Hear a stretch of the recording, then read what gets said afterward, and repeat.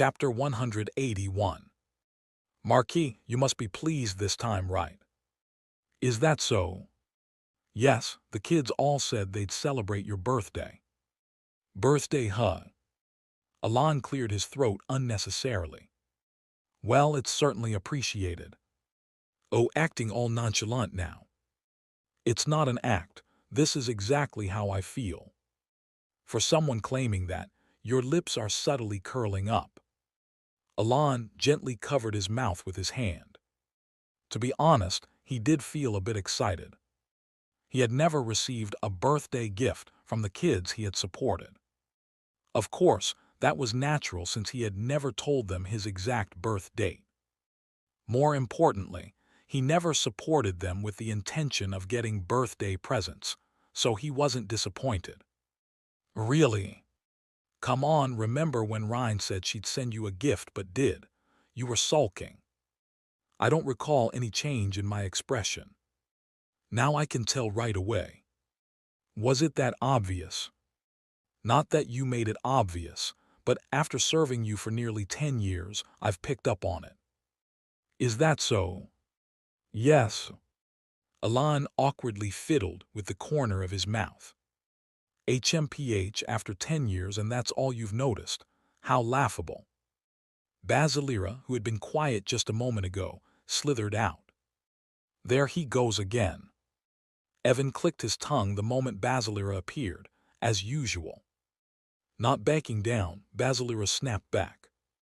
Ha, how rude for a mere human. I'm only speaking the truth. Why react like that?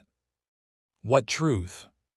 The fact that after 10 years, you're only now starting to notice such things means you haven't been fulfilling your duties as a servant, right? You're begging for a flick on the forehead, so you're saying you can tell the Marquis's emotions right away. Basilira straightened his small, insignificant body confidently. I can't. What's with that face? You were just ranting about reading expressions. That's your problem. Whether I can read expressions or not doesn't matter to me. Am I Alon's servant? No, I am. You are. A god. Cackling like a villain, Basilira burst into laughter. Evan turned away, as if it wasn't even worth responding to, and looked at Alon. Marquis. Yes. Didn't you say you're going to the Magic Tower conference soon? That's right. Evan gestured toward Basilira with his chin. Why not leave him with that guy, Heinkel, or whatever his name is? What nonsense, I was just stating facts. Why is this happening? Maybe I should. Kailia. As if haunted by traumatic memories, Basilira started writhing all over. No. Blackie shook his head pitifully at the sight of Basilira. Marquis, don't you think this guy become unnecessary? Evan wasn't stopping. Basilira, you mean? Yes, you haven't really used him much since last time. Only used him once, I guess. Then why not just hand him over to Heinkel completely? What are you saying? Speak something sensible, you brat. Foaming at the mouth in protest, Basilira looked at Alon, clearly distressed. It's not like I didn't want to fight. You're just not summoning me. That's not wrong. Basilira's voice grew louder, clearly desperate not to be sent to Heinkel. Indeed, Basilira was one of Alon's strongest assets. Of course, that didn't mean he was useless. Though he currently looked like a 30 cm stubby snake, his essence was that of a god. And on top of that, Alon glanced down at Blackie and Basilira. Something Kilris had mentioned before. Practicing to properly handle the shadow dragon. Along with that, exploring what the spirit dragon could do. If that worked out, I could make Basilira even stronger. Having made his decision, Alon looked at the bracelet on his wrist, Salvation of the Wanderer. It's about time to recharge this. Maybe I should do that before visiting the elf village. He mentally organized his necessary plans. You beast of a human, are you plotting to send me to hell with that scheme of yours? How does it feel to have your life threatened by a beast? And how about the crushing realization that your win rate against that beast isn't even 50%? Don't spout nonsense. I've won more than half and you've won less. Watching the two bicker pointlessly, Alan stretched out comfortably in the scorching desert heat. Alan arrived at the Palacio territory approximately 2 weeks later. That is the auction house. A massive building stood proudly in the center of the Marquis's territory, something that certainly hadn't been there when he left. Apparently, yes. It's huge. And that wasn't all. Buildings were springing up like mushrooms around the enormous auction house, forming a new district. Alan couldn't help but feel a sense of pride swelling in his chest, even though he hadn't done anything. With a slight sense of excitement, he passed by the massive auction house and arrived at the Marquis's estate. What greeted him there, however, was, "What is this? Documents? This many?" "Yes." From the floor to the ceiling. A towering stack of paperwork, almost like a paper fortress. Alan let out a deep sigh. The pride that had momentarily filled his heart was now replaced by gloom. So heading straight to the elf village was impossible from the start, huh? It wasn't like handling this immediately was an urgent necessity. He had put off paperwork several times before. But one fact was painfully clear. Eventually, he would have to process all of these. Sigh. A heavy sigh echoed through the office. How was he supposed to handle all this alone? Evan. Yes. Put up a hearing notice. A hearing notice for what? For someone to handle administrative work. However, putting up a notice is fine, but shouldn't the Marquis handle this himself? Most of these documents must be important. That's true, isn't it? Of course, if you leave things like this to someone else, they'll quietly skim off the top. The world wasn't so simple. Alan groaned. Is there anyone reliable? Well, maybe one person. Bullshit. Basilira interjected briefly. Evan continued speaking as if he hadn't heard. But paperwork is exactly my strong suit. Tilda. A face suddenly came to mind. Should I ask Yusha? Alan considered it for a moment, but soon dismissed the thought and sat down. Hearing someone would take time anyway. So, might as well get started. He picked up a document. He had felt good about returning home after 2 months, but now, as he flipped through the papers, he thought staying outside might have been better. A sudden idea struck him. Alan finished processing the towering stack of documents in just a week. How was that possible? All thanks to the talented Penia Chryson. Even after fulfilling her role as Alan's magical research assistant, Penia had not returned to the magic tower. Instead, she had set up a research lab in the second office to conduct experiments using the catalyst Alan had given her. The talent was right under my nose. Alan recruited her to assist with paperwork. Of course, she hadn't been happy about it at first. She said she'd do it, but her eyes screamed. Why me? But now, it's finally over. Yes, you did well. Thanks to you, we finished much faster. That's a relief. Despite working overtime for several days in a row, Penia genuinely looked happy. And the reason for that? Alan had made her an offer. He had merely promised to arrange regular magic lessons with Heinkel. And yet she had worked so passionately. Alan recalled the past few days. She had juggled 8 pens at once, processing documents at an incredible speed. A sight so reassuring that he had nearly dropped his own pen just to applaud. What even is magic? Even though she must have been exhausted, Penia never lost her smile. What was magic to her exactly? Why did she throw herself into something most people would avoid? Recalling his previous image of a rigid and meticulous mage. Maybe mages are actually the simplest of all. He decided to revise that thought today. All right, take a break today. Tomorrow we'll focus on magical research. Understood, huh? Peenia responded reflexively, then blinked, eyes widening. Alan patted her shoulder knowingly. Don't worry, I'll explain everything to Heinkel. Gasp understood. It took less than a second. Her gloomy expression instantly brightened. Her energy seemed to return as she sprinted out of the room.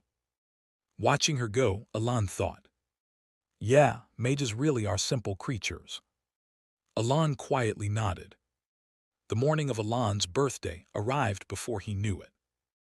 Waking up early, Alan glanced beside his pillow. There, curled up as always, was Blackie, sleeping peacefully. Gently stroking the soft black fur, Alan got out of bed. Is it today? In both his previous life and since inhabiting this one, he'd never considered his birthday particularly special. However, knowing that the kids had prepared gifts made today feel oddly different. I wonder what kind of presents they've got. The thought crossed his mind naturally as he changed clothes. It wasn't that he expected anything expensive.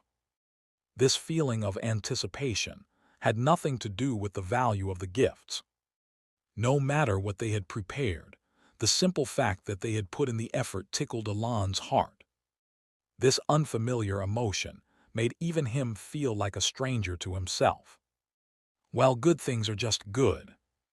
With a faint smile, he pulled back the curtains and immediately noticed something strange.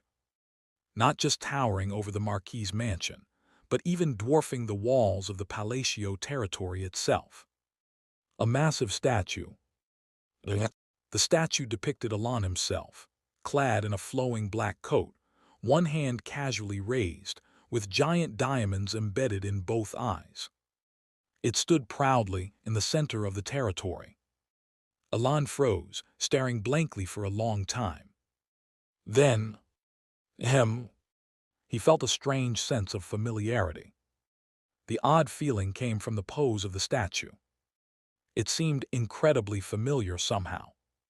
Where had he seen it before? As he dug through his memories, he realized it. That pose, it was almost identical to the statue of the North Korean leader he'd seen in his previous life. Thus began the eventful day of his birthday. Chapter 182. Alan blankly stared out the window. A massive statue stood in a pose he was all too familiar with. Before long, he made his way toward the statue and was able to meet its creator. Marquis Deus. Beneath the massive statue, Deus bowed his head deeply. Alan pointed at the statue with his finger. What is this? It's a gift from me to you, Marquis. His expression was filled with confidence. Alan silently gazed up at the statue. Seeing it up close, the statue, which was in the pose of the North Korean leader, appeared even larger. Truly, it was absurdly massive. Honestly, it was a little embarrassing. Well, so. Please ask anything. Alan had many questions. Not just a few, quite a lot. Yet the reason he couldn't easily open his mouth was he had no idea where to start. So, after staring at the statue for a while, how did you even bring this here? He asked to resolve the biggest mystery first. I first used a reduction spell to shrink it as much as possible. I didn't like the idea of shrinking your statue, Marquis, but it was necessary for transport. Deus answered without hesitation. I see. Is there anything else you'd like to ask? Silence returned. Several times Alan almost let out the words, "Isn't this a bit much?" But he held back. No, he had no choice but to hold back. Alan quietly observed Deus. His expression was as calm as ever. The atmosphere was serene, and aside from the small smile on his lips, there was no significant change in his expression. But most importantly, his eyes were different. Unlike his composed face, his eyes sparkled like stars, like a child eagerly waiting for praise, as if saying, "I did good, right? Hurry up and compliment me." Ugh. Had Deus always been capable of making such an expression, not wanting to dampen the pure enthusiasm in his eyes. "I like it, Deus, thank you." Alan approved of the statue that resembled the North Korean leader, and Deus, lips curved up in a clearly satisfied smile. "I'm glad it pleases you, Marquis." "Right, Tilda. But if you look at this, you'll be even more surprised." "There's more." Before Alan's pupils could fully dilate, with an air of absolute confidence, Deus ordered, "Prepare it." At his signal, the knights who had accompanied him swiftly moved into formation and soon brought forth a massive target. And then, boom! In an instant, a magic circle unfolded from the diamond-adorned eyes, and a colossal magic cannon blasted forward, obliterating the target. "How about that?" Deus looked even prouder now. Alan once again blankly stared up at the statue. A ridiculously enormous structure, large enough to overlook the entire territory, in the exact pose of the North Korean leader, and it even fires magic cannons. For a brief moment he swore he could hear a voice shouting, "You, too, must stand in admiration." Clearing his throat, Alan shifted his gaze to Deus. Deus stood tall with his shoulders squared, exuding an air of pride. Watching him, Alan came to a realization. "Deus, you have the taste of a child." Even though it was a bit embarrassing, he couldn't bring himself to disappoint Deus after receiving such a grand gift. "It's magnificent." "Thank you." In the end, Alan became someone who liked statues. "It shoots beams from its eyes." "That's actually pretty cool." Meow. As Basilira and Evan, gathered in front of the statue, voiced their admiration. "Brother." Raiden arrived. "You came too." "Of course, it's your birthday, brother." Raiden grinned. "Though, come to think of it, have we ever celebrated my birthday before?" But it wasn't the time to rain on the parade, so Alan simply nodded. "Thank you." "No need to thank me." "Ah, and your present should be arriving soon." "Oh, perfect timing, it's coming in now." Following Raiden's pointing finger, Alan turned his gaze. And there, approaching through the north gate, was a massive something. "What is that?" "It's the Sea King God, a creature from the deep sea. I caught it for you, brother." "Oh!" Alan couldn't help but exclaim in amazement. A dragon's head, exuding overwhelming majesty. And strangely, he felt a slight sense of familiarity. Sea King God. In Psychedelia, it was a monster that any mage player would inevitably encounter at least once.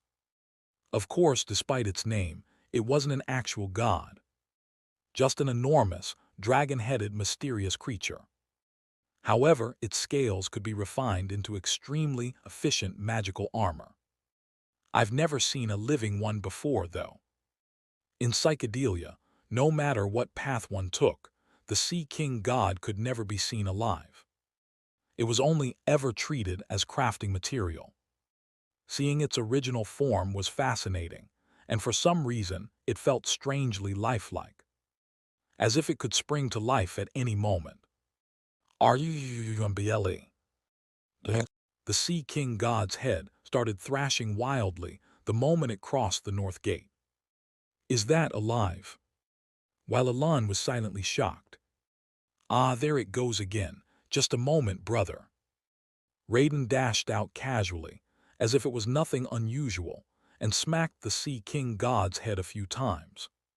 Soon it calmed down. Raiden let out an awkward laugh. "Sorry, brother. I definitely trained it, but it's being a bit troublesome. Is that thing actually alive?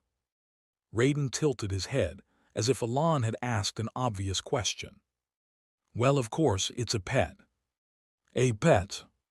Alon looked at the Sea King God again. It let out a mournful whimper. But that wasn't the end of it. It's bigger than mine. Although more than half of it had already passed through the largest avenue of the Marquis estate. Its body still continued. This is ridiculous. For some reason, Deus muttered with a voice full of defeat. Raiden grinned, wearing an expression of "I've won." Watching the two, Alon thought, is that really the important thing right now? He briefly glanced at the statue, then shifted his gaze back to the Sea King God. Its horn was bent at an odd angle, and it was dragged along, wrapped in heavy chains. Where do I even start questioning this? He had no idea. Is that even the kind of monster, no, animal you can keep as a pet? Of course, I've trained it well, so it should be great as an ornamental pet, brother. Ornamental pet, huh? Alon was skeptical if ornamental was really the right word. Isn't that a sea creature? Sure, but it can breathe on land too. Judging by its size, there's no way we can keep it here. Oh, don't worry about that, brother. With a confident tone, Raiden walked toward the Sea King God, now standing beside the statue. Alon followed him. Hey, shrink. At Raiden's command, the Sea King God, which had been nervously darting its enormous eyes around, FSSSSSSH, began to gradually shrink. And so, this is the Sea King God. Yes, turns out it can keep its body small most of the time. That's why I brought it as a pet instead of having it stuffed. I've heard there are even bigger ones deep in the sea. Shiver, shiver, shiver. The Sea King God trembled, seemingly understanding Raiden's words. Or maybe it's just scared. Deciding not to think too hard about it, Alon spoke. So, I just keep it like this. Yes, but if you don't like it, brother. Although Raiden's words were directed at Alon. Tremble, tremble, tremble, tremble. The Sea King God shook even harder, staring at Alon with pleading eyes, as if its fate depended on his answer. Seriously, how did this happen? No, I like it. In the end, Alon nodded. I knew you would, brother. That makes me really happy too. Raiden grinned with satisfaction, and the Sea King God finally relaxed, its body going limp. Why do I feel like this isn't the end? Alon was starting to get genuinely worried about what others might bring next. Huh, you already have a snake, brother. I am not a snake. I am the great Basilira, the revered one. Kind of feels like a snake to me. I am Biasiliore. Your scales are pretty black, though. Don't ignore me. Yeah, definitely black. I said don't ignore me. Basilira flailed in rage. Raiden, completely ignoring the outburst, seemed lost in serious thought. Brother. Yes. Could you give me one more month? Why? Raiden glanced at the Sea King God. I'll bring you a black one. There's a black one. Well, I'll have to find out. Is that really necessary? Alon thought, but soon realized. Maybe it's an obsession. He could already guess the reason. Raiden had a personality that demanded everything to be in perfect pairs. Glancing down, Alon noticed that the Sea King God had somehow ended up clinging tightly to his arm. There's really no need to go that far. Is that so? Raiden clicked his tongue, a bit disappointed. Alon could distinctly feel the slight trembling vibrations of the shrunken Sea King God against his arm. After the situation settled down, Raiden and Alon finally had a chance to catch up. Hello, Godfather. You're here. Yes. Rhine had arrived. Since the encounter with the apostle, her complexion had improved significantly, and Alon felt a quiet sense of relief. As if she had been waiting for this moment, Rhine pulled out a small gift box from her coat. "A present for you, Godfather." "Thank you." Taking the box, Alon felt an odd mix of relief and warmth. After all the extravagant, unimaginable gifts he'd received since early morning, worry had started to outweigh any sense of anticipation. Fortunately, Rhine's gift appeared completely normal at first glance. Most importantly, it wasn't huge. That alone made Alon feel satisfied. Yes, this is the kind of gift I wanted. Nothing grand, just something heartfelt from the kids. Like a father receiving presents from his children. Of course, that didn't mean he didn't appreciate the thought behind Raiden and Deus' gifts. It's just that maybe next year, if they were to prepare gifts again, something simpler would be nice. "Please open it, Godfather." "All right." At Rhine's urging, Alon carefully opened the box, making sure not to tear the luxurious wrapping paper. Soon the gift was revealed, and Alon was utterly bewildered. Inside the box was a single, tiny button. "What's this?" Behind Rhine, Raiden and Deus exchanged triumphant glances, mouthing, "We've won." However, Rhine smiled sweetly and said, "If you press that, the Lord of Lartania's head will explode, Godfather." She said it like it was the most casual thing in the world. Raiden and Deus, who had been quietly celebrating their victory, froze. Their expressions shifted to pure confusion, as if they couldn't process what they had just heard. Naturally, Alon was just as bewildered. Chapter 183. The office was nothing short of peaceful. Blackie was rolling around on the books before dozing off into a nap. Though it was midsummer, the magic stones inside the office cooled the air enough that it wasn't too hot. In other words, it was the perfect time and atmosphere for lying back in a chair and enjoying a post-lunch nap. It definitely should have been. "So what did you just say?" "I said that the head of the Lord of Lartania is going to explode, Godfather." If it weren't for Rhine's words. Alon's pupils trembled slightly, though his expression remained blank. Deus and Raiden were the same, as if they had just witnessed madness far beyond their own. The two quietly took half a step back. Alon glanced at the three of them, then cautiously placed the button down. "So, how in the world is this supposed to be a gift?" He swallowed the words before saying them. "Oh, I forgot to mention that part, Godfather." "What is it?" "As soon as you press the button and move to safety, you can become the new Lord right away." Rhine flashed a refreshing smile. "This is the gift I prepared for you." A small button that fits snugly in one hand.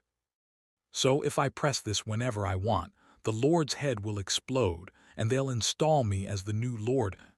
Is that what she's saying? Cancel that. This is not a normal gift. I was actually just going to take care of it cleanly and then inform you afterward, but I thought some annoying pests might start buzzing around. So I prepared it this way. Besides, this method allows you to act whenever you see fit, Godfather. I see. Yes. The words were full of consideration. No, in fact, they truly were considerate. It's just that they were a bit beyond the bounds of common sense. Rhine chuckled softly as she gazed at the button. Alon, feeling a bit of unease, discreetly pulled the button back toward him. No way, right? Could it be that, after encountering the apostle last time, Rhine had awakened in some way? A faint anxiety crept in. Alon covered the button with both hands and pondered seriously. Should he express his gratitude first, or, even if it's uncomfortable after what happened last time, I should check if anything has changed? It could be needless worry, but Alon thought it was best to at least confirm. His ultimate goal was to help those who were once destined to become the 5 great sins grow into ordinary people. No matter how much she called it a gift, planting an explosive in someone's head, even if it was just an assumption, was something that should never be done. And yet, since Ryan had gone to great effort to prepare this gift for him, would it be right to scold her in front of the others? He hesitated, especially if the aftermath of their encounter with the apostle still lingered. Ryan rarely showed her struggles, no matter how difficult things were. In the end, Alon closed his eyes gently. "I'll accept it. Do you like it?" "I do." For now, he decided to let it slide. "I'm glad. But in the future, you don't need to prepare such extravagant gifts. Just keep it to something appropriate and not too burdensome." He gave a word of advice instead. "The same goes for you too, Deus, Raiden. There's no need to go to such extremes just to give gifts." However, "Understood, brother, but I didn't really overdo it this time." "I feel the same, Marquis." Hearing Raiden and Deus' object, Alon felt an involuntary twitch at the corner of his lips. They said they didn't overdo it, despite the fact that they had built an absurdly massive statue and even captured a sea god. But, fine, whatever. Faced with 6 eyes insisting on their innocence, he swallowed down what he really wanted to say. As the afternoon sun blazed down on the land. Now that I think about it, it's been a while since we've met face to face like this." "That's true. I saw Ryan, but it feels like it's been a while since I met you." "That's right." While Raiden, Deus, and Ryan exchanged greetings, Alon stopped by his secondary office to conduct some magic research with Penia. "We'll stop here for today." "Yes, good work." "So what do you think?" "Well, to be honest, I think it's still a little lacking." They were currently researching something that Kilris had mentioned to Alon. To use the Shadow Dragon technique, precise control over mana was essential. By the way, it's fascinating how Blackie reacts to the formation of seals. "Is that so?" "Yes, essentially the seals you use, hand seals that is, alter the structure of mana particles, and Blackie is changing along with them." "That is quite interesting." Now that I think about it, maybe we could utilize it in a different way." "How so?" Penia enthusiastically laid out her idea. "If your theory is correct, we might be able to use it like this as well." Alon crossed his arms and nodded. Unlike Kilris, Penia's interpretation of the seals and their connection to Blackie was intriguing. "Then let's research that aspect a little further." "Understood, also." Penia pulled something out from her robe and handed it to Alon. "What's this?" "Well, I heard it's your birthday today. It's a small gift I prepared." "Thank you." The gift Penia handed over was a vial. "What's the purpose of this potion?" "It's a stimulant." "A stimulant?" "Yes. It's not something to use carelessly, but if you inhale the powder, it temporarily enhances your mana. Of course, it has side effects, but it's better than falling into mana addiction." Alon let out a low exclamation. "That's quite a substantial gift. I'll make good use of it." "I'm glad you like it." Penia put on a practiced social smile. "Though, to be honest, I didn't originally intend for it to be a gift."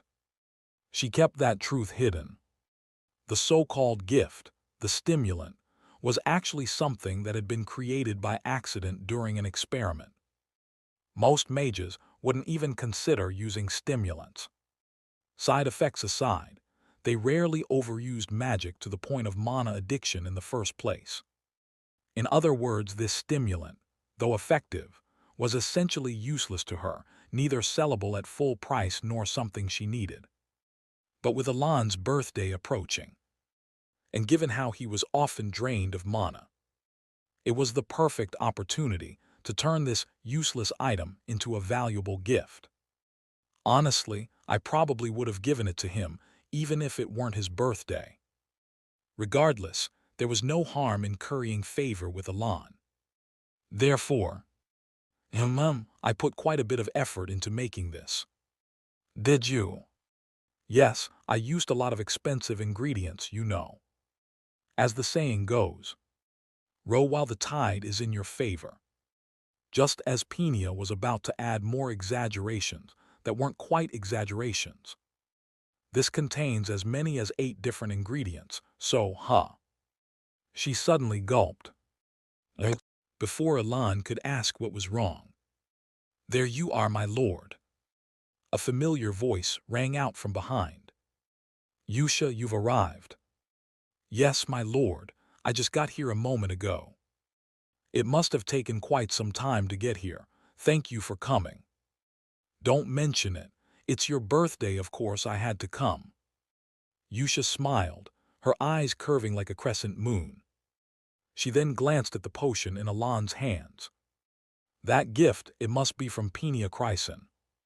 Her gaze soon turned to Pena. Ah, no, I didn't give that. Panicked, Pena was about to press her emergency escape button.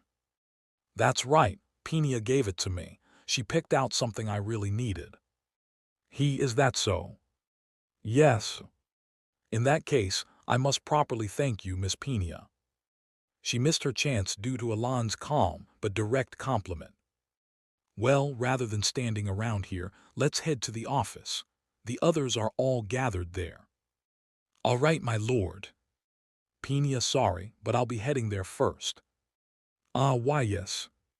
Fortunately, Alon led Yusha away first. Phew. Pena let out a silent sigh of relief.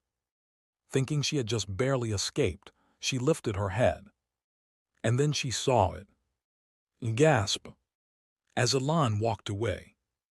For a brief moment, when he wasn't looking, Yusha's face turned ice gold, her expression utterly devoid of warmth. And, Kriyak thud. As if haunted by a ghost, the door slowly creaked shut. Pena, staring at it, felt a wave of regret crash down on her. Maybe I shouldn't have lied. Her face crumpled in despair. Should she start packing her bags and flee to the Blue Magic Tower right now? Her short-lived musing swirled through the air like a restless spirit. So how have things been lately? Nothing major, just a few minor incidents. I see.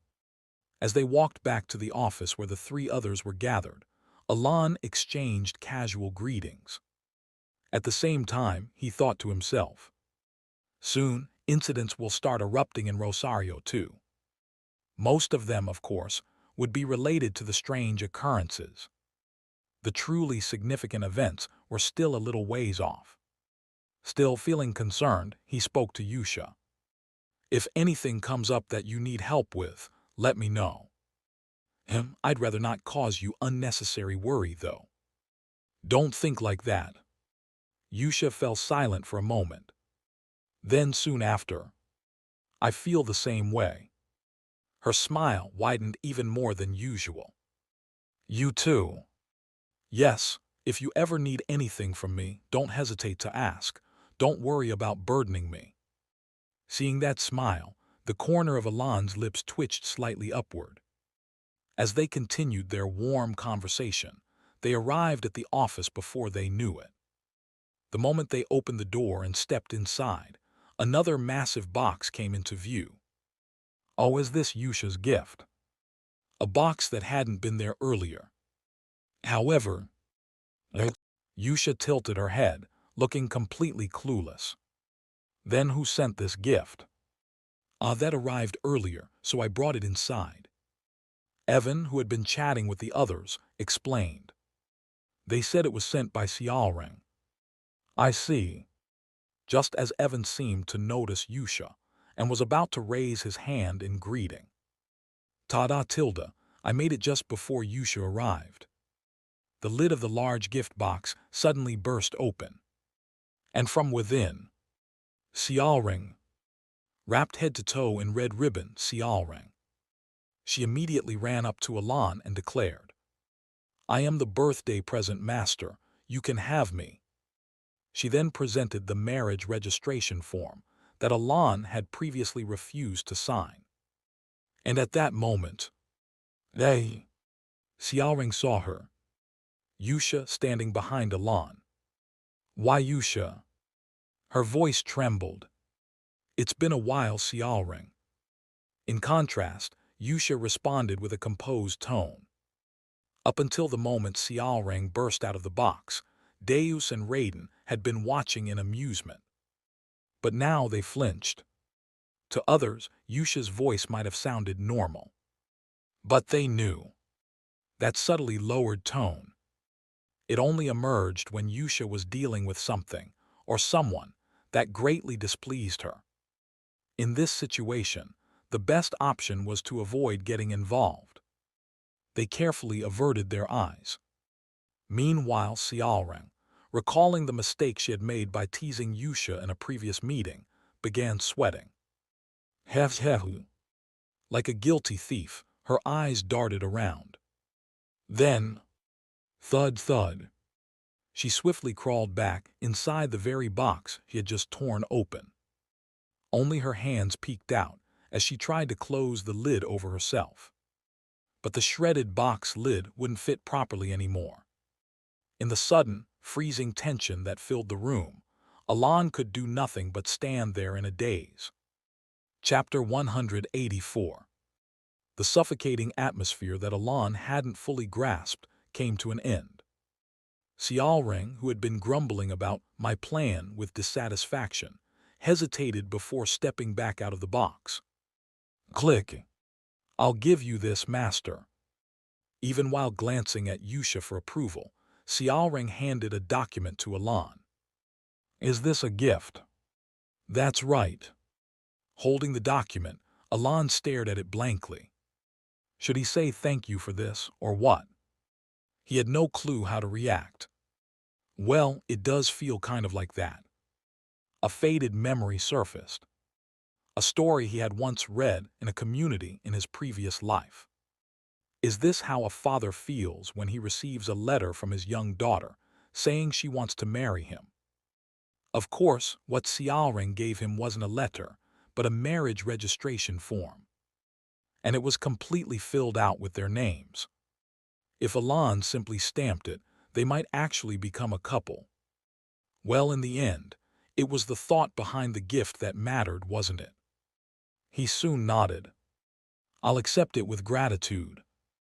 "You can use it anytime, really."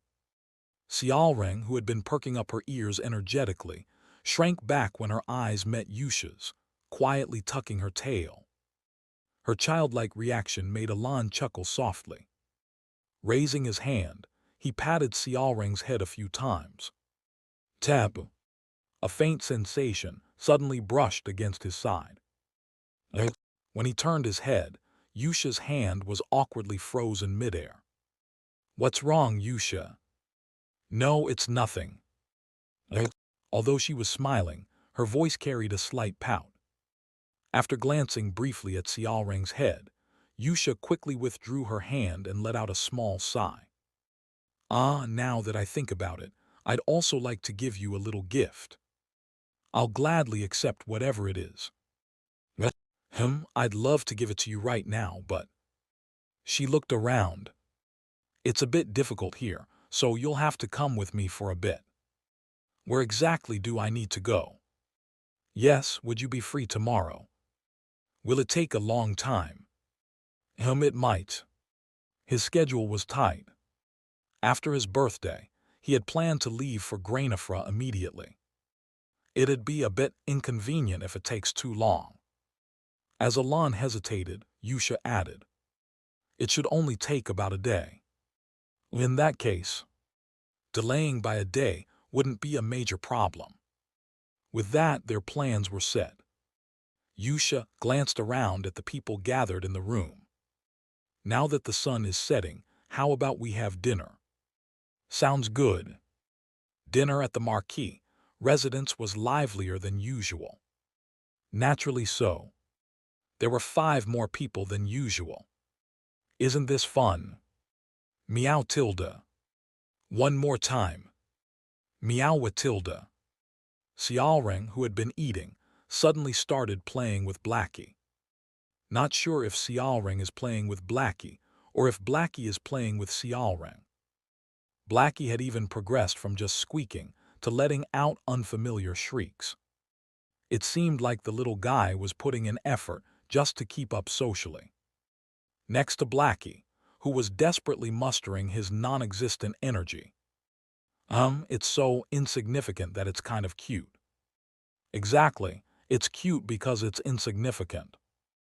You cursed bastards, I've told you multiple times I am a god, I tell you. But something feels a little off. Its face looks kind of lopsided. If we just even it out a little, it might look better. You bastard. I don't mind it the way it is, though. Really, I personally prefer perfect symmetry. If I manifest in this world, I'll devour you all first. Don't underestimate the divine punishment. I will do it. I mean it. I really will. Anyway, so that thing in Raxus happened, and now it's a huge headache. I see. Stop ignoring me. Raiden and Deus were toying with Basilira. Or rather, they weren't so much playing together as. This is delicious. I agree. Stop ignoring me. They were teasing him. Meanwhile, looking to the other side. Well, the Marquis is usually holed up in his study, or researching magic all day, right? That's true. Evan, Rhine, and Yusha were having a casual conversation.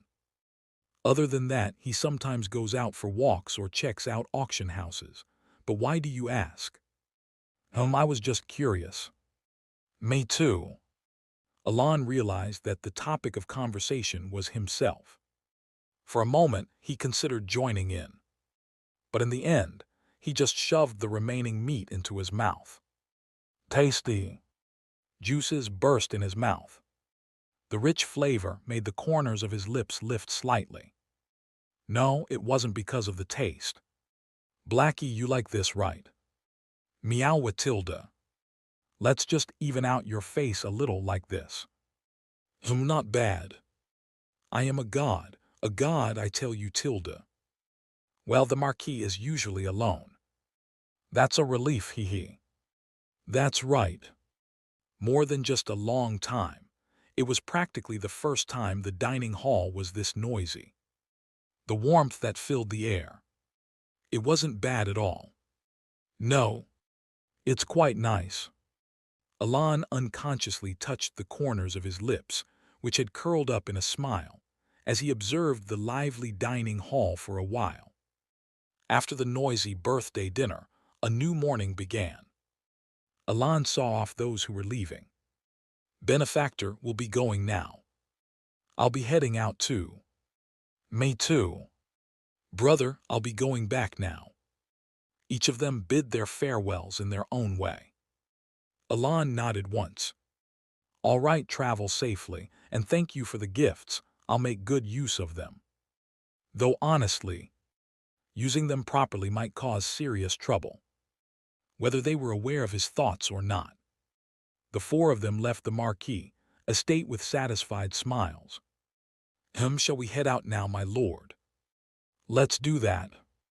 Alon and Yusha also prepared to depart, to receive the gift Yusha had prepared. By the way, where are we going? Thinking back, he hadn't even asked about their destination. If I tell you now, it won't be as fun. I'll let you know once we arrive. But from what I heard yesterday, it seemed like it was quite far. It's already past noon. It's fine. Really, will we make it back in a day? Yusha let out a vague hum and smiled knowingly. I'll explain that a bit later, too. A bit later. Yes, once we arrive. Yusha's gift remained completely shrouded in mystery. Alon's curiosity grew, but he simply boarded the carriage. Soon, the carriage carrying the two of them left the Marquis estate and began crossing the unpaved road through the forest. How long had they been traveling the rough path? The sun, once high in the sky, slowly descended, resting on the mountain ridge. As dusk painted one side of the sky, darkness crept in from the other. The sun is beginning to set. We'll be there soon. Yusha glanced out the window. We've arrived. She called for the coachman to stop the carriage. Let's go, my lord. Is something inside? Yusha led Alan into the forest. By now, a faint darkness had settled over the woods. Yusha moved forward without hesitation. Alan followed behind her. Before long, "Oh!" Alan let out a small exclamation without meaning to. A breathtaking sight.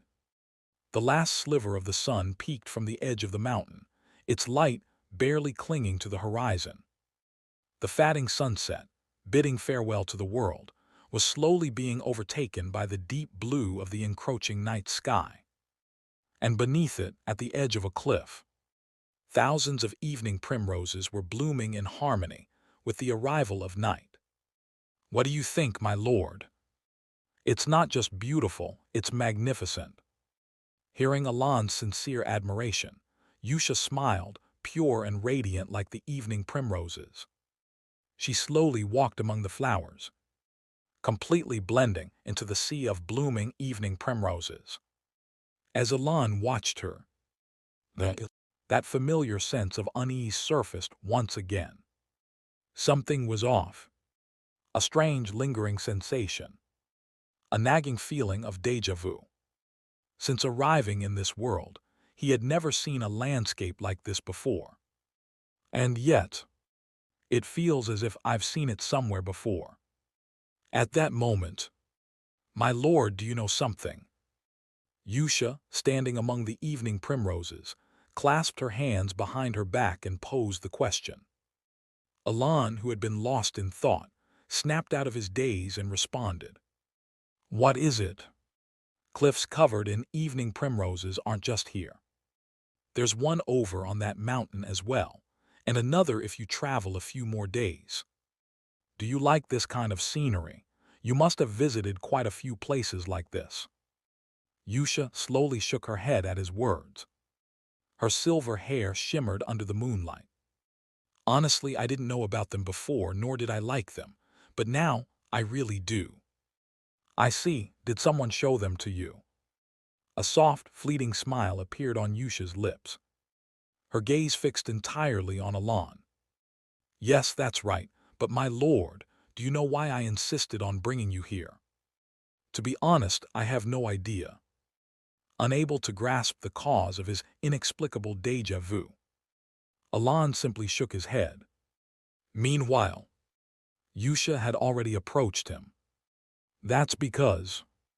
She parted her lips slightly. I just wanted to be with you, my lord. You wanted to be with me. Yes, the longer the journey, the more time we get to spend together. So, I told a little lie. Then the part about a gift that could only be given here. Her eyes curved gently, like the blooming evening primroses. That was a lie too. I see. Aren't you going to scold me? Is there any reason to? But I lied. This much doesn't really matter between us. Pause. A brief moment of silence. Is that so? Yes. That's a relief. I was worried you'd be upset. You don't look worried at all. Did you see through me? But I couldn't help it. Yusha chuckled playfully. Then she took out a small box from her pocket. It wasn't large. Small enough to be carried around with ease. I wanted to give you something more memorable than what the others did. She extended both hands forward, the moonlight making her fingers appear almost translucent. Alan, gazing at her hands. I'll accept it. Carefully took the box. When you go back, wait a little before opening it. About a month would be best. Why? So you can think about it a little more. But she never mentioned what exactly he should be thinking about. Alan simply stared at her. With the vast night sky behind her, standing amidst the soft glow of blooming evening primroses, she shone with an ethereal beauty that left him momentarily dazed. And so, all right, Alon could only give that response. Chapter 185. Day. After witnessing the spectacular view of the evening primrose with Yusha. I'll be going now, my lord. All right, take care. Yes, see you next time. Even Yusha had left the Marquis estate. Unlike yesterday, the office was now distinctly silent. It almost feels like a holiday. Memories from his past life resurfaced. His uncle and father, who always argued whenever they met due to differing political views. The youngest sibling, who would take over the eldest's computer and turn it into a virus-ridden mess. Still, it was quite a harmonious family. Even though every gathering was a chaotic mess, once everyone left, a sense of longing always remained. It does feel rather empty, Marquis. Evan's voice carried a hint of regret as well. There's a bit of that feeling indeed. Right. Yeah. Well, everyone has their own responsibilities after all. Alon nodded in agreement and glanced around the office. It did feel a little empty. Next time, if everyone is available, maybe we should make this kind of gathering a regular thing. Evan's eyes widened slightly before returning to their usual size. Then let's discuss that when we meet again next time. Alon gave a light nod. All right, for now, let's start preparing. By preparing, do you mean the elf village you mentioned last time? Yeah. Evan hesitated, letting out a hum. We'll make preparations, but is this really okay? No offense, but that place seems pretty dangerous. Ahem. The places Alon had visited so far weren't particularly safe either. But he wasn't too concerned. He already had some information. However, the elven land, Grainifra. Unfortunately, there was almost no available information about it. To the extent that he had no useful knowledge from playing psychedelia and only a small amount from his time in this world. Even the little information he had might not be completely accurate. It might indeed be somewhat dangerous. The presence or absence of information significantly affects the level of danger. Even if one ventures into an extremely perilous place, as long as they have knowledge of the area, they can avoid risks. Conversely, even a relatively safe place could become dangerous if one is unaware of its hazards. But, even considering all that, it's still worth visiting. Whether he wanted to or not. Alon realized that he was deeply entangled in Grainifra's many secrets. Well, for now, let's just prepare. You're not going to investigate further before going. I've already gathered all the information I can at this point. That's true. Alon had attempted to collect information about Grainifra.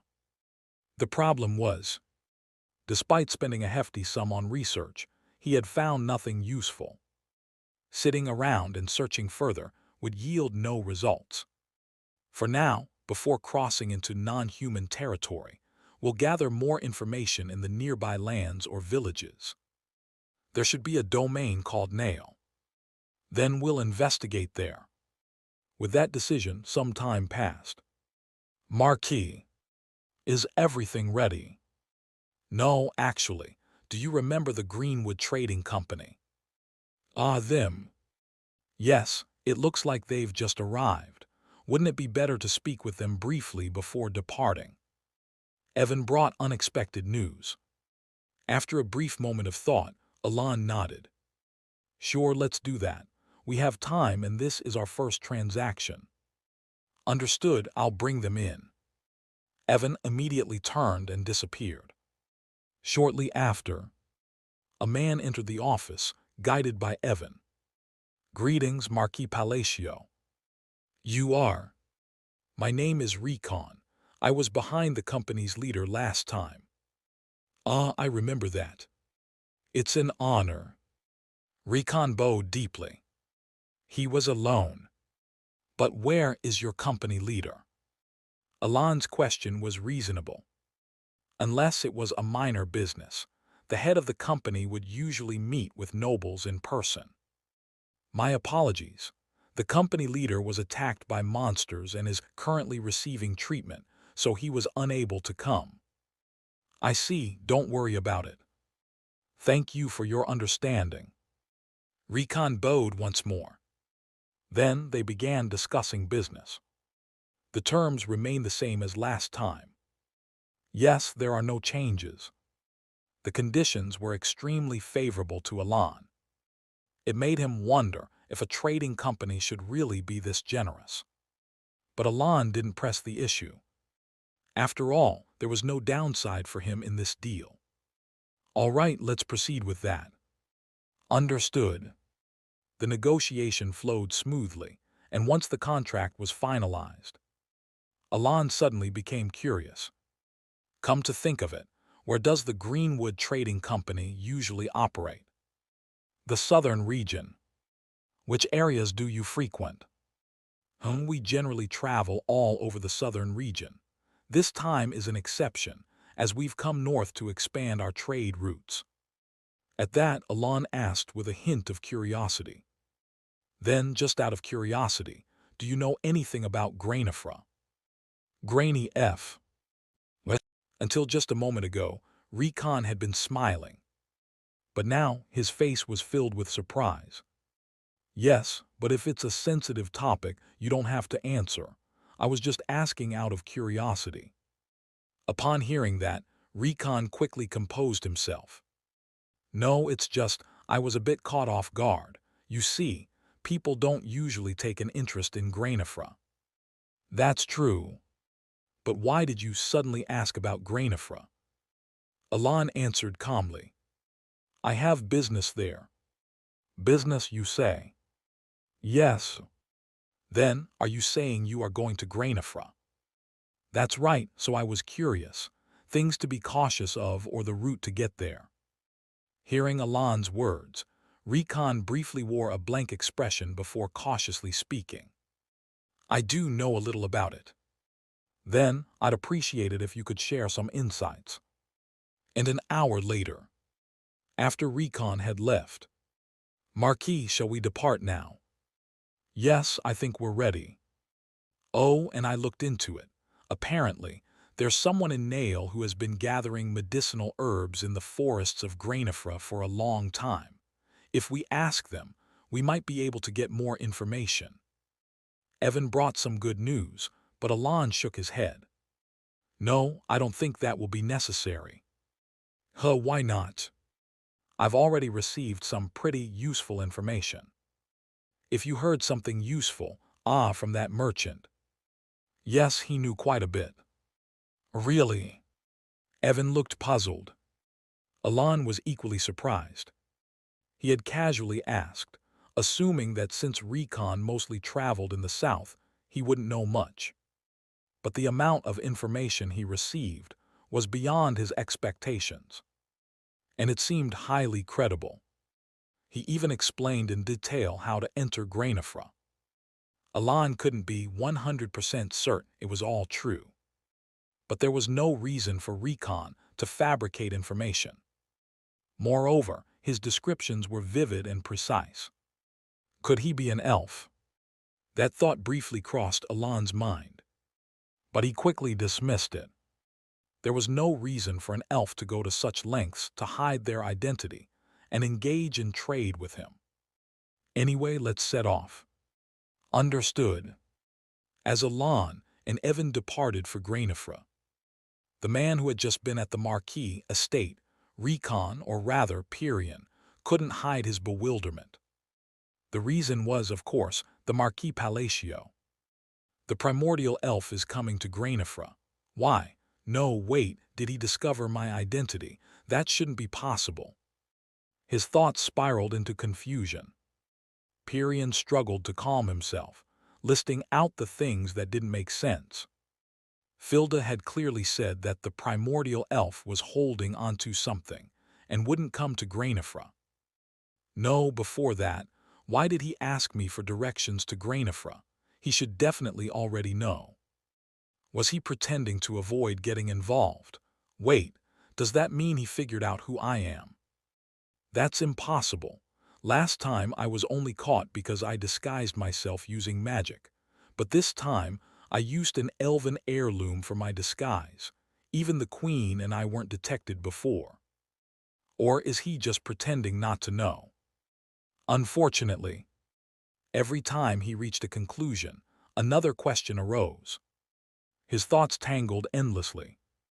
Unable to sort out his confusion, Pirian arrived at one clear conclusion. He had to report this to the queen before the primordial elf entered Grainifra. With that thought, Pirian bolted away. Arbiter election. Tilda. Or rather, the owner of the grand auction house under the Marquis Palacio election. Lately, life had been very enjoyable for him. Because he was taking bribes from nobles. Of course not.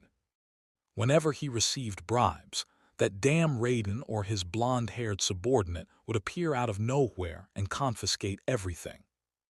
Election had given up on that avenue a long time ago. Yet he was still living happily. The reason? Money kept flowing in, even without bribes. Yes, money. Election's happiness was purely tied to wealth. He had been happy making money while working in the slums of Raxus. Even when he had no reason to spend money, earning more made him happy. Simply put, as long as he had money, he was happy. For him, money equals happiness. And for such a man, Adahatu, the auction house under the Marquis Palacio was making him so much money that his grin nearly reached the ceiling. Of course, a portion of the earnings was reinvested into the auction house and sent to the Marquis. But that didn't bother him. Even after sending out those amounts, the money left over was far greater than what he had earned hustling in the slums. There was no way he wouldn't be smiling. Until, oh, long time no see. Raiden, sir. His smile vanished.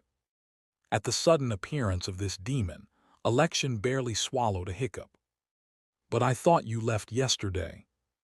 Oh, I did. But I realized I forgot to take care of something my boss asked me to do, so I came back. Haha, I see. So still living off bribes. Less than a second.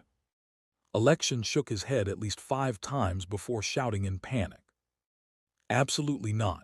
I swear I haven't taken a single bribe since that time. Really? I swear on the heavens. Election put on the most sincere expression he could muster. Oh. Raiden smirked, as if slightly impressed, and patted Election on the shoulder. All right, then I guess you can be trusted. Of course. Good, then you can temporarily manage my boss's territory. Excuse me. A special assignment. You didn't hear me. And no, I did, I just... He had heard it loud and clear. Too well, in fact. Because those words from Raiden's mouth essentially marked the end of Election's carefree, happy life. You mean acting as the Lord? Yep, nothing major, just handling some paperwork. Summarize the important stuff, Tilda. A major crisis. Election's mind raced. Acting Lord, just hearing the word sounded so good. In reality, it was indeed a pretty desirable position. First of all, if he became the acting Lord, he could reign like a king while the real Lord was away, skimming off some sweet under-the-table money. But that was only possible if the land was weak and powerless. But if the territory in question belonged to the Marquis Palacio, he was screwed. There was not a single privilege he could enjoy as acting Lord. If he took bribes, Raiden would kill him. If he abused his power, Raiden would come for him. If he pulled any tricks, Raiden would show up again. Everything. Raiden, Raiden, Raiden. Even if Raiden didn't come, that blonde-haired girl would. No. Just thinking about it was horrifying. In other words, acting as the lord of the Marquis Palacio's estate was basically a job with all the responsibility and none of the pleasure. Worse, unlike now, he'd have to endure a brutal workload. And that wasn't all. One wrong move, and his head could literally roll. That's why. So what I'm saying is, maybe I'm not the best fit for this kind of. You can do it right. I mean, acting lord isn't something you just casually. You can do it right. Raiden, sir. As you know, I'm just a no-good scumbag who crawled out of the slums, living however I wanted.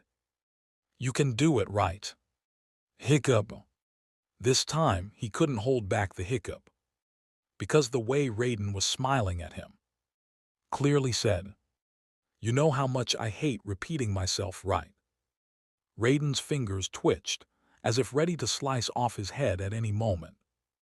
And so, I'll give it a try. Great, that's the spirit. In the end, Election nodded. You absolute bastard. A silent, tearful curse filled his heart. Hey. Yes. You just cursed, didn't you? And no, I didn't say anything. Really, felt like you did all right then. And with that, his last hope faded before it could even take form. It was late summer. Chapter 186. The small duchy of Varnos, located in the southern part of the continent, consists of 5 territories. Although its land area is larger than that of the Duchy of Luxembourg, most of it is mountainous. As a result, no industry has developed, and the region barely survives on various coal mines. The 7th king of Varnos, Varnos Kainor, stared blankly ahead. What lay before his eyes was a scene of massacre. Soldiers and knights alike had been torn limb from limb and were strewn about in disarray. Beyond the shattered inner walls, the capital's town was engulfed in flames. The corpse of an elderly man burning. The body of a child fallen and bleeding. The remains of a young man, half of his upper torso torn away as he resisted. The corpses were shredded as if they had been slaughtered by monsters rather than humans. Yet Kainor knew the truth. The perpetrator of this massacre was not a monster. If only you had listened. It was an entity possessing intelligence. Kainor's trembling head turned to the side. Before he knew it, a man had approached right in front of him. A man with light gray hair and gray eyes, exuding an endlessly cheerful aura. Kainor involuntarily swallowed. It wasn't the man's outward appearance that unsettled him. It was his eyes. Eyes devoid of anything. Entirely dark gray without even pupils. They seemed to proclaim that the being before him was not human. And in truth, the one standing before him was not human. Though he took the form of a human, this thing was not one. Listen to what you're told. That's right. If you had obediently left, this wouldn't have happened to you. You said you'd kill them all. Kainor gritted his teeth and spat his words. He knew. The man standing before him was someone who could crush his life effortlessly. And yet Kainor did not bow his pride. Even if it was just a small duchy, he was still a king. No, strictly speaking, it wasn't pride. It was merely the desperate struggle of a man who had lost everything.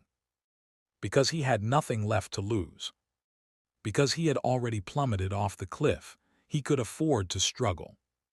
His eyes burned with a fierce determination beyond fear. But even in the face of that gaze, the man only chuckled playfully. Still, I told you I'd let you live, did I? Are you seriously saying that right now? Isn't it obvious? One's own life is more important than another's. Ah, no, perhaps it's different in your case. A smirk. Without your title as king, you're nothing. A blatant insult. Kainor's eyes widened in fury as he tried to retort. Crunch. Unfortunately, he never got the chance.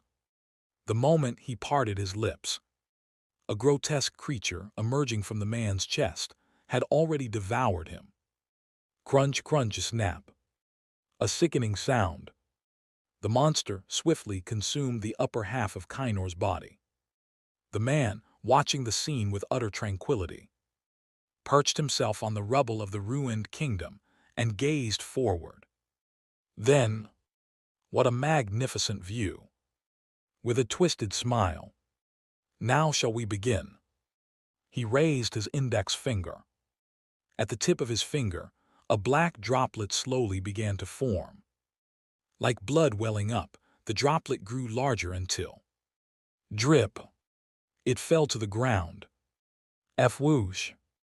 At that moment, a black aura began to spread in all directions. Instantly, the once blazing and corpse-filled capital darkened, as if the very light had been stolen. And suddenly, things that had not been visible before came into view. Monstrous creatures, their bodies pitch black as the abyss, devouring the corpses, feasting in grotesque revelry. Some danced as if reveling in joy. Some focused solely on consuming the bodies. Some fought over corpses that others were eating. A grotesque feast was unfolding. And then, one of the four great powers of psychedelia, the Lord of Ghouls, Chinese letter himself. "Now then, how shall I move next?" he muttered, twisting his lips into a smirk. "Alan left the Lartania Marquisate 3 weeks ago. It'll take about a week to reach Nail, right?" Yes, that's about right. And after that, it'll be another 3 days of travel to enter Granifra, according to the information the Marquis provided." "I see." As Alan gave a brief nod. "Meow. No. Meow." He gently stopped Blackie, who had been sitting on his thigh and was now trying to burrow into his coat. Blackie, ears drooping as if deeply disappointed, eventually flattened them altogether, seemingly making itself disappear. Alan stroked the head of the now strangely misshapen creature and pulled out an object from inside his coat. "You know, Blackie really seems to like that." "Looks like it." The reason Blackie was trying to dig into Alan's coat.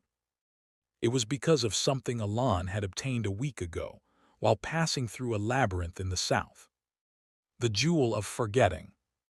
It emitted a crimson glow, much like Yusha's eyes. Though it appeared to have no practical value to Alan, it was of utmost importance. It had the power to reset the salvation of the Wanderer, the artifact that could summon Basilira. Of course, even if he gave a proper offering to that one, who had yet to make an appearance, he could still use the salvation of the Wanderer. But the Jewel of Forgetting, while single-use, allowed him to activate the salvation of the Wanderer without any additional cost. Because of that, Alan had deliberately gone out of his way to visit the labyrinth, just in case. "By the way, Marquis, last time you mentioned that with that thing you could, what was it again? Oh right, you could use an artifact to bring Basilira back, right?" "That's correct.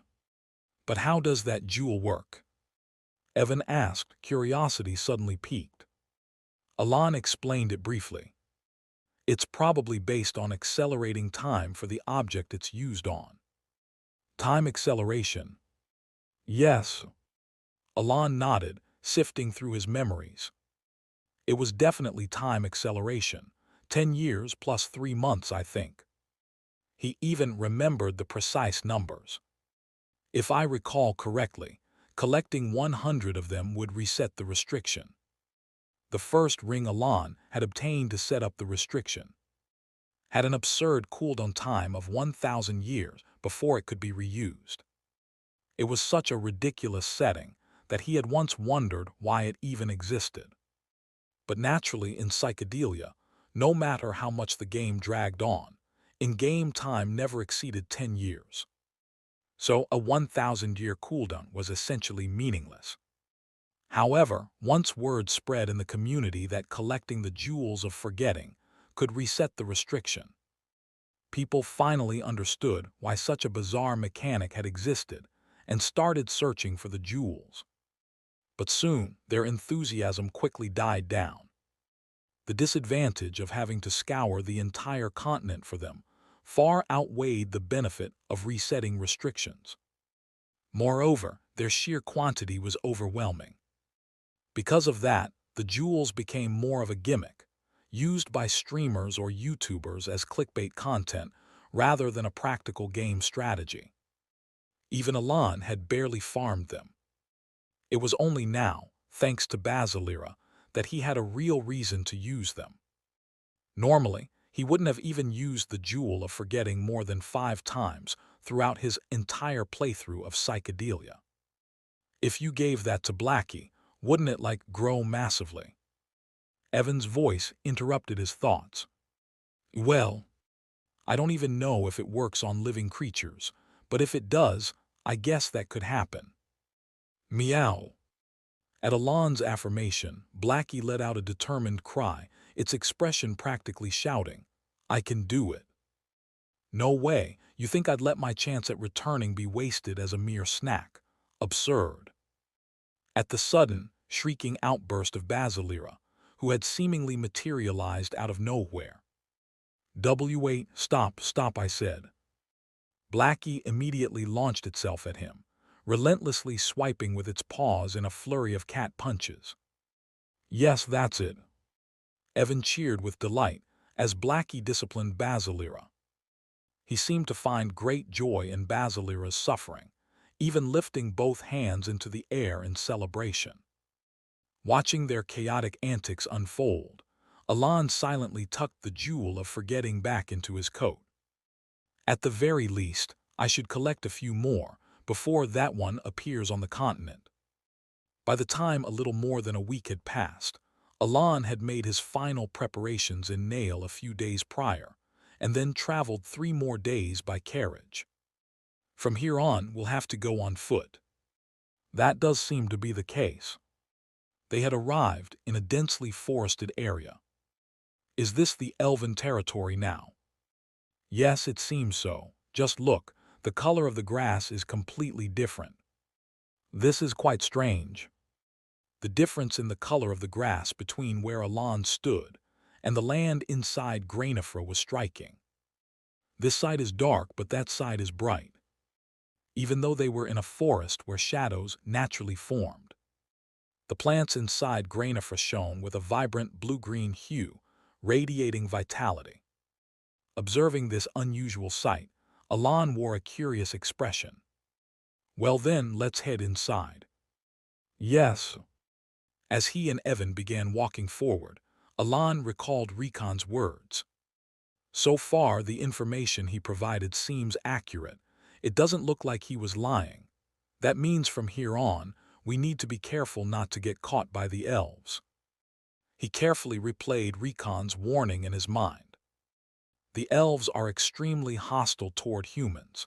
If encountered, make it clear that you have no intention to fight and leave Grainifra immediately. Recon had repeatedly emphasized how much elves despised humans. Keeping this in mind, Alan moved into the forest with a slightly tense expression. 2 hours later. It looks like we're almost out. The seemingly endless forest finally revealed its exit. Upon confirming this, Alan and Evan walked forward without hesitation.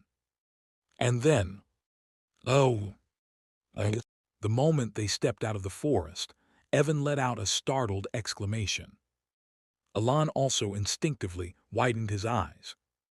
What filled their vision was an army of elves, easily numbering over 100, standing before them, as if they had been expecting them. This is bad. A shiver ran down Alan's spine as countless thoughts flooded his mind. Wasn't this supposed to be a hidden path? Had Recon betrayed him? Was this just a coincidence? Or had they simply taken a wrong turn? But before his thoughts could spiral further, Alon forced himself to push them aside. The priority now was to show they weren't hostile. So, wait, we didn't come to Granafra to fight. As Alon raised his hands in surrender. Grab! An elf who had been far away just moments ago suddenly appeared at his side and grabbed his hand. And then, welcome, we've been expecting you. The elf lowered his head respectfully, his face filled with subtle joy, as if greeting a long-awaited guest. Huh. For a moment, Alon could do nothing but gape in confusion. Chapter 187. Currently known as Duke Merkelian, Filian's younger brother Gillen. He was originally supposed to be in the ducal house. The reason, of course, was to manage the territory. Although several years had passed since the diplomatic incident involving Duke Comelin, and all damages from that time had been fully restored, the issue of succession, which had been carried out in haste, still remained. The sudden death of the Duke. Because of this, the proper succession process could not be followed. Gillen was unable to obtain full authority. There were still some vassals who had not yet come under his influence. Moreover, the fact that Gillen was the second son was also a point of exploitation. No matter how much the eldest son, Filian, acknowledged him, the weakened ducal house provided a valid political justification for intervention. In any case, due to these circumstances, Gillen was living a rather busy life. Originally, he should have been wrestling with paperwork at the ducal house today as well. Yes, originally that is. Marquis Palacio has left for a while. I heard he will be away for more than a month. Currently, Duke Merkelian was at the Marquisate of Palacio, because an order had been given by King Stalion V. An order that simply stated, confirm the identity of Marquis Palacio. Anyone would respond with, what on earth does that mean? It was an order that felt somewhat absurd. There was no further explanation. Since it was a royal command, he had no choice but to obey, but from Gillen's perspective, it was utterly baffling.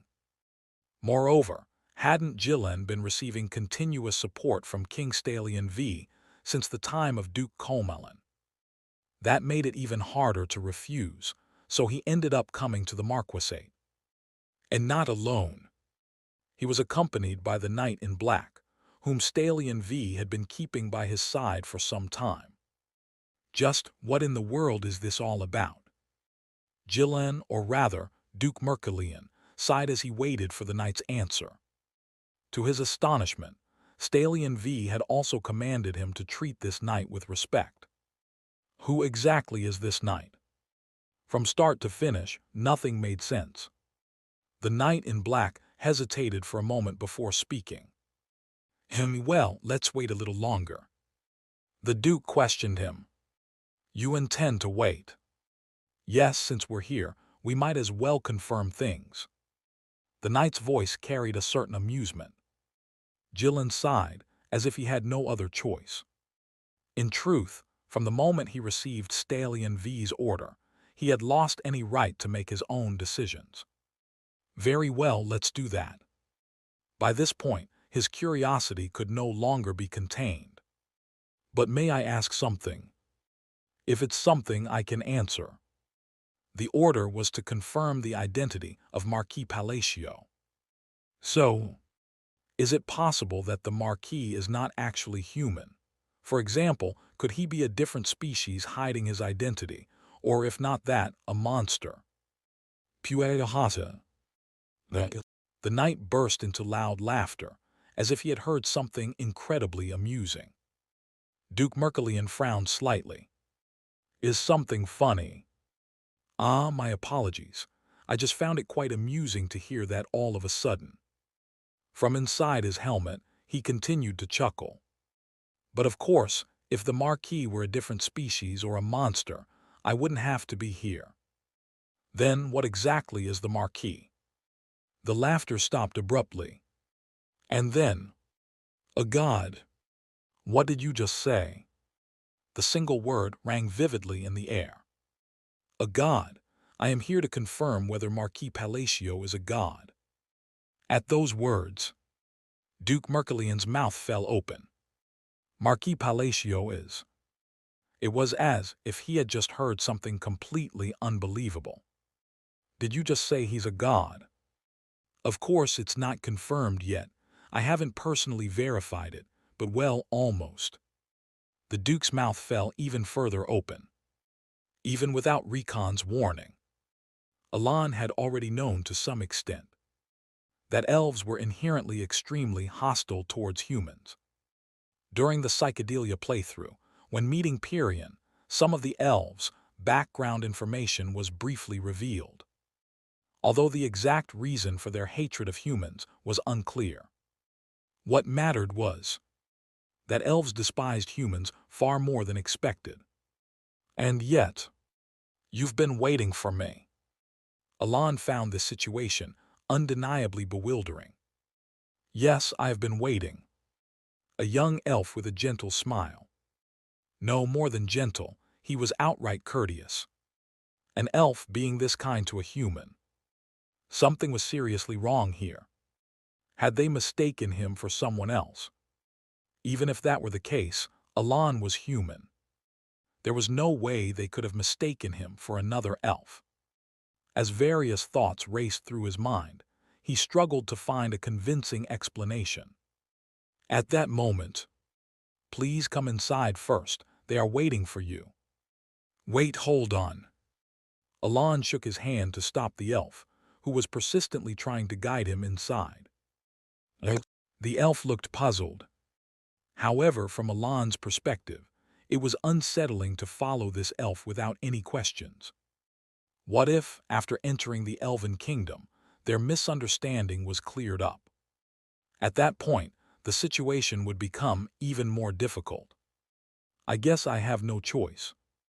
Although he was concerned about their hostility, he had to resolve the misunderstanding from the beginning. Sometimes, the most direct path is the shortest one. What is the name of the person you have been waiting for? There are at least 100 of them. Just in case, Alan formed a seal with his hand inside his pocket. His mana subtly spread into the surrounding space, disrupting its molecular structure just enough to remain undetected. Noticing Alan's intent, Evan also subtly raised his hands, ready to draw his sword at any moment. And then, of course it's, as soon as the elf spoke, Marquis Palacio. What? Alan unknowingly released the seal. Evan did the same, even lowering his hands in disbelief. He looked at Alan with an expression that screamed, "Why is the Marquis name coming up here? You were waiting for me." "Yes, we have been waiting for you, Marquis." "Me? Why? For what reason? Did they really just say my name?" Countless questions rushed through his mind. But before he could even organize his thoughts, the elf suddenly grabbed his hand again. "Let's go inside first. They are waiting for you." With those enigmatic words, the elf led him inside. After boarding a carriage escorted by elves. "Marquis," Alan whispered softly. For once, his face showed genuine surprise. "Speak. I've never really been surprised by you going places, searching for things, or handling enemies.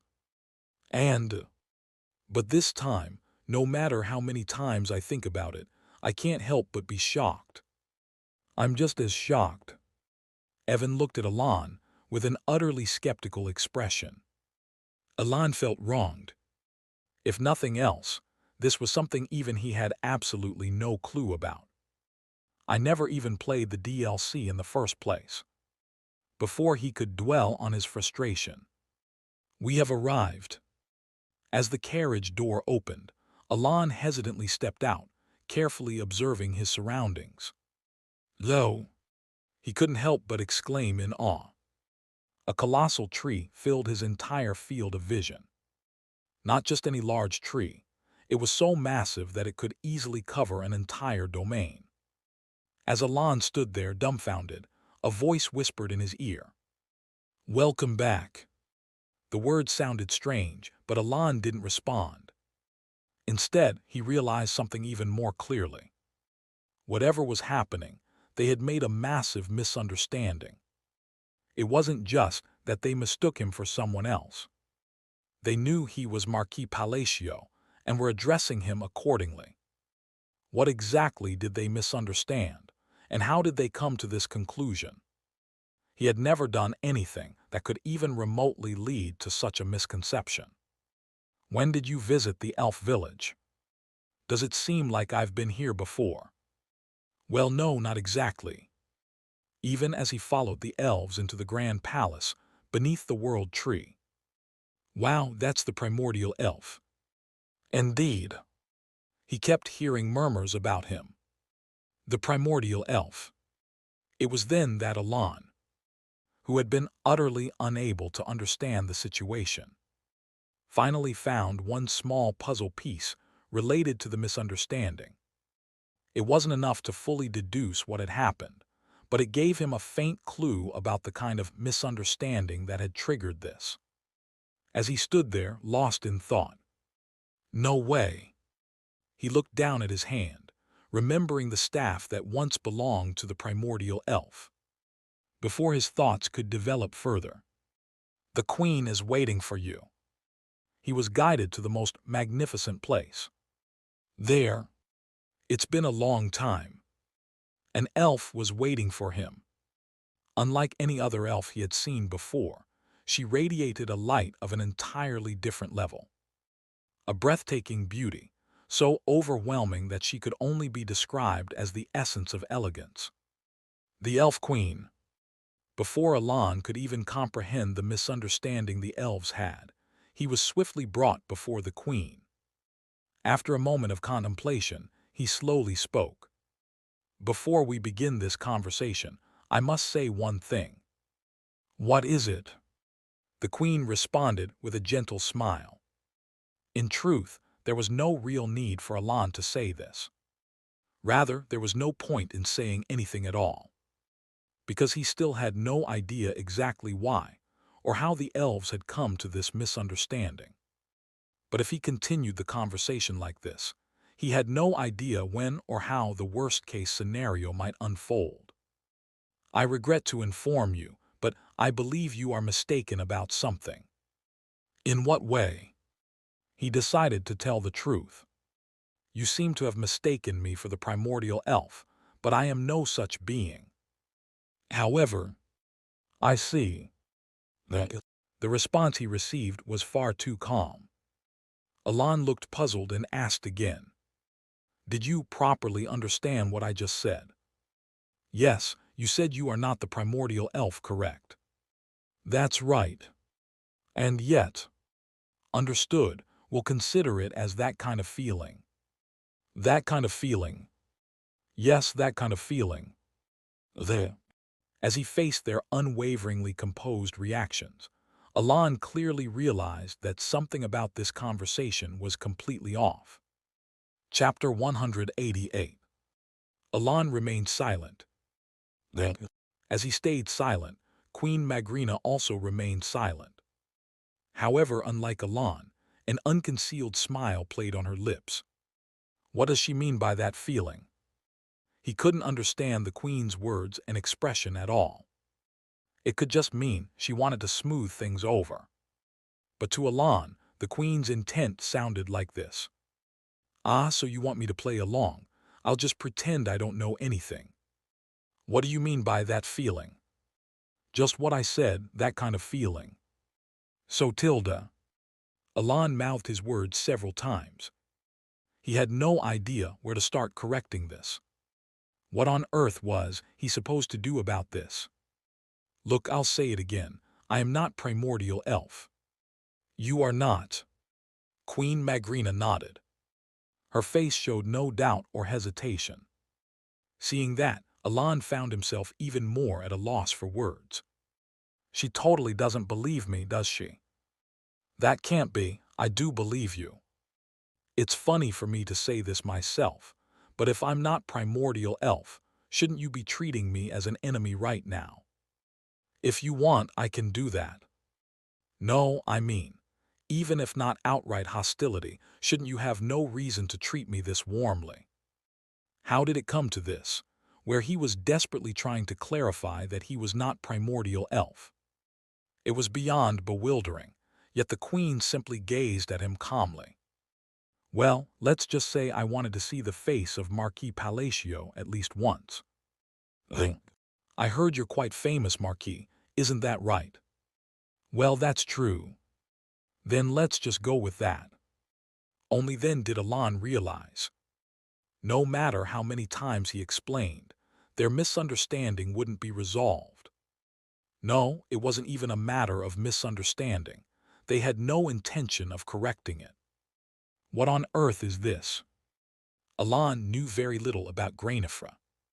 He had never even come into contact with them. And yet, what could have caused the elves to fall into such a huge misconception? They wouldn't be blindly worshipping me just because I put on a single glove, right? After a brief moment of contemplation, Alon decided to make use of their goodwill for now. May I ask you something? Anything at all? The queen beamed as if pleased. Seeing her expression, Alon organized his thoughts. What Cian told me was basically just to go to Grainifra, so I don't have many questions there. That leaves only questions about the primordial elf who used magic similar to mine and the root.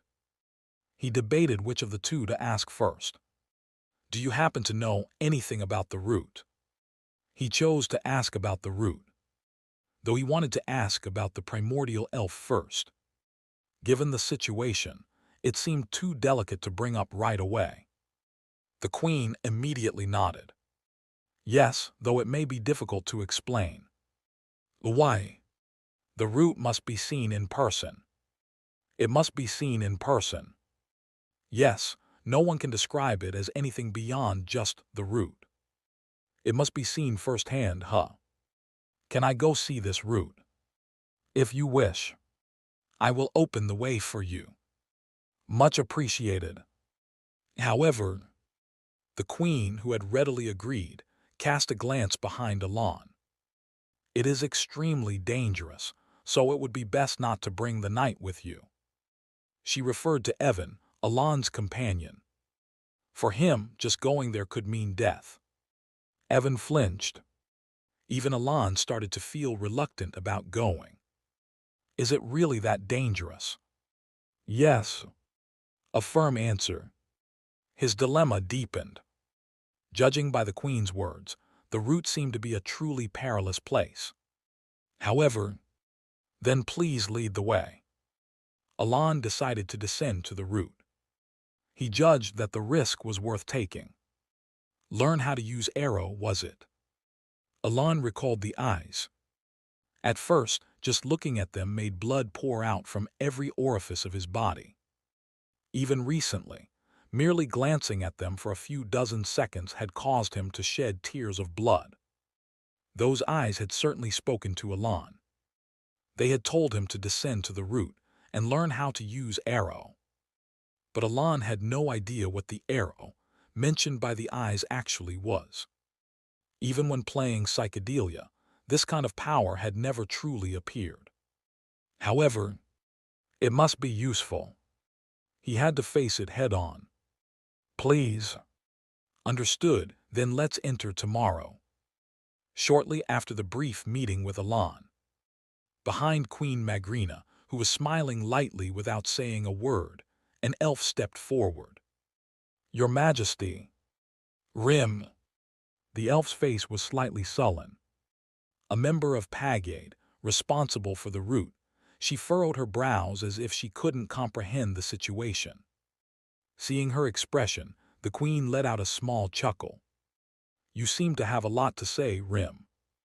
My apologies, but I am unsure if I may speak my mind. Go ahead. The queen granted her permission with a benevolent smile. Cautiously, Rim parted her lips. Is that man truly the primordial elf? Does he not appear that way to you, Rim? Forgive me, but no. He himself insists that he is not primordial elf. Furthermore, if we follow Filda's words, wasn't he not even supposed to come near this world tree? That's true.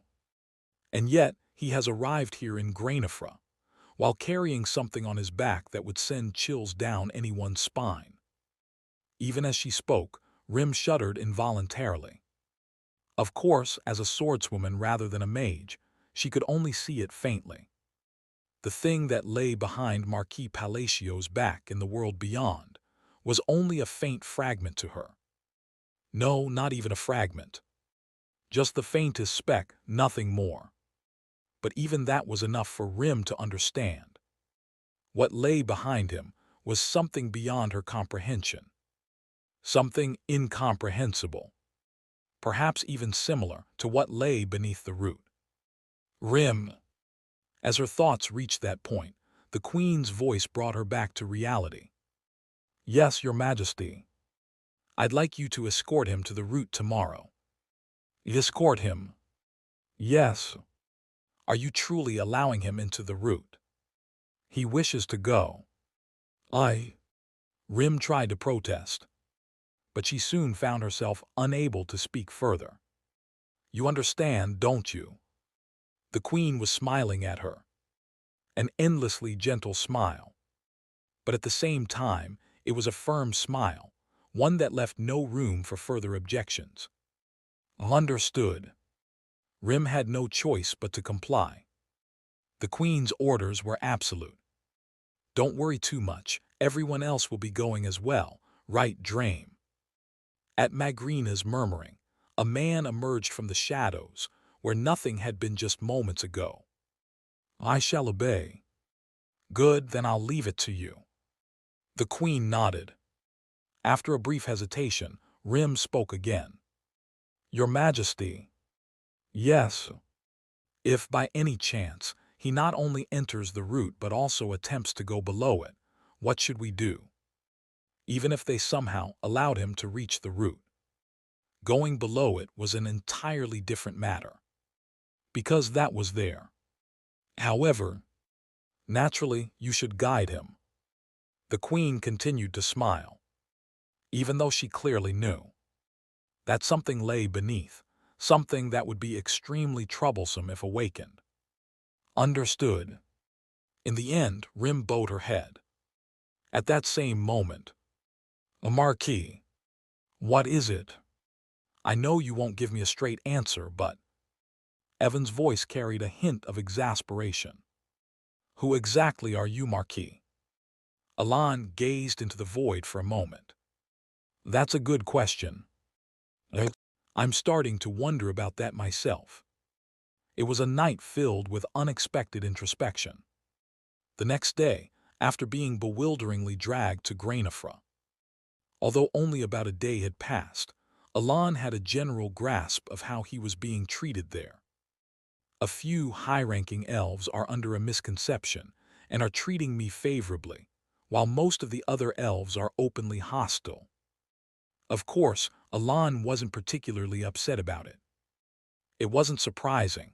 The Queen's attitude was the unusual one. By nature, elves being hostile toward him, a human was perfectly normal.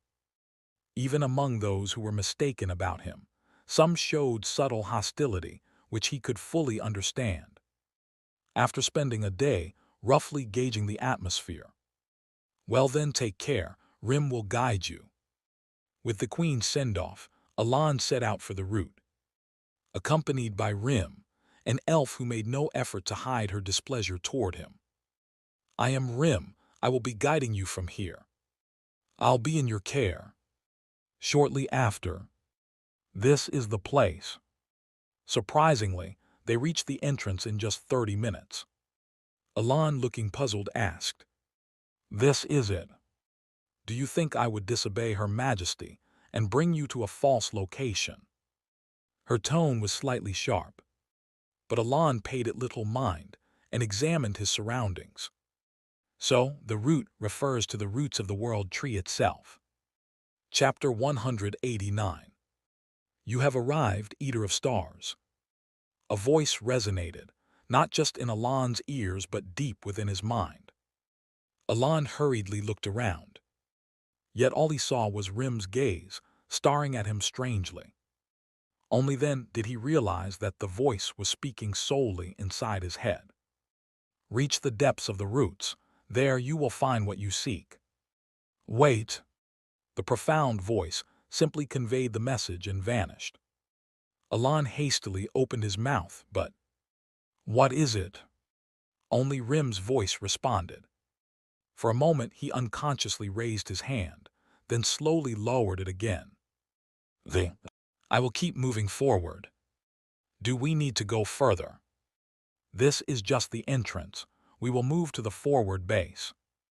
Rim moved forward, as if no further conversation was needed. Following her, Alan recalled the voice he had just heard. What was that? At first he thought it was the voice of that thing that had guided him beneath the roots, but it was. The voice was clear. Unlike the unreadable voice from the dark eyes, this was definitely a man's voice. It was distinctly different from the voice that had once been incomprehensible. As Alan pondered behind his emotionless expression, "We have arrived." "Hello." Rim announced their arrival, and Alan let out a gasp. A fortress-like structure built within the depths of the abyss. Its scale was not particularly large. Yet in this vast darkness, it was the only thing emitting a faint glow like a firefly. A strangely dreamlike atmosphere. Staring blankly at the sight, Alan soon stepped inside alongside Rim. This is better. Unlike the abyss beneath the roots, where nothing was visible, the interior of the fortress, though dimly lit, allowed for clear visibility. As Alan calmly observed his surroundings, Rim, why are you here? It's not time for the shift change yet." "What's going on?" "It's Rim, the Shadow Leaves is here too." 3 elves emerged from within. 2 men and 1 woman. They human. The moment they spotted Alan, their cheerful expressions vanished, and they instinctively placed their hands on their weapons. "Stand down. This is a direct order from the Queen." "From the Queen?" "Yes." "Why?" "You must have heard at least some of it, even if not in detail. Isn't that right?" At Rim's words, they seemed to recall something. Then, with an expression of awe that matter, they withdrew their hands from their weapons. However, the wariness in their faces remained. Similar to Rim. As Alan contemplated, a tall elf wielding a sword spoke. "My name is Egil." Next, an elf with an unusually large build for his kind, carrying a massive double-bladed axe on his back, introduced himself. "Vian." Then a smaller elf with dual short swords at her waist followed. "Ramu." "Valan." A brief and simple introduction. Alan glanced at the 3 elves before turning to Rim as she spoke. "So, do you have any further business here?" Alan quickly recalled his objective. "How do I descend further from here?" "You intend to go deeper than this?" "Yes." At Alan's affirmation, Rim's expression grew even colder. "Do you even know what lies in the depths of these roots?" "What is down there?" "There are the ashes." Vian answered in Rim's stead. Alan turned to him and asked, "Ashes?" "Yes, to put it simply, think of them as monsters dwelling beneath the roots." "Are they strong?" "Not particularly. We can handle dozens of them on our own." Vian stated the truth plainly. "Then, but in the deeper parts there is the ash cedar." "The ash cedar?" "The one that endlessly creates the ashes, the guardian of the roots." Unlike before, Vian's expression twisted. "We cannot kill it. That is why we continue to struggle here." "Is it really that powerful?" "Yes, but that is not the only problem." "What do you mean?" This time, it was Rim who answered Alon's question. Still maintaining her cold demeanor, she continued.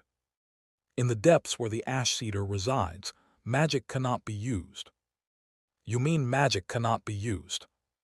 Yes, the deeper you descend beneath the roots, the more magic becomes unusable. Even with Filda, who has reached the 9th rank, we still cannot eliminate what lies below. From Rim's explanation, Alon roughly grasped the situation. So, to acquire the means to use arrow, I have to descend into a place where magic doesn't function, kill the ash cedar, and proceed further. Then, Alon hesitated. Unlike before, this time, he had no useful information about the ash cedar. That meant the risk was significantly higher than usual. Moreover, if magic was unusable, the danger increased even more. However, even considering all those risks, I want you to take me to the depths. It was still worth going. You don't have to come with me. Just show me the way and I'll descend alone. Recalling his emergency measures, Alon resolved to go alone. Sorry, but we have no intention of letting you reach the depths in the first place. Ramu stepped forward as if to challenge his words. No, stand down. Rim blocked him. What, why? The Queen ordered us to grant his request. Are you serious? Have I ever lied? No, but no matter how I think about it, letting him go down is too. Ramu, it is the Queen's command. The Queen's command. Ramu seemed to struggle with a response, opening and closing his mouth several times. Fine. In the end, he stepped back. Then let's move immediately. Once again, they left the fortress, stepping into the dark abyss, heading toward the depths of the roots. After walking for some time beyond the fortress, Alon, dulled by the overwhelming abyss around him, simply kept moving. Just as his legs began to tingle slightly, suddenly a burst of light spread before his eyes, illuminating the space. The sudden brightness made Alon instinctively squint. This is the middle layer of the roots. Rim's monotone explanation followed. Alon took in the view of the middle layer. It was completely different from the upper layer. It's bright. The uppermost layer had been nothing but an abyss. In contrast, the middle layer was bright enough to see far into the distance. Enormous roots crisscrossed the area chaotically, forming paths. Alon soon realized that the very ground he was walking on was one of these massive roots, but it didn't feel unnatural. The roots were so large that it felt like walking down a vast, 8-lane highway. Silently impressed, Alon followed as Rim led the way downward once more. As Alon and the others descended further, why are we even doing this just because of that human's words? Walking at the front, Rim let out a quiet sigh, her expression tinged with frustration. No matter how she thought about it, she couldn't understand the Queen's command. From what she had seen, the man behind her was neither a primordial elf nor anything special. Of course, there were circumstances. He possessed an artifact of the primordial elf, and he had been acknowledged by Filda, the elves' grand mage. But beyond that, what else was there? Where was the certainty that this man was truly the primordial elf? Was that all? There were contradictions with Filda's words. Filda had said that the primordial elf had reincarnated through a contract and could not approach the world tree because of the thing following him. But what was happening now? He had come to Grainifra, carrying that eerie presence that might threaten the world tree. And now he was even heading toward the depths of the roots. That meant he was acting completely differently from what Filda had predicted. Yet despite this, the Queen acted as if she had seen undeniable proof. That worried Rim. She feared that the Queen, unable to let go of her deceased brother, was clinging to even the slightest possibility, wanting to believe that man was a primordial elf. as she struggled to suppress her dissatisfaction. Rim. Suddenly, Vian's voice reached her. What is it, Vian? Something's wrong. What? By now, we should have encountered the ashes. Rim finally turned to look around, frowning. Indeed, Vian was right. Something was wrong. The ashes constantly crawled upward from the roots. Moreover, to prevent the elves from descending, hundreds of them were always stationed in the middle layer. In other words, they should have already encountered them by now. But we've almost reached the bottom, and there are no ashes in sight. No matter where she looked, the ashes that should have been scattered throughout the area were completely absent. Rim instinctively tensed. She knew. The absence of ashes was not a good sign. After a brief hesitation, Rim called out to Vian. Vian, speak. Weren't there abnormal occurrences before? A couple of months ago, there was a massive surge of ashes, but that was the last of it. And since then, no particular signs of anything, but this. An abnormal phenomenon. An abnormal phenomenon. The phrase referred to the sudden shift in the behavior of the ashes. It was not a frequent occurrence, but whenever it happened, it always led to grave danger. Well, we had to come down at some point anyway. Rim muttered under her breath.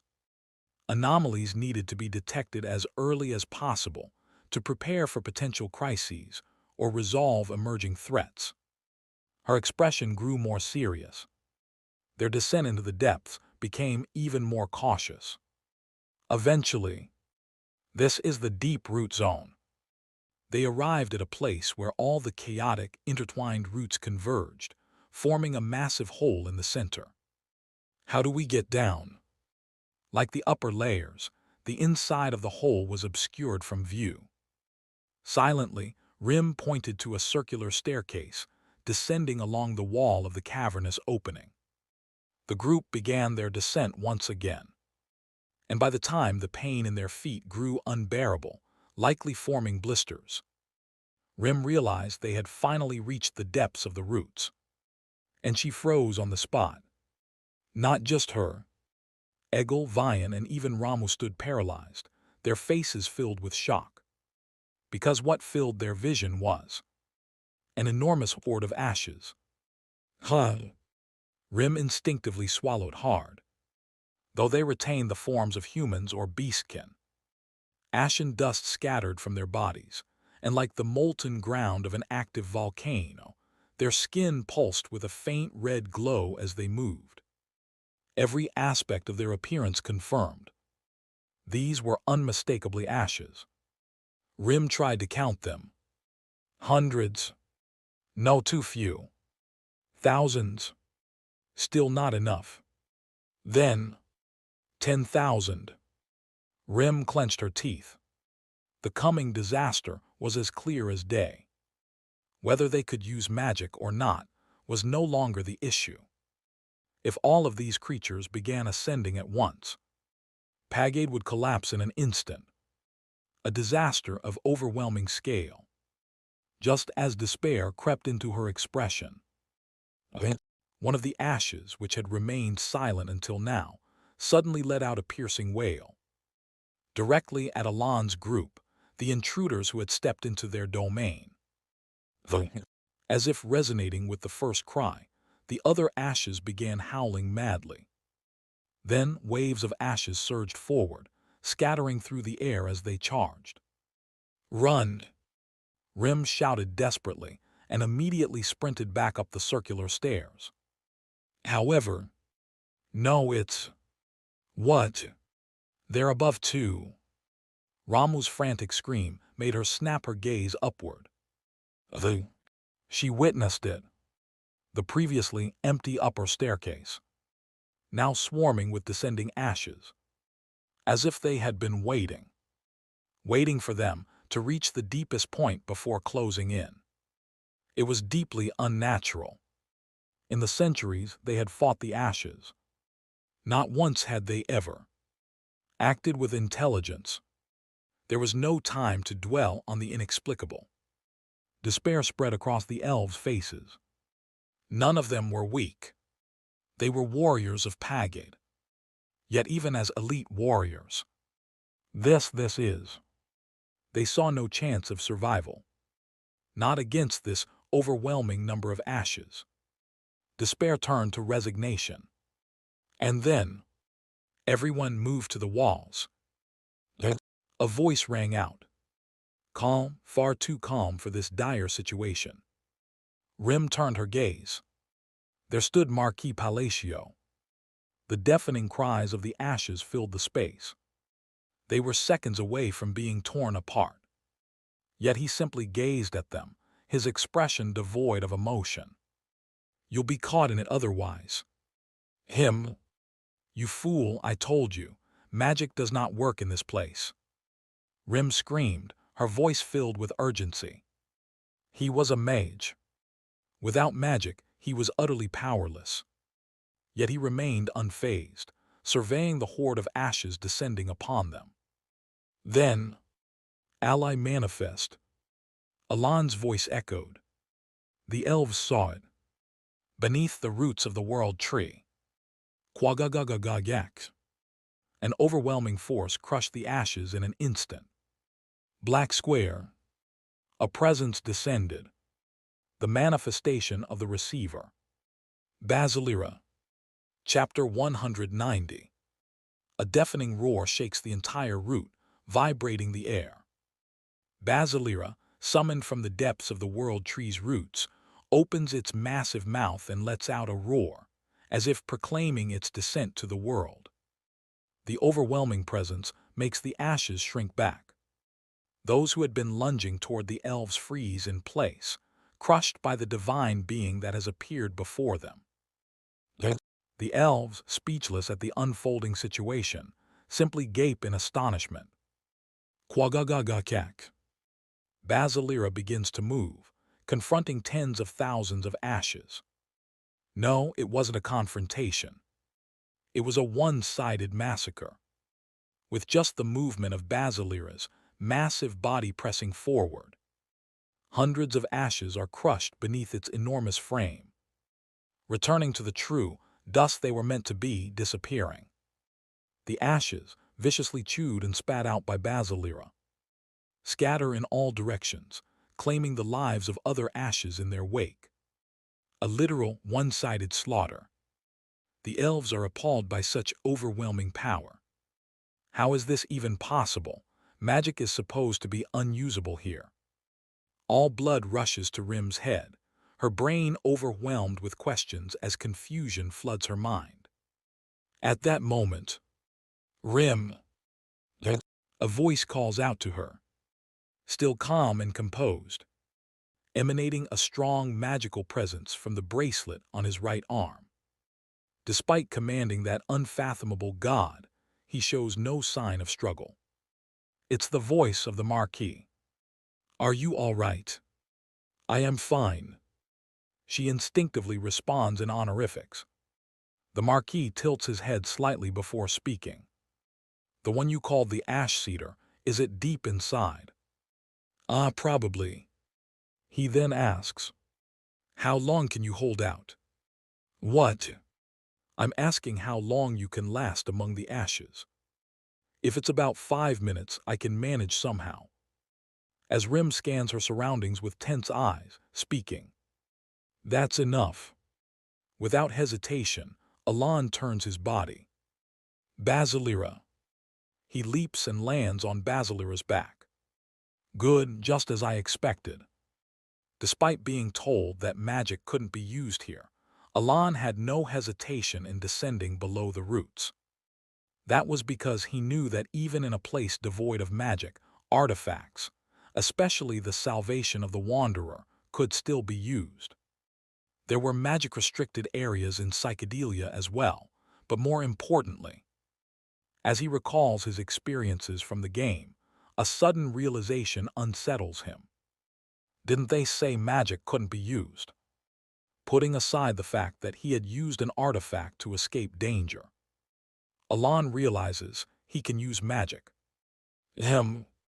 As he feels the mana flowing through him with ease, his confusion lingers only for a moment. He then shifts his gaze to survey his surroundings. There are still a lot, or have their numbers increased? Basilira had already been sweeping away the ashes from the moment it descended onto the roots. Yet the number of ashes remained vast. No, if anything, it felt like they had increased since the start. Even in such a situation, Alan, rather than fleeing, heads deeper without hesitation to kill the ash cedar. Because he knows the nature of these ashes, no, the creatures of greed. Alan lowers his gaze. Unlike earlier, when they had been scattering white ashes, now they rush forward, emitting a crimson glow like the damned. They were unmistakably the creatures of greed that Alan knew. But why? Creatures of greed, true to their name, only appear when the sin of greed has fully awakened. Which means, by all logic, these creatures should not exist here. In other words, the sin of greed has awakened. Before he can process his tangled thoughts, a grotesque, indescribable noise assaults his ears, making him look up. And Alan sees it. Filling his vision is the ash cedar, or rather the entity he knows as the mother of greed, a colossal worm. Alan instinctively furrows his brows. The moment Basilira approaches, the creature, sensing the threat, emerges from the ashes where it had been hiding. Its appearance alone is enough to distort even Alan's usually unshaken expression. Its massive back is jagged like a volcanic peak, with countless holes continuously spewing out more ashes. Molten magma endlessly oozes from its face, like a living volcano. And finally, Alan confirmed the presence of the massive pincers that looked capable of even seizing Basilira. As expected, it really is the mother of greed. He was certain. Basilira immediately lunged forward to deal with the mother of greed. Black. But before it could bite down, its body recoiled backward. Puek. It was because magma had begun to flow from the creature's entire body. Moreover, the ashes that had been mercilessly trampled by Basilira just moments ago began to frenzy the moment the mother of greed was attacked, desperately climbing onto Basilira. So even Basilira's body isn't enough to withstand this. However, Alan did not panic. Not only did he know the weakness of the creatures of greed, but he also knew exactly how to deal with the mother of greed. The only issue was Monahui. Killing the mother of greed was simple. If he used the ice sealing technique he had developed with Phenia, the mother of greed before him would be reduced to nothing more than a scattering of ice petals. The creature was excessively weak to water. But the problem was the surrounding conditions. For the ice sealing technique to be effective, the entire space occupied by the enemy had to be within Alan's control. While his mana might remain stable internally, externally, it could easily be disrupted. And this space was far too vast for Alan to dominate with his mana alone, which meant the ice sealing technique wouldn't work here. Yet it was fine, because Alan had another way to kill the mother of greed.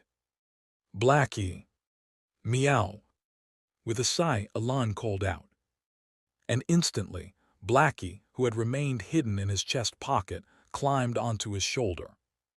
Then, without hesitation, Alan established a mana link with Blackie. Shadowwood Chinese letter.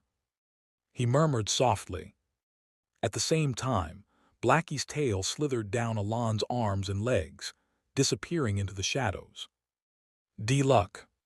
Suddenly, red eyes began to appear all over Blackie's body. In an instant, shadows spread from Alan's body onto Basilira's massive form. Observing the scene, Alan formed a hand seal. Tuduk. The surging shadows halted in unison. Tuduk tilde, Tujujuduk tilde. At the same time, 4 shadowy hands emerged behind Alon's back, and the shadows began to enshroud Basilira's body. This magic had originally been discovered by sheer coincidence. Following Kilrus's advice to maintain an uninterrupted link with Blackie while casting magic, Alon had realized that Blackie's form changed in response to his own mana inscriptions, leading him to further study this phenomenon. Thus, the magic was neither perfect nor complete. He had only identified 4 compatible inscriptions, rather than 6. But that was enough. That much was more than sufficient to bring down the Mother of Greed before him. As the first shadow seal was completed, the shadows originating from Blackie cloaked Basilira's body. With the second shadow seal, the shadows encasing Basilira transformed into what looked like massive iron armor. Then, as the third shadow seal was completed, the iron-like mana structure continued shifting, layering its molecular composition. And then, Basilira. At Alon's call, Basilira once again lunged forward, wrapping itself around the Mother of Greed, who was spewing magma in all directions. The Mother of Greed, in a frenzy, spewed magma even more violently. Yet Basilira's body, now encased in multiple layers of thickened shadow armor, sustained only negligible damage from the magma that the creature had unleashed at full force. Finally, as the fourth shadow seal was completed, the shadow armor covering Basilira writhed. And then, shadow engraving, Chinese letter, thornwood, Chinese letter. Black thorns sprouted all over the Mother of Greed's body. Spine-chilling obsidian black thorns. A terrifying shriek burst forth from the maw of the ash cedar. At the same time, its massive body collapsed. Kuguguguk. The entire world tree trembled, as if on the verge of collapse, threatening to swallow all life within. Yet despite this, the elves' eyes remained fixated on one thing: the spot where the Mother of Greed's massive body was falling. They could not utter a single word. Even among them, Rim, the elf who had been a Pagade for the longest time, had eyes widened in sheer disbelief. Because she knew, even if all the Pagades gathered and attacked together, no, even if every shadow leaves present here joined the fight, that was a monstrous existence they could never hope to defeat. And so Rim stood there staring blankly, as the massive body collapsed onto the ground, scattering ashes in all directions, as the ashes vanished along with it. And then she saw him, standing atop the great god's head, his black coat billowing like a shadow. In this place, where no one could use mana except for the great ones, he alone wielded magic as if it were nothing. He is the primordial elf. The queen's voice suddenly echoed in her ears. She had never once taken those words seriously, the absurd notion of calling a mere human the primordial elf. Yet at this moment, a soft gasp escaped Rim's lips.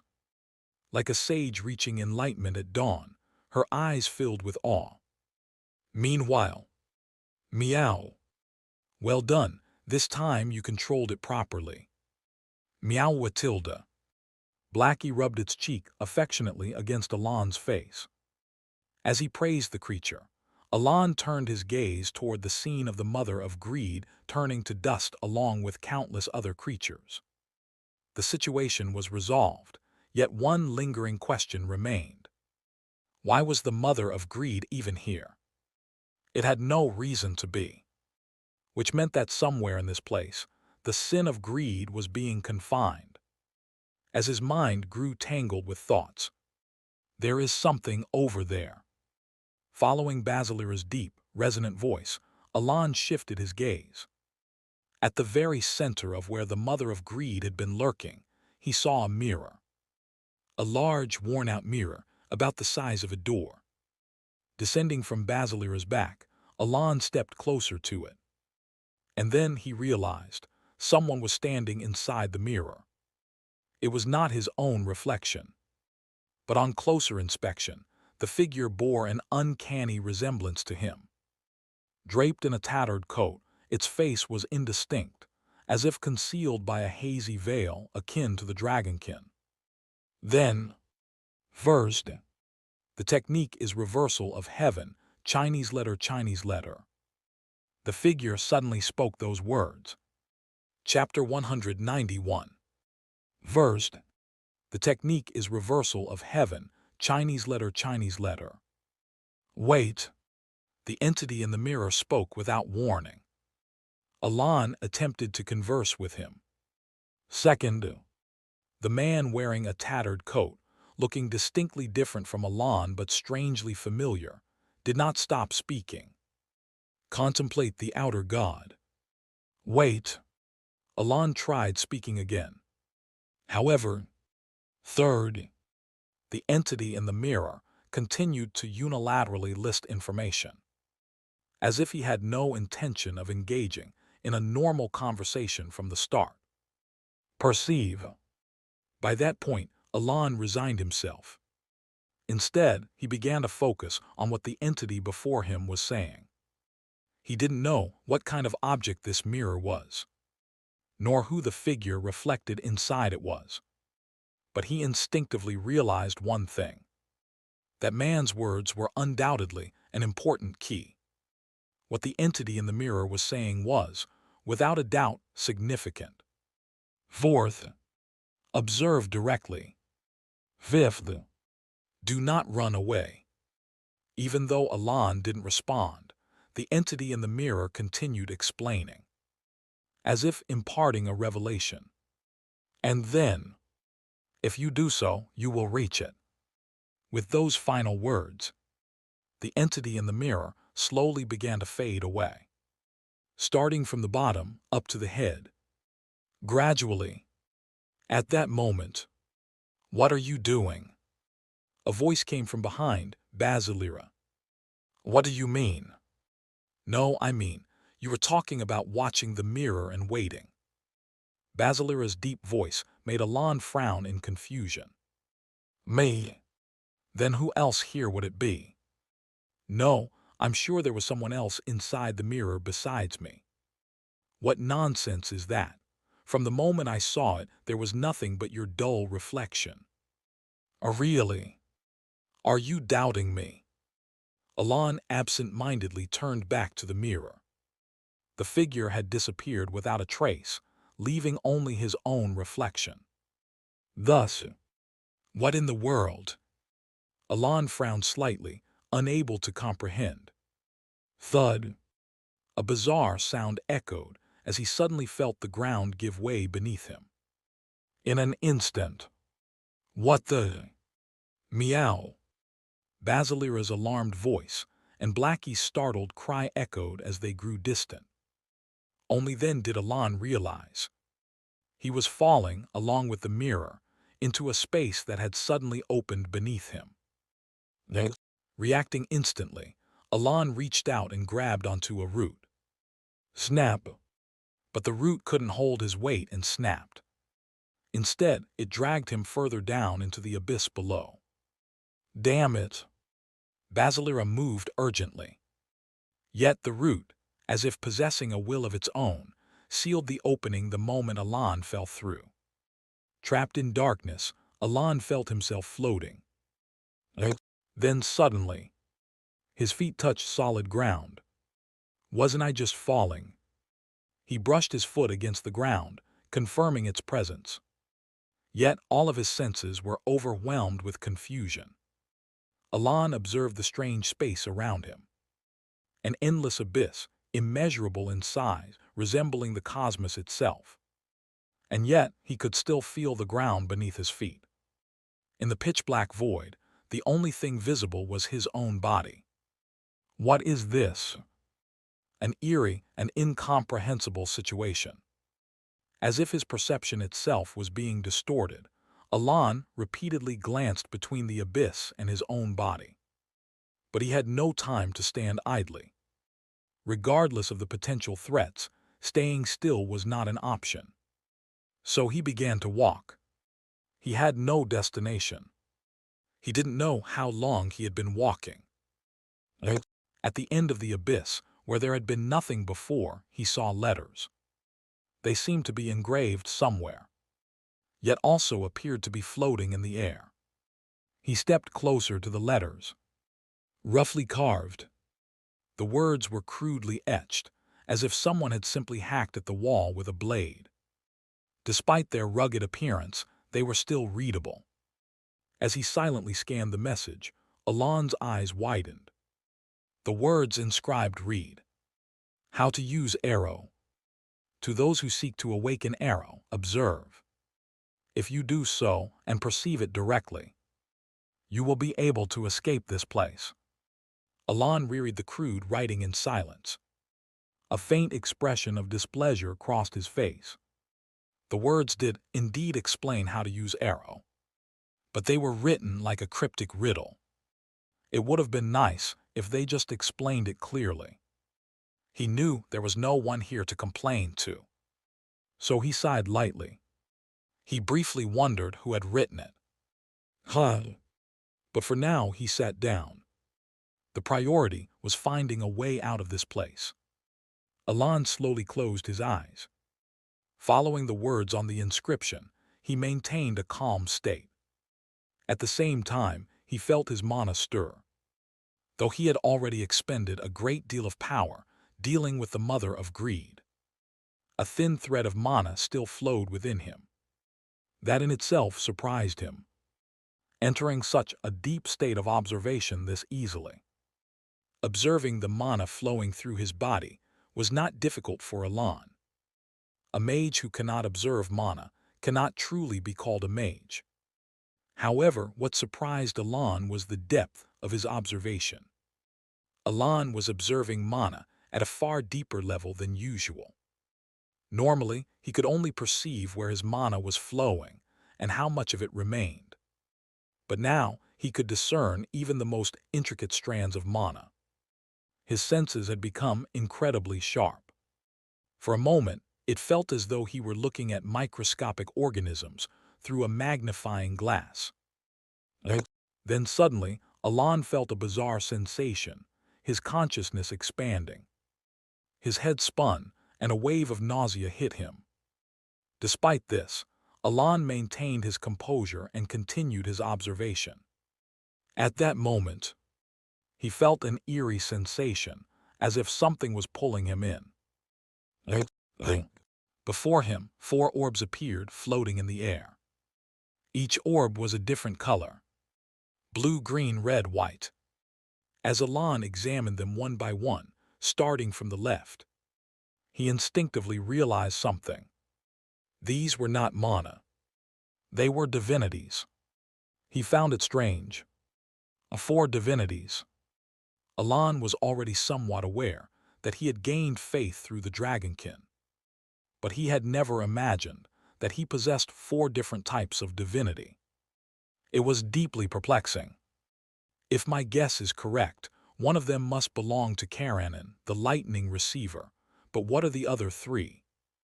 Divinities with unknown origins and identities.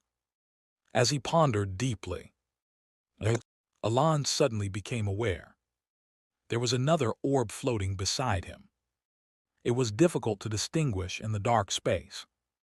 A dark orb, so deep in color that it seemed to blend into the abyss, silently hovered behind him. This is... It was the same size as the other 4 orbs. But unlike the others, this black orb positioned behind him radiated an ominous energy, like a black hole lurking within the abyss. Then, V-Woom. A resonant sound echoed through the air, drawing Alon's attention forward. Among the 4 colored orbs, the green one emitted a strange hum. As if it were calling to him, urging him to choose it, the orb vibrated ever so slightly. After a brief moment of hesitation, Alon reached out and touched the green orb. In that instant, whoosh! A dazzling white light engulfed Alon. Startled, Alon opened his eyes, only to realize His entire body was now glowing with an interwoven mix of green and gold light. He immediately stood up. And then, from the crudely carved letters, something began to emit a faint green glow. Alan reached out toward it. Tab. The moment his fingertip touched the letters. Whoosh! From that spot, a sprout began to grow. Not just one. Dozens. Hundreds. Thousands. Tens of thousands, no. An uncountable number of sprouts began to emerge. A fresh, vibrant scent filled the air. A brilliant green spread before his eyes. The sight was mesmerizing as the sprouts overtook the abyss. Like an infection spreading, the sprouts consumed the darkness. And slowly, the true form of this space began to reveal itself. Eventually, it was fully unveiled. A massive garden stretched across Alan's entire field of vision. A grand tree stood at its center, surrounded by lush, overflowing greenery. Dazzled by the radiant sight, Alan couldn't help but exclaim in awe. At that moment, the towering tree at the heart of the garden swayed gently, as if beckoning him forward. It did not speak, nor did it send a voice into his mind. Yet Alan instinctively understood. The tree was calling to him. As if entranced, he stepped closer. Tab. Recognizing his presence. The moment Alan stood beneath it, something fell from its branches and landed in his palm. It was a fruit. A golden fruit, about the size of an apple. Thank you. As he gazed at the fruit, the tree swayed softly, and once again, a sense of communication imprinted itself into him. Alan lifted his gaze toward the tree. And behind it, he noticed a spiral staircase leading upward. Without hesitation, he walked toward it. Meow. Are you all right? Alan ascended the spiral staircase. As if they had been waiting for him, Basilira and Blackie rushed to him. Wait, what is that? Why are you leaking so much divinity? Basilira, now shrunken back into his spirit form after 15 minutes had passed, reacted with intense bewilderment. Alan looked down at himself. His body was still wrapped in an unextinguished green light. Realizing this, he quickly glanced around. The once desolate underground space was now covered in sprouts and flowers. By the way, why did this place change so suddenly? Shortly after you went down, it started transforming like this. Everything Alan had experienced below had manifested here as well. He suddenly noticed the elves standing in the distance. Beyond the 4 members of Pagade who had accompanied them, there were now more than 20 figures. They had followed after him, entering at different times after he had ventured deep inside. Unaware of this, Alan assumed. Did reinforcements arrive that quickly? With that thought, he approached them. His task was done. Turning toward Rim, who was staring at him in a daze. Let's head up, he had begun to say. Thud. But suddenly, Rim dropped to her knees. What is she? Thud. Thud. One by one, as if following an unspoken command, the elves all kneeled before Alan. And then, we, the humble children of the forest, greet the Great One. There. As if they had rehearsed it beforehand. In perfect unison, they bowed their heads to the ground. Chapter 192. To be honest, Alan didn't know exactly either. He could only make rough guesses about how the situation was unfolding. He didn't truly understand. For instance, he didn't know where exactly the 5 divine authorities he saw during his state of contemplation had gathered from. The only thing he could assume was that the strangely crackling blue sphere might be the divine authority of Kalanin, the Thunder Receiver. As for the rest, he had no clue about their origins. Similarly, when Alan chose the green divine authority, It was simply because, unlike the other spheres, it seemed to pulse as if asking to be chosen. At the time, he had no way of knowing where this divine authority had gathered from. It was only when his hand, wrapped in the green divine authority, touched the inscribed area, and he witnessed sprouts growing instantly, that he vaguely realized this divine authority was connected to this place, Granifra. But even that was just a guess. Yes, it was merely a hypothesis. Until he saw the elves' reactions. A group of elves, escorting Alan, led the way up towards the roots. Alan observed their expressions with a peculiar look. Just moments ago, when they had descended deeper, their faces had been full of tension and irritation. However, as if by mirage, those emotions had completely vanished. In their place, a unified sense of pride radiated from each of them. A grand existence. They were clearly feeling pride in the fact that they were serving the primordial elf. Alan found it overwhelmingly burdensome. Naturally, he was not the primordial elf. No, more than that. He didn't even know what kind of being the primordial elf was, what their name was, or even the path of the primordial elf. He could understand why they were mistaken, though. It's probably because of the power I used. The green divine authority. A force that instantly filled the space with the pulse of vibrant blue life. Now it was clear. That power, it was the divine authority of the primordial elf. For the elves to mistake him for the primordial elf was, in a way, completely logical. Furthermore, Alan looked around. From the base of the roots, sprouts were beginning to bring life even to the withered, dried-out roots. If one were to witness this miracle firsthand, even I would act like these elves.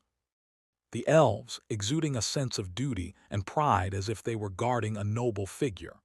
Their faces shone with a mix of elation, determination, and reverence. And that was exactly why Alan felt uncomfortable. Although everything was flowing naturally, ultimately, all of this was born from a misunderstanding.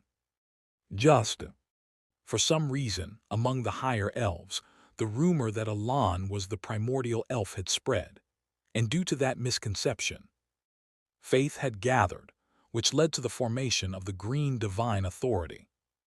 Then today, Alan used that divine authority. A miracle was performed, and now even more elves had come to believe that he was truly the primordial elf. In other words, he had used a divine authority born from a misunderstanding, which only deepened the illusion that he was a real god. The sheer absurdity of the situation made even Alan, who rarely wavered, flinch slightly. "Primo, no, Marquis. Is there something troubling you?" Rim immediately asked, having caught on to his reaction. In truth, she was the one making him the most uncomfortable. Until they had entered the roots, her expression had been consistently cold.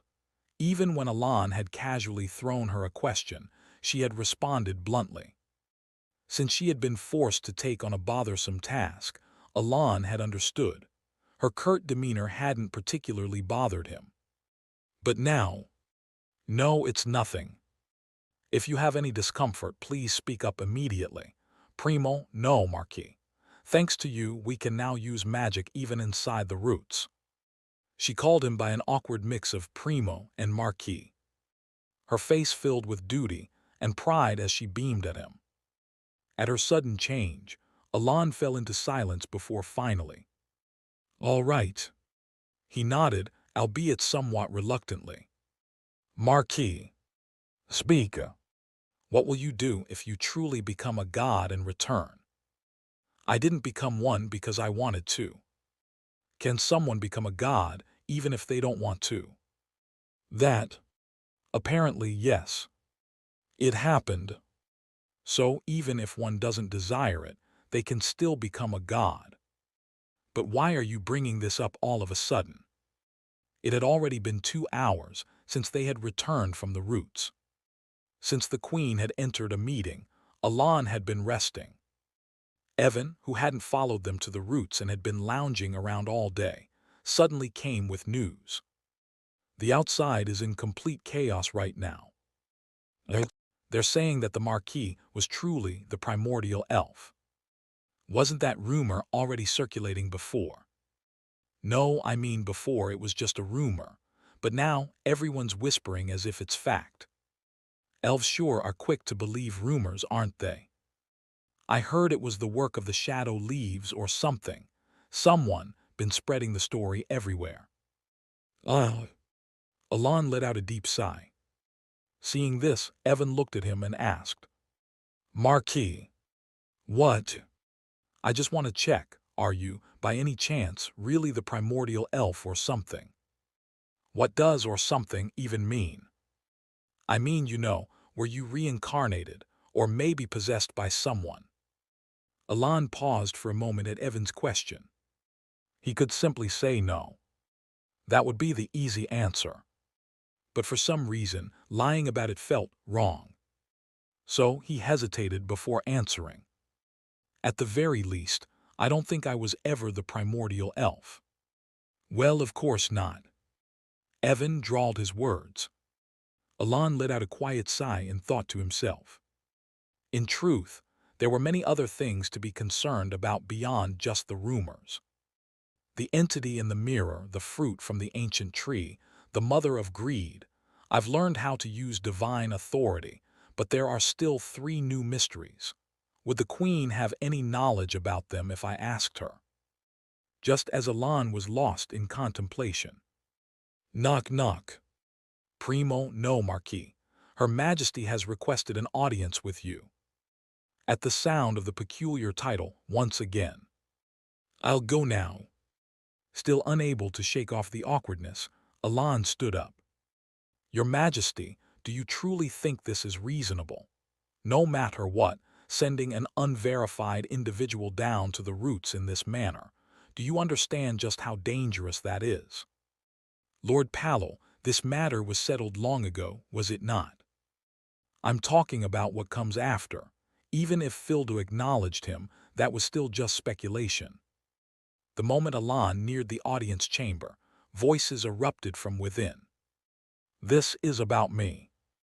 Before Alon could even feel awkward about the elderly man's passionate voice. Your Majesty, Marquis Palacio has arrived. Without hesitation, as if unconcerned, Rim announced his arrival. Enter. After a brief silence, the doors opened, and an old elf stepped out. His long, waist-length white hair swayed, and his entire demeanor exuded anger. After glancing at Rim with an expressionless gaze, his eyes turned to Alon. A brief exchange of glances.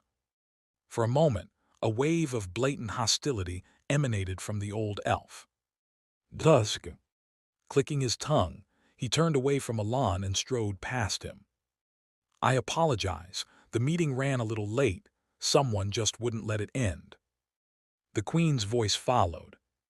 Alon shook his head. It's fine, I didn't wait that long. So, how was it inside? The meeting just ended, so I haven't heard the details yet. If you don't mind, could you tell me exactly what happened in the roots? At Magrina's request, Alon remained silent for a moment before nodding. He had questions to ask anyway. Elder Council President Palo.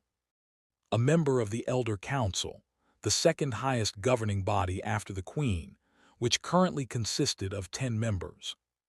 He was not pleased with the current situation. And the reason was simple. The rumors that Marquis Palacio was the primordial elf. A mere human. Palo frowned. The very idea that a human could be the primordial elf was revolting. Even if the Queen and that remarkable mage Filda had said so, he found it intolerable. No, if he was being honest. Damn it. The emergence of the primordial elf itself was what bothered him. Because that meant the power structure among the elves could shift, becoming more like that of the lizardmen tribes. And that, in turn, could directly affect his own authority. Thus, upon returning to his office in the royal palace, Lord Palo, a moment. Enough, I have somewhere to be. We'll talk later. But it's regarding the rumors from the roots. I'll hear it later. Brushing off an elf who had hurried over to report, he headed straight for a particular destination. Pagid's office, where Rim was. Because Paolo knew that Rim was not entirely fond of the current situation. Of course, unlike him, her dissatisfaction did not stem from fear of losing power. It was closer to genuine discontent. But that hardly mattered, as long as their objectives aligned. What mattered was removing this so-called primordial elf, whose legitimacy couldn't even be verified. Besides, Rim had descended to the roots as well. There was a chance that she had found a reason to push that man out. Carrying that hope, he entered the office. Lord Paolo. Rim. He faced her. There was uncertainty in her gaze, but also a faint trace of hostility. Hostility. Paolo was puzzled. They weren't particularly close, but they weren't at odds either. Just a few days ago, hadn't they shared their skepticism about the so-called primordial elf and found common ground? Suppressing his doubt, Paolo asked about her return. How was your trip to the roots? Fine. I see. The reason I came here is simple. I have something to ask. Since Rim didn't respond much, Paolo took that as an opportunity and continued. As you may have guessed, my question is about that so-called primordial elf, that human who dares to claim the title of the primordial elf. Of course, Paolo knew the truth, that the man had never claimed such a thing himself. He also knew that the source and spread of the rumor stemmed from Filda. But that wasn't the issue right now. What mattered was securing Rim's support. And so, he deliberately used harsher words, hoping to stir her agreement. However, stop. What? I said stop. Her words cut through the air like a blade. Then, how dare you? Her expression, which had been neutral, contorted like that of a vengeful spirit. Are you insulting the primordial elf before me? A burst of killing intent exploded, consuming the space. Then, Paolo stopped breathing. Chapter 193. What did you just say? At Rim's reaction, Paolo's expression turned to one of shock. No, he couldn't help but be shocked. No matter how much she was affiliated with the secret organization Pagade, her rank and authority were not higher than that of the Elder Council. In other words, Rim speaking informally to Paolo right now was a blatant overreach of authority. Paolo's brow furrowed deeply, but he dared not utter his next words. This girl, she's serious. A murderous aura filled the space. The sheer intensity of it spoke volumes. If he said another word, Paolo, I will eliminate you. Though Paolo struggled to find the words, he could not understand Rim's behavior. Just a few days ago, she hadn't even liked that human. So why had her attitude changed so drastically? As he pondered, Paolo finally reached a conclusion. There was only one conclusion he could draw. That was, could it be that Marquis Palacio, who arrived in Granifra claiming that human might truly be a god? If not, Rim's sudden shift in attitude was simply incomprehensible. At that moment, let me make this clear. Then, from now on, any attack against Marquis Palacio will be considered an attack against me. Leaving behind that warning, Rim walked past him effortlessly. Paolo could only watch her back in silence. Meanwhile, at that same moment. So that's the situation. I see, I understand now. In a private audience with Queen Magrina of the Elves, Alan observed her reaction after explaining the full story. Then he moved on to the next topic. Anyway, I have a few questions about this matter. May I ask? Of course, if it's something I know, I'll answer anything. At her friendly smile, Alon asked his first question. By any chance, when did the ones below, no, the ash cedar, first appear? That I can't say for sure. Even we elves don't know the details. Well, I see. However, if I were to make a rough estimation, I'd say it was about 600 to 700 years ago. 600 to 700 years. Yes, that's when I first heard about it. Alon unconsciously tilted his head. 600 to 700 years. Is that too ambiguous to be related to greed? From what Alon knew, the mother of greed always manifested alongside the sin of greed. And even after that, the sin of greed had to be nearby for her to appear. The 5 great sins, including the sin of greed. Once they descend, they never remain idle. As if their goal was the total annihilation of the continent's population, they would move toward any place teeming with life to spread death. In other words, if the sin of greed had truly appeared, chaos should have already erupted. If I assume the sin of greed appeared 600 to 700 years ago and perished, leaving only the mother of greed alive, then the timeline isn't completely implausible. As he pondered, Alon asked another question. Was there ever an instance of the sin of greed awakening around that time? I'm not sure about that. I don't think so. A vague response came back. Is that so? Deciding to set aside his hypothesis for now, Alon moved on to the next question. He judged that pressing further wouldn't yield any useful information. If it's something from that far back, it might be recorded in ancient texts. I should look into it. Then suddenly, Alon found himself scrutinizing Queen Magrina's face. How old is she? It wasn't a pressing issue at the moment. But no matter how he looked at her, the years she casually mentioned didn't match her youthful appearance, which raised questions in his mind. Casually talking about events from 700 years ago means she was alive back then, so that would make this elf at least. As his thoughts naturally continued, "Oh no, Marquis, are you perhaps entertaining some rather disrespectful thoughts?" Her words snapped him back to reality. The queen was smiling. However, despite the curve of her lips, her eyes were not smiling at all. "Ah, no, that's not it," he answered more quickly than usual. "Then please continue with your questions." "Of course." Fortunately, the moment passed without incident. "Do you know about the mirror beneath the roots?"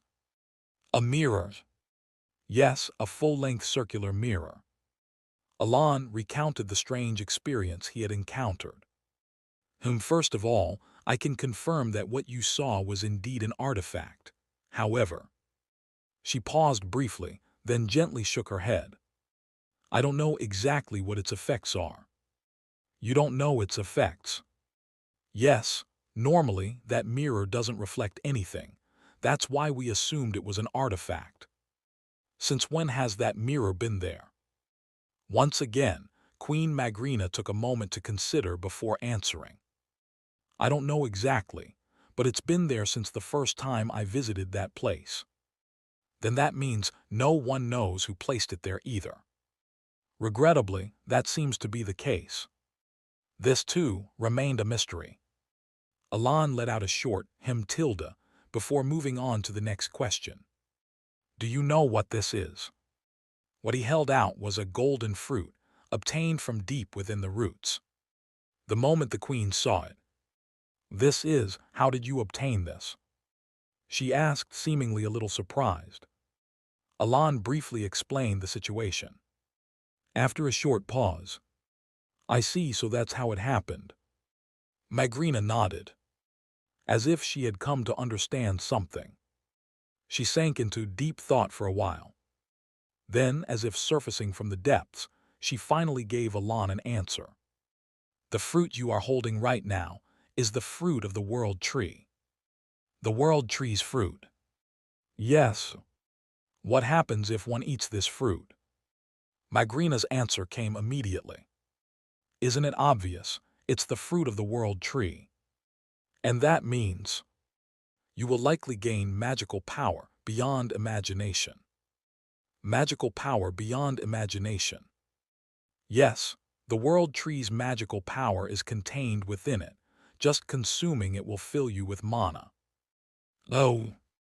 A faint expression of admiration appeared on Alon's face. If Magrina's words were true, this fruit could be the key to resolving Alon's congenital mana depletion. However, still, you should exercise some caution before consuming it. Nothing in this world came so easily. Is there some kind of side effect? Rather than a side effect, it's more that the effect is too powerful. Too powerful. Yes, if you eat it improperly, your body might explode. Are you serious? The fruit only increases your mana, but it doesn't enhance your body's capacity to handle such a massive amount of energy. Alon fell silent.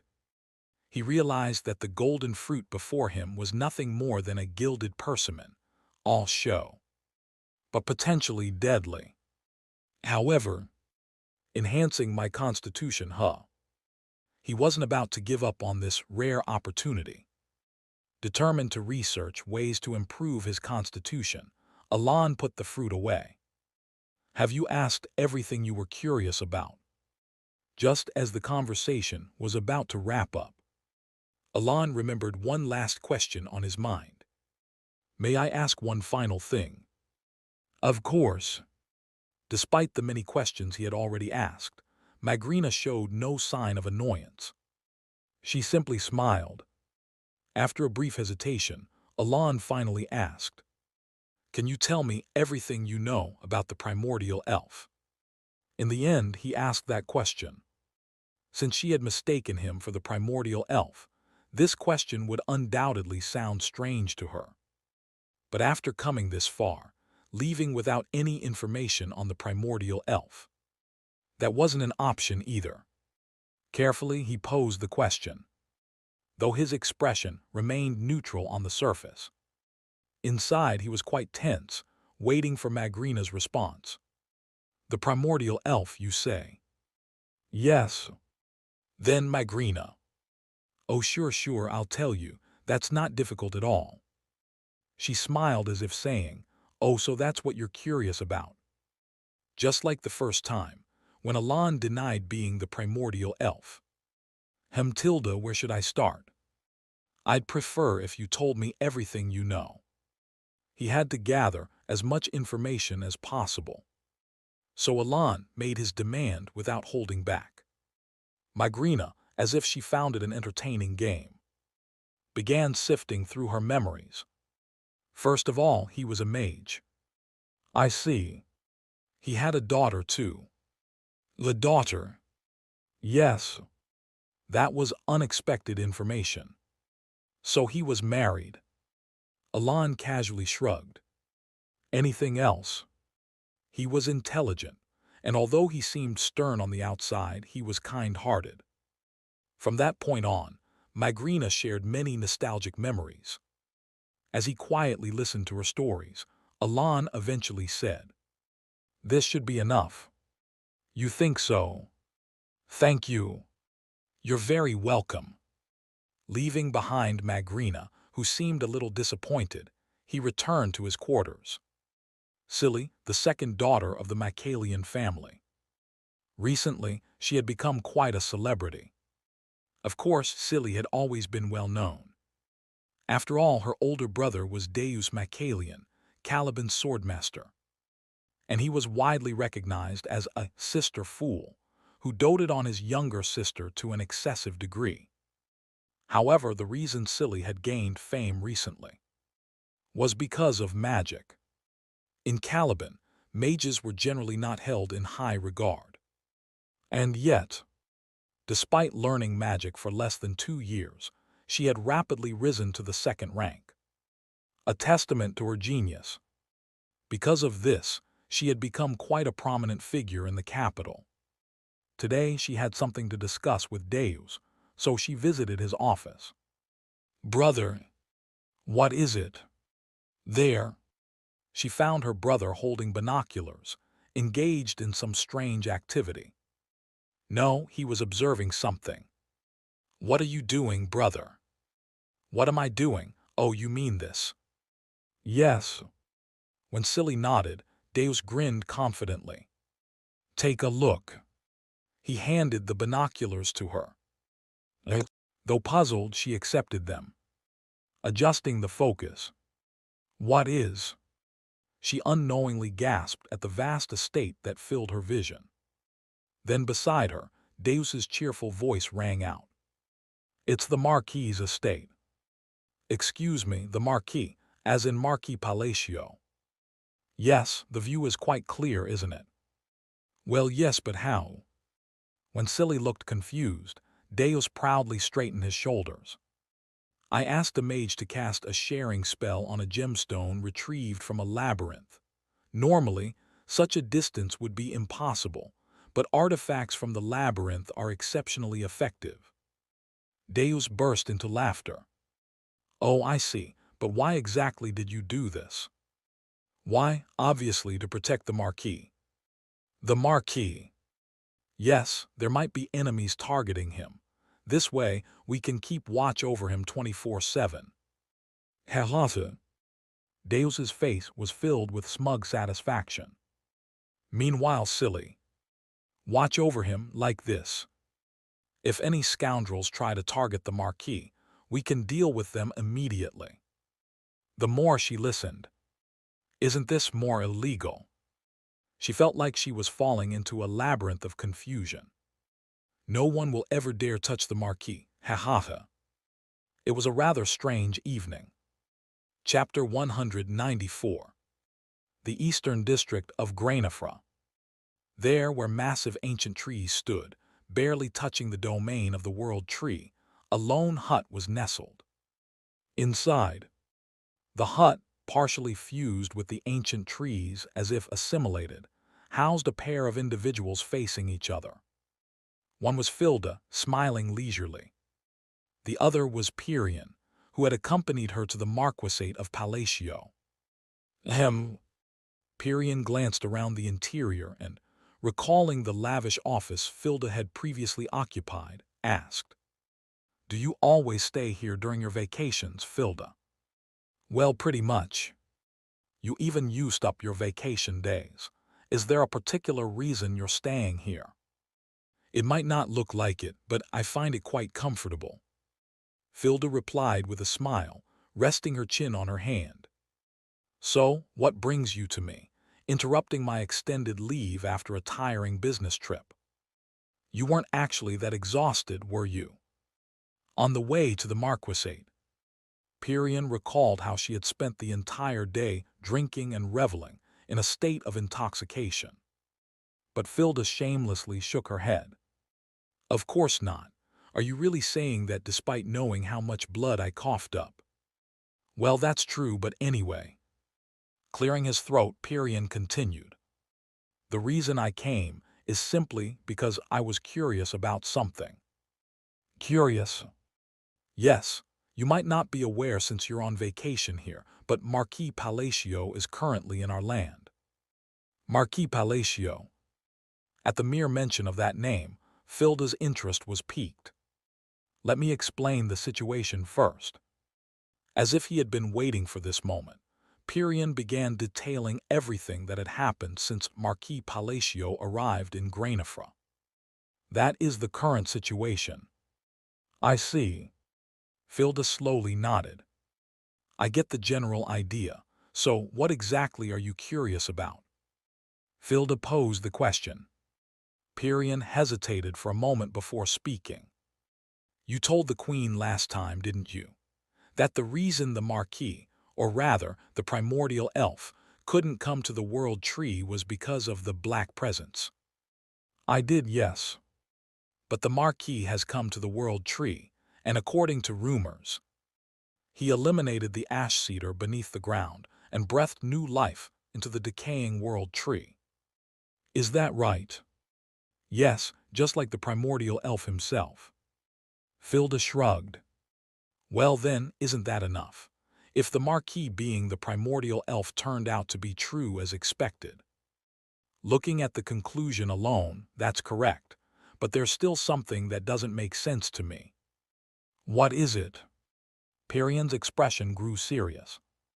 In the end, wasn't your hypothesis incorrect? What hypothesis? The assumption that the Marquis couldn't come to the World Tree because there was something behind him that must not be brought here. Well, that's true. If that assumption was proven false, his voice trailed off momentarily. Then there's no reason for him to have deliberately stayed away all this time, nor to continue denying that he is the primordial elf, is there? The flood of questions poured out. And the Queen's attitude is also strange. If she truly didn't want the primordial elf to reveal his identity, she would have made sure that only a minimal number of people knew the truth about the Marquis. But instead, the Queen subtly hinted to those around her that the Marquis is the primordial elf. Moreover, despite knowing your hypothesis, she didn't express any doubt when the primordial elf finally arrived. Perion scratched his head after saying all that. I know my questions may not be that important. No matter why the Marquis denies being the primordial elf, he has already proven himself. But I was just curious, so I came to ask. Filda grasped Perion's lingering doubt immediately. So to sum it up, you're wondering why the Queen could believe so unwaveringly that the Marquis is the primordial elf, even though his actions contradicted what I had said. Yes, Perion answered without hesitation. Filda smiled lightly and then, I don't know. Excuse me. I said I don't know. That was her response. Wait, seriously. Perion was taken aback. Of course, why would I know? Well, you're the wisest person I know. I thought you might have an idea why the Queen is acting this way. An idea, huh? Filda let out a thoughtful hum before adding. Well, I wouldn't say I have no idea at all. After the Queen met with Marquis Palacio, I did come up with one possible explanation. Then could you share it with me? Should I? Filda shot Perion a playful smile before saying, I like you, but telling you everything outright seems boring, so I'll give you a hint instead. A hint? The ring. Take a good look at the ring the Queen always carries. The ring. Yes, the ring. If you do, you might start to understand. That was the hint Filda provided. Wait, isn't that barely a hint at all? No, it's a crucial hint. With that, she handed Perion a bottle of liquor. And this. A fee for the hint. I was getting bored drinking alone, so why not keep me company today? Perion let out a small sigh, staring at the bottle. Suddenly, he remembered a critical fact. Filda had an absurdly high alcohol tolerance. In other words, by tomorrow, he would likely be so drunk he wouldn't even be able to move. My stomach is already churning. He was already dreading the morning. A few days later, Alain prepared to return to the Marquisate immediately. His business in Granifra was now complete, so there was no reason to stay any longer. Honestly, he would have preferred to take some time to rest and reflect. I will escort you. That won't be necessary. No, I insist, I really want to. Resting was not an option. Ever since he had returned from the roots, word had spread across the entire land. No matter where he went, he was met with overwhelming reverence. Even now, feeling the weight of such treatment, Alain turned to look at Rim. Her eyes sparkled so brightly that they could have been mistaken for pieces of the Milky Way embedded in her irises. In that case, just escort me to the outskirts. I shall follow. Rim bowed with a radiant smile. He still couldn't get used to this. Wasn't this the same cold elf from just a few days ago? Marquis. As soon as Alain got into the carriage, Evan spoke up. What is it? How does it feel to ride in a carriage with your humble human body? Seems like you really liked that line, huh? It's not that I liked it. I've just heard it so often from others that it's practically engraved in my ears now. Alon let out a deep sigh. Why does everyone look at me with such pity? In truth, there was another reaction the elves had toward him. Pity? The mighty and revered elf, reborn as a mere human with barely 100 years to live, suffering and unrecognized. As a result, whenever he moved through the kingdom, he was met with overwhelming respect and awe, burdensome reactions in themselves. At the same time, he was also the subject of sorrow and sympathy. That kind of racial bias was precisely why Alon had decided to make a quick escape. Thus, hearing people whisper about it constantly is unsettling. Is that so? Yes, I'm starting to get confused myself. Confused about what? You are not the primordial elf, correct? Correct. Alon nodded without hesitation. In the past, he might have hesitated, but now there was no need. After all, nod. Even if he denied it, no one believed him. If anything, Rim, as if determined to play along, nodded even more vigorously. Well, I also think you're not. But since everyone keeps reacting like that, even I'm starting to doubt myself. After a brief silence, Evan spoke again. Marquis.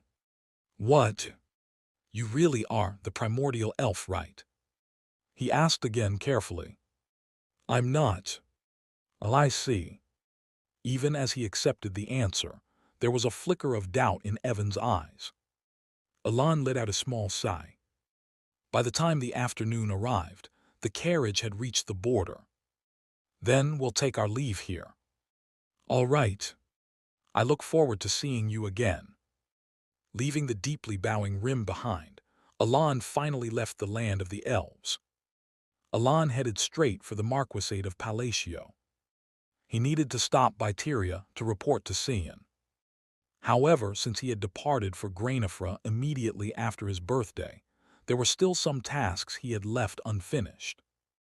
On top of that, I want to study the divine authorities in Arrow properly. He couldn't research the divine authority while traveling, as it required confronting Kilris directly. But as for Arrow, he had been able to use it a few times on his way back to the Marquisate. As a result, he had learned 4 things.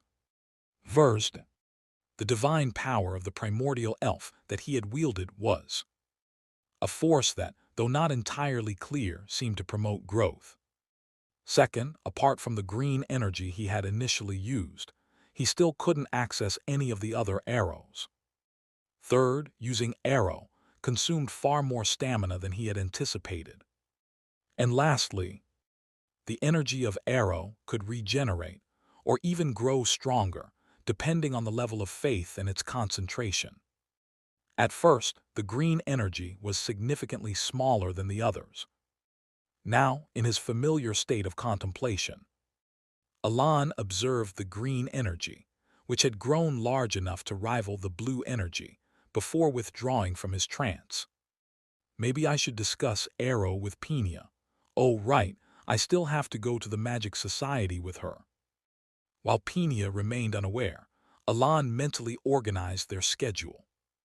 Before he knew it, he had arrived at the Marquisate of Palatio. And soon after returning, before he could even take a break, he received word that Duke Mercalian was waiting for him. At their meeting. Hadahaha, so it was true.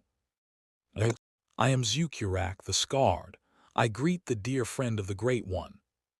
He was suddenly greeted with a thud, a loud impact as the man slammed his head to the ground in a dramatic bow. Even Duke Mercalian, as startled as Alon, looked visibly confused. But Zukurak remained unfazed. I pay my respects to the Great One's dear friend. He bellowed with unrestrained enthusiasm. Chapter 195. Alon doesn't know much about Zukurak the Scarred. From the beginning, Zucurak was a character created for DLC promotion, possessing ridiculously overpowered abilities. For Alan, who took pride in clearing psychedelia without relying on DLC, there was no need to know about him. Naturally, his knowledge about Zucurak was very shallow. At best, I only know that the one inside that black armor is a lizardman, and that he's strong. That was it, just those two facts. Because he knew nothing more, Alan could only be more confused. Why was Zucurak bowing his head to him like that? He couldn't even begin to guess the reason. So he turned to Duke Mercillian, hoping to find some clue. But the Duke was staring at him and Zucurak with wide eyes, clearly at a loss. In the end, what do you mean by that? Just as I said, I can't believe the Great One's friend has truly reincarnated. Are reincarnated? Even though Alan asked, Zucurak kept repeating the same words as if he were satisfied with his own assumptions. And then there was Duke Mercillian, who had started forming his own strange misunderstanding. Seeing the two of them, Alan hurriedly spoke. Sorry, but I think there's a misunderstanding. Not only do I have no idea who this Great One you're talking about is, but I also don't even know you. Alan spoke plainly. Zucurak tilted his head slightly and studied Alan, as if wondering, did I really make a mistake? But only for a moment. Hello. Zucurak suddenly burst into hearty laughter. You do not need to test me, my lord. Even though I am but a mere mortal, I have received power from the Great One, allowing me to recognize and discern your aura. La. Only then did Alan realize what Zucurak was seeing. Because in reality, he did possess an aura. However, Alan never considered that his aura had any connection to the lizardmen. Their lands were beyond Grainifra, the domain of the elves. Yes, that should be the case. But then again, I thought I had nothing to do with the primordial elf, yet I ended up being connected to them. Could it be possible I have ties to the lizardmen as well? The thought flashed through his mind in an instant. But before he could fully process it. Anyway, since I've confirmed it, I shall take my leave. The Great One will surely be pleased. Before Alan could organize his thoughts, Zucurak bid him farewell. Alan considered asking something, but remained silent. By now, he had started to realize something. No matter what he said, Zucurak, with his cheerful laughter, would never believe him. Moreover, there was no need to go into detail about his trip to Grainifra or how he acquired his aura. Even though Cian had made a request, and Alan had traveled there with ease, the Allied Kingdom and the Allied races never had a particularly good relationship. If Zucurak were the only one present, it wouldn't matter. But with Duke Mercillian around, there was no reason to explain everything in detail.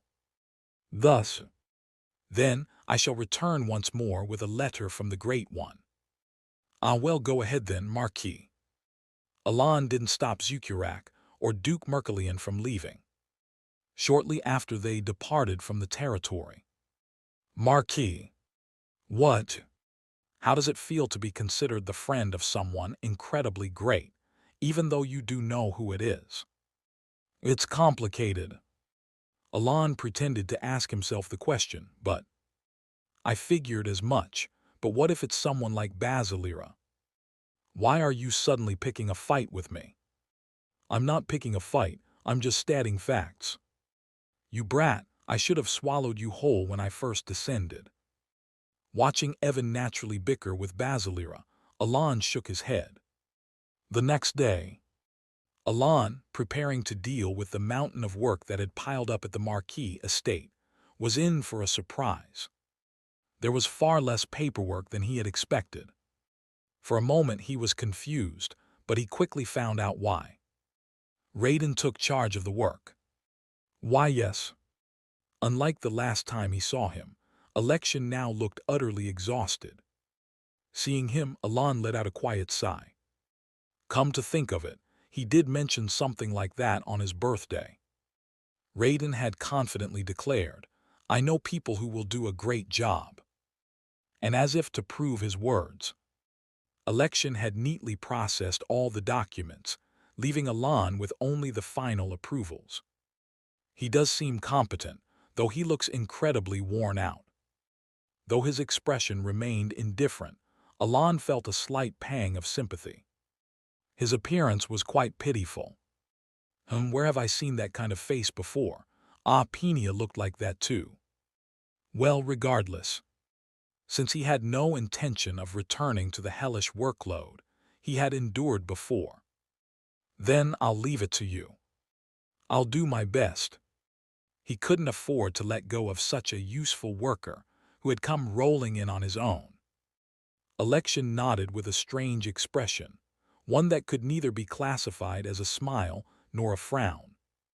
Still, Alon knew he had to compensate him properly. Since you're handling such a tough job, I'll make sure you're paid fairly. How about this? Alon casually handed him a sheet of paper. Election, still looking weary, checked its contents. I'll do my absolute best, Tilda. He saluted with an almost explosive enthusiasm. Even though he had just said the same words, this time, his voice was overflowing with sincerity. As expected, money is king. Alon once again felt the power of wealth. After parting ways with the now jubilant Election, should I head to see Pena right away now that the work is done? Alon was about to set off to see Pena when he suddenly turned his gaze toward the window. There it was, still standing tall in the center of his territory ever since his birthday. To be honest, it was still a little, very embarrassing. A massive statue. At that moment, Marquis, what are you doing? Oh, I was just looking at the statue. Ah, do you know, I heard an interesting rumor when I returned to the estate. Evan, who had approached before he realized it, whispered in a hushed voice. They say the statue's eyes sometimes move. The eyes move. Yes. Is it a ghost story? It's spread like one, but it seems like more people have been claiming to see it recently. The eyes. Alon looked at the statue's two eyes. If those things actually moved, that would be terrifying. No matter how many times he looked at it, the diamond eyes were somewhat overwhelming. Well, since it appeared so suddenly, I suppose a few ghost stories are bound to pop up. That's true. Ah, now that I think about it, what happened to that creature? The one Raiden brought back. Oh, that one. We released it into the pond in the garden. The pond. Yes, you should be able to see it if you head that way. Following Evan, Alon moved toward the window overlooking the garden. Kaya's so cute. Why does it look like a snake but not seem creepy at all? Look at those bright, sparkling eyes. There, he saw the sea deity being showered with affection by the maids. It didn't seem to dislike the attention, either.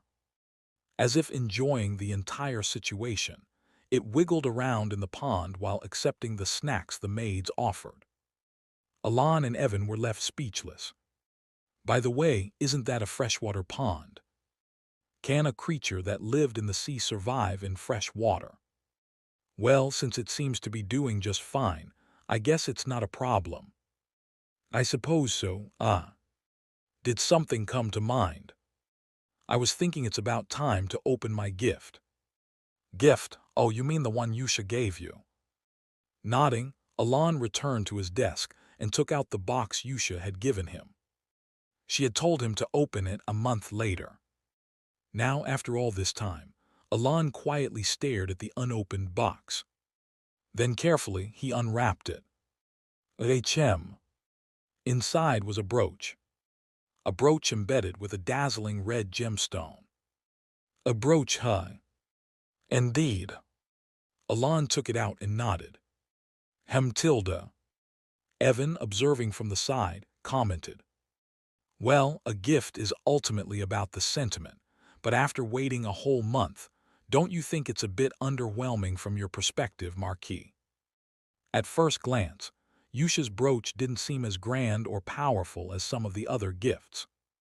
However, it's not disappointing at all. Alan wasn't the slightest bit disappointed. Really? Yes, as you said, gifts are about the thought behind them. Gently running his fingers over the brooch, Alan then placed it into the breast pocket of his coat. This is more than enough. Before he realized it, a soft smile had spread across his face, a clear and unmistakable smile that anyone could recognize. Seeing that expression, lately, he changes his expression so easily when it involves those kids. Evan couldn't help but have that thought. Duke Mercalian had been traveling for about an hour since leaving the Marquis estate. He turned to glance at Zukurak beside him. Zukurak was even humming a little tune, clearly in a good mood. Meanwhile, Duke Mercalian had absolutely no idea what was going on. They hadn't even had a proper conversation. Zukurak had simply declared that he had confirmed something and that they should leave. Not that he could have easily inserted himself into their discussion to ask questions, anyway. In any case, since he hadn't been able to grasp anything properly. Can I ask you something? What is it? Duke Mercalian questioned Zukurak. Before, you said you came to confirm whether the Marquis Palacio was a god, correct? That's right. And did you finish your confirmation? Of course. You judged that just by looking at him. Yes. Duke Mercalian's frown deepened. As I recall, you had already seen the Marquis before. Isn't that correct? That's right. Then, if you could tell just by looking, why couldn't you confirm it back then? A reasonable question. Zukurak smirked. Because, at that time, I was overwhelmed by something else. Something else? No, thinking about it now, perhaps the Great One deliberately hid his power. I can sense it so clearly now, yet back then I only felt that. Zukurak trailed off, lost in his own musings. Naturally, Duke Mercalian found no answers in this conversation. From what he could see, Marquis Palacio was just a noble. Of course, not an ordinary noble. Regardless, even if he was special, claiming he was a god was an entirely different matter. In the end, this is too absurd to believe so easily. That was the only conclusion the Duke could come to. Hearing this, Zukurak let out a chuckle. You don't need to force yourself to believe it. What do you mean? Because you'll soon be convinced by those who are about to catch up to us. Zukurak threw out another cryptic remark. Just as Duke Mercalian's expression twisted in confusion. They're finally here. Muttering to himself, Zukurak turned his gaze forward. And there, emerging from the shadows of the forest under the setting sun. Elves. A group of elves. And then, ha, these pointy-eared bastards. I was wondering when they'd finally show themselves, after lurking around the Primordial One's domain for so long. Following Zukurak's boisterous laughter, Duke Mercalian heard it. A chilling voice carried through the air. Do not approach the primordial elf, lizard. Chapter 196. For Duke Mercalian, elves were both mysterious and terrifying beings. It was natural. The allied kingdom and the allied races. Their relationship was not good enough to allow for any meaningful exchange. Since he had never had the opportunity to see elves, they remained an enigmatic existence to him. An elf's lifespan is 10 times that of a human, while a high elf's lifespan is 20 times longer. At the same time, what he had read in old books made him fearful of them. Despite their appearance being similar to humans, they were beings who lived for what was, in comparison to humans, an almost eternal span of time. with such a long lifespan granted to them. It was written in books that each individual elf was naturally far stronger than humans. And that wasn't all. I feel like I can't breathe. A suffocating pressure. Duke Mercillian unconsciously let out a rough breath as he stared at the elves before him. A group of elves numbering well over 10. Each of them exuded a powerful killing intent, pressing down on Duke Mercillian and Zukurak, as if they were ready to kill them at any moment. However, these pointy-eared bastards still have the same nasty temper tilde. Zukurak received the killing intent as if it were nothing, letting out a hearty laugh from beneath his helmet. I won't say it twice. Do not approach the primordial elf. The elf Drame once again gave a chilling warning. Seeing the clear fanaticism burning in his eyes, Zukurak smirked and thought to himself, as expected, it's certain, that person is the primordial one. Of course, ever since he first saw Marquis Palacio, he had already suspected that he was not just the primordial elf, but the primordial one.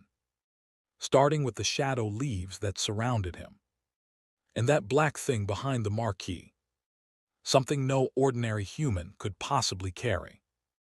On top of that, the unmistakable divine presence he felt when he met him in person today. It left no room for doubt that he was the primordial one. The only question was, why did the Marquis subtly deny being the primordial one himself? That part bothered him a little, but, well, he must have his reasons. Zukurak glanced over the elves before him, and once again reaffirmed that his suspicions were correct. If the Marquis wasn't the primordial elf, if he was the primordial one, the elves wouldn't be acting like this. Having sorted his thoughts, Zukurak casually spoke. Sorry, but that's not going to happen. I follow orders as well. If you approach again, it won't end in words next time. Hey, do you have the strength to back that up? If all of us attack together, it'll be a different story. Just because we had a conversation, you're getting all hostile now. Think about what your kind did to him before you speak. Blatant hostility. But Zukurak simply, well, suit yourselves. I don't feel like fighting you guys right now. With a shrug, he turned away as if dismissing the elves. Let's go. In this situation. Then are you not coming? No, but the elves. Don't worry. These pointy-eared guys are rigid, but they do have a sense of honor. Ignoring the Duke's concerns, Zukurak strode forward without hesitation. W8. Duke Mercillian quickly followed him, afraid of getting separated. He had been anxious about a potential confrontation. But just as Zukurak had said, while the elves remained wary, they did not attack. At that moment, in an instant, the group of elves disappeared without a trace. I think that should be enough explanation for you to understand, don't you? Zukurak's voice rang out. Then, are you saying that Marquis Palacio is the primordial elf? A brief silence. Strictly speaking, the primordial one, but yeah, the pointy-ears call him that. At Zukurak's confirmation, Duke Mercillian could only gape in shock. Marquis Palacio is actually a god. Overwhelmed by an unbelievable truth. It had been about a week since Zukurak and Duke Mercillian left. Alon had been resting during that time, all thanks to his outstanding assistant, Election. In the past, when he returned from a trip, he would have to wrestle with paperwork for at least a month. But now, the highly competent Election took care of it all. As a result, Alon only needed to review and approve documents briefly in the morning. For the rest of the time, he either rested or focused on magic research with Pena. Though to be fair, the time spent on magic research far outweighed his rest. Leaning back in his chair, Alon let out a small sigh. Pena, who had been closely observing his magic, finished writing something down and nodded. I think we found up to 5 seals now. I see. Meow. What Alan had been researching was the proper linkage to control Blackie. Over the past week, they had found 2 additional seals for linking.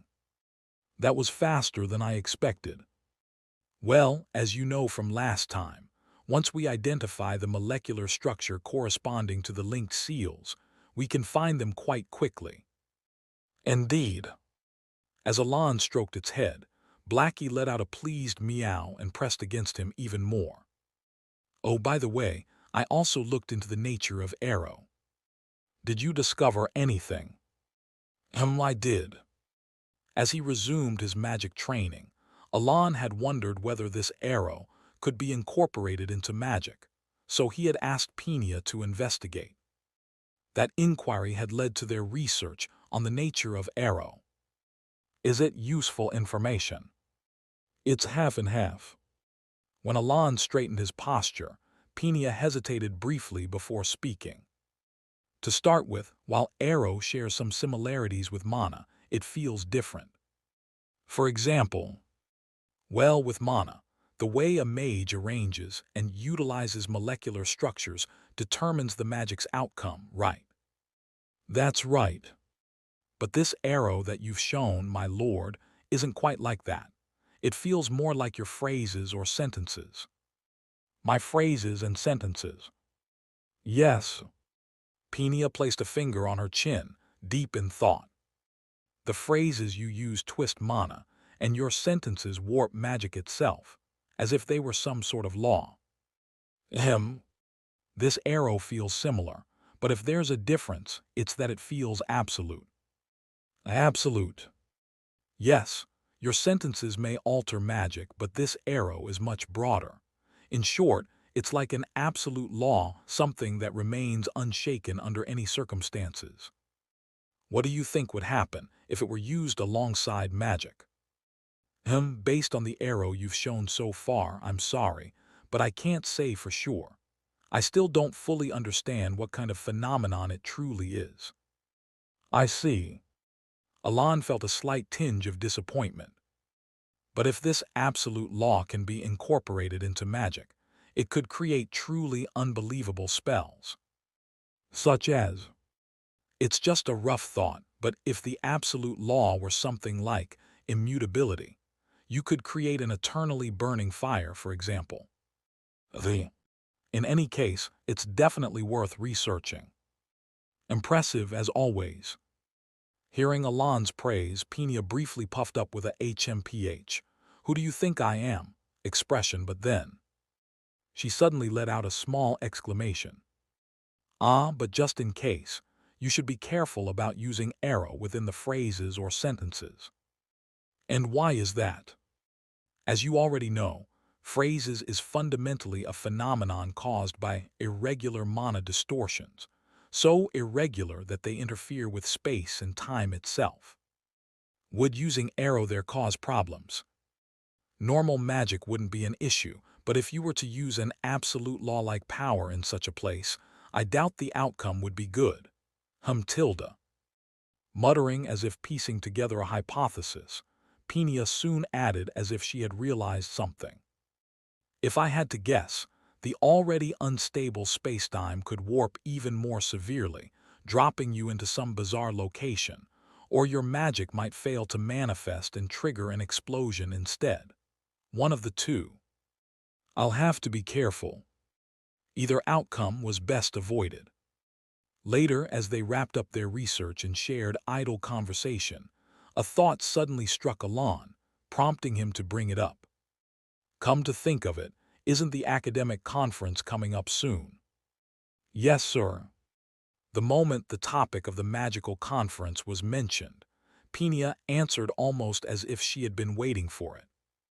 A smile had already formed on her lips, and in her cat-like eyes, a peculiar gleam of ambition shimmered. Then I suppose we'll be attending this time. When should we leave? Around a week from now should be fine. Then let's do that. Leaving behind the now highly motivated Peenia, Alon stepped out of the secondary office and prepared to use footsteps of the past. Originally, he had wanted to use it the moment he returned, but he couldn't. Ironically enough, he had only recently realized that if he didn't use footsteps of the past immediately after fully replenishing his mana, it would slowly start leaking mana over time.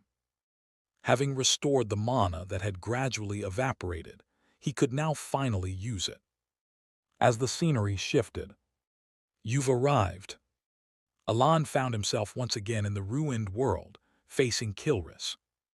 "You followed all my previous instructions, correct?" The first thing Kilris did upon seeing him was confirm the progress. Alon nodded before asking a question himself. "Before we start training, I have something I'd like to ask first. Would that be all right?" "What is it?" "It's about ritual techniques and arrow." "Ritual techniques and arrow?" At Kilris's questioning tone, Alon recounted what had happened in the elven lands of Grainifra.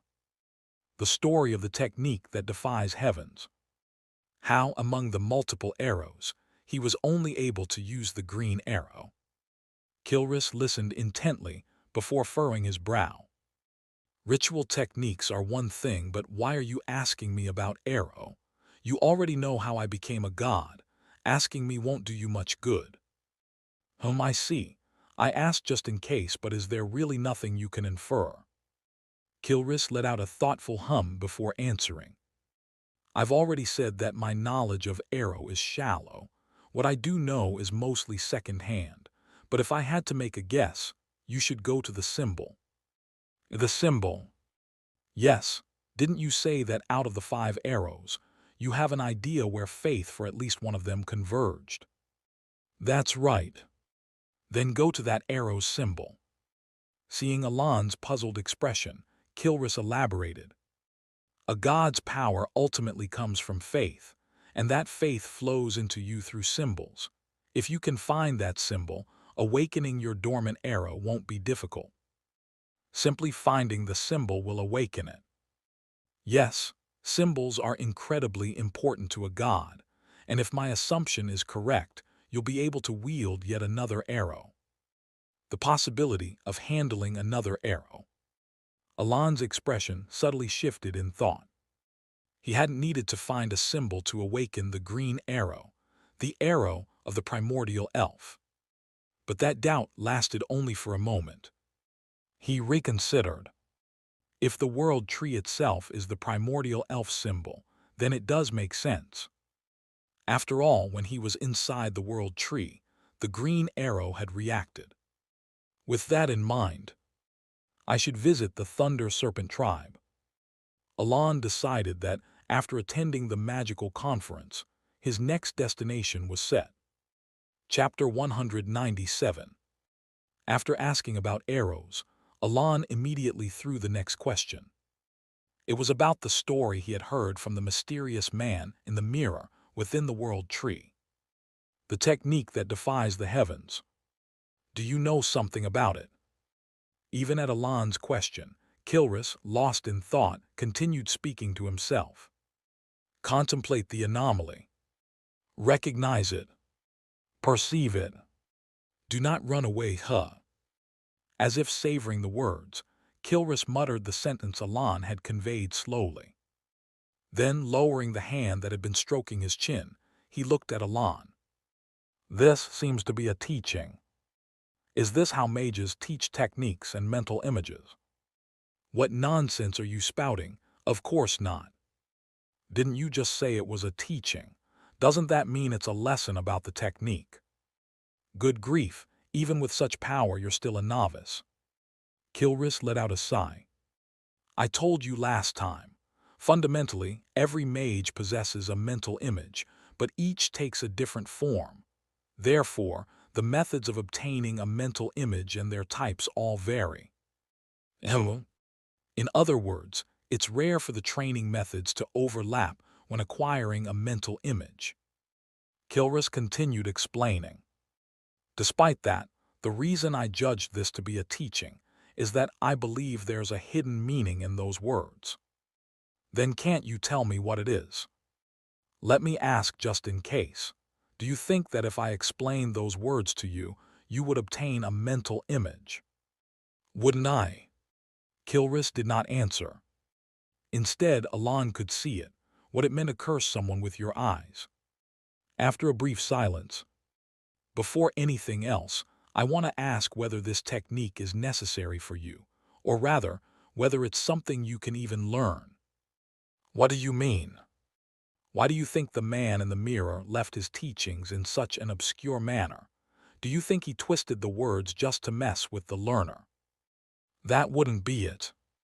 Then, why do you think he conveyed it in such a convoluted way? Alon pondered for a moment before answering. If, as you say, this is a teaching, then maybe it's because I need to realize it on my own. At least you're not a complete novice. That's a relief. But one thing to keep in mind is that what's important in obtaining a mental image is not just the realization, but the process of reaching that realization itself. So, the process of arriving at the result is more important than the result itself. Exactly. A mental image is built up from the ground. The goal isn't to attain realization, but rather the process itself is what matters. A mental image is ultimately formed through the process of realization, and as a byproduct, you naturally reach enlightenment. So in the end, I can't receive your help. Correct, however. Kilris let out a thoughtful hum before adding. It's a bit strange. What part? The talk about against the heavens, that part is certainly. As if something didn't quite fit, Kilris pondered over it several times. If you truly wish to obtain a mental image related to going against the heavens, go to the north. The north. He offered new advice. Yes, to the coldest place at the center of the north. You might find some help in your process there. Do you know something about against the heavens? Not exactly. He left it at that, saying he had only heard about it. Now then, novice, if you're done asking questions, let's begin the lesson. Kilris stood up in front of Alon. Alon also faced him. Got it, but how will the lesson be conducted? Obviously through combat. Combat? Yes, from now on you will fight me. Wait, you haven't taught me anything yet. You'll start learning now, by seeing for yourself. With those words, Kilris suddenly began forming seals with his hands. Although his face remained expressionless, Alon was utterly flustered. Still, he didn't hesitate to form a counter-seal. From this moment on, I will try to kill you, so fight me with the resolve to kill me in return. What if I actually die?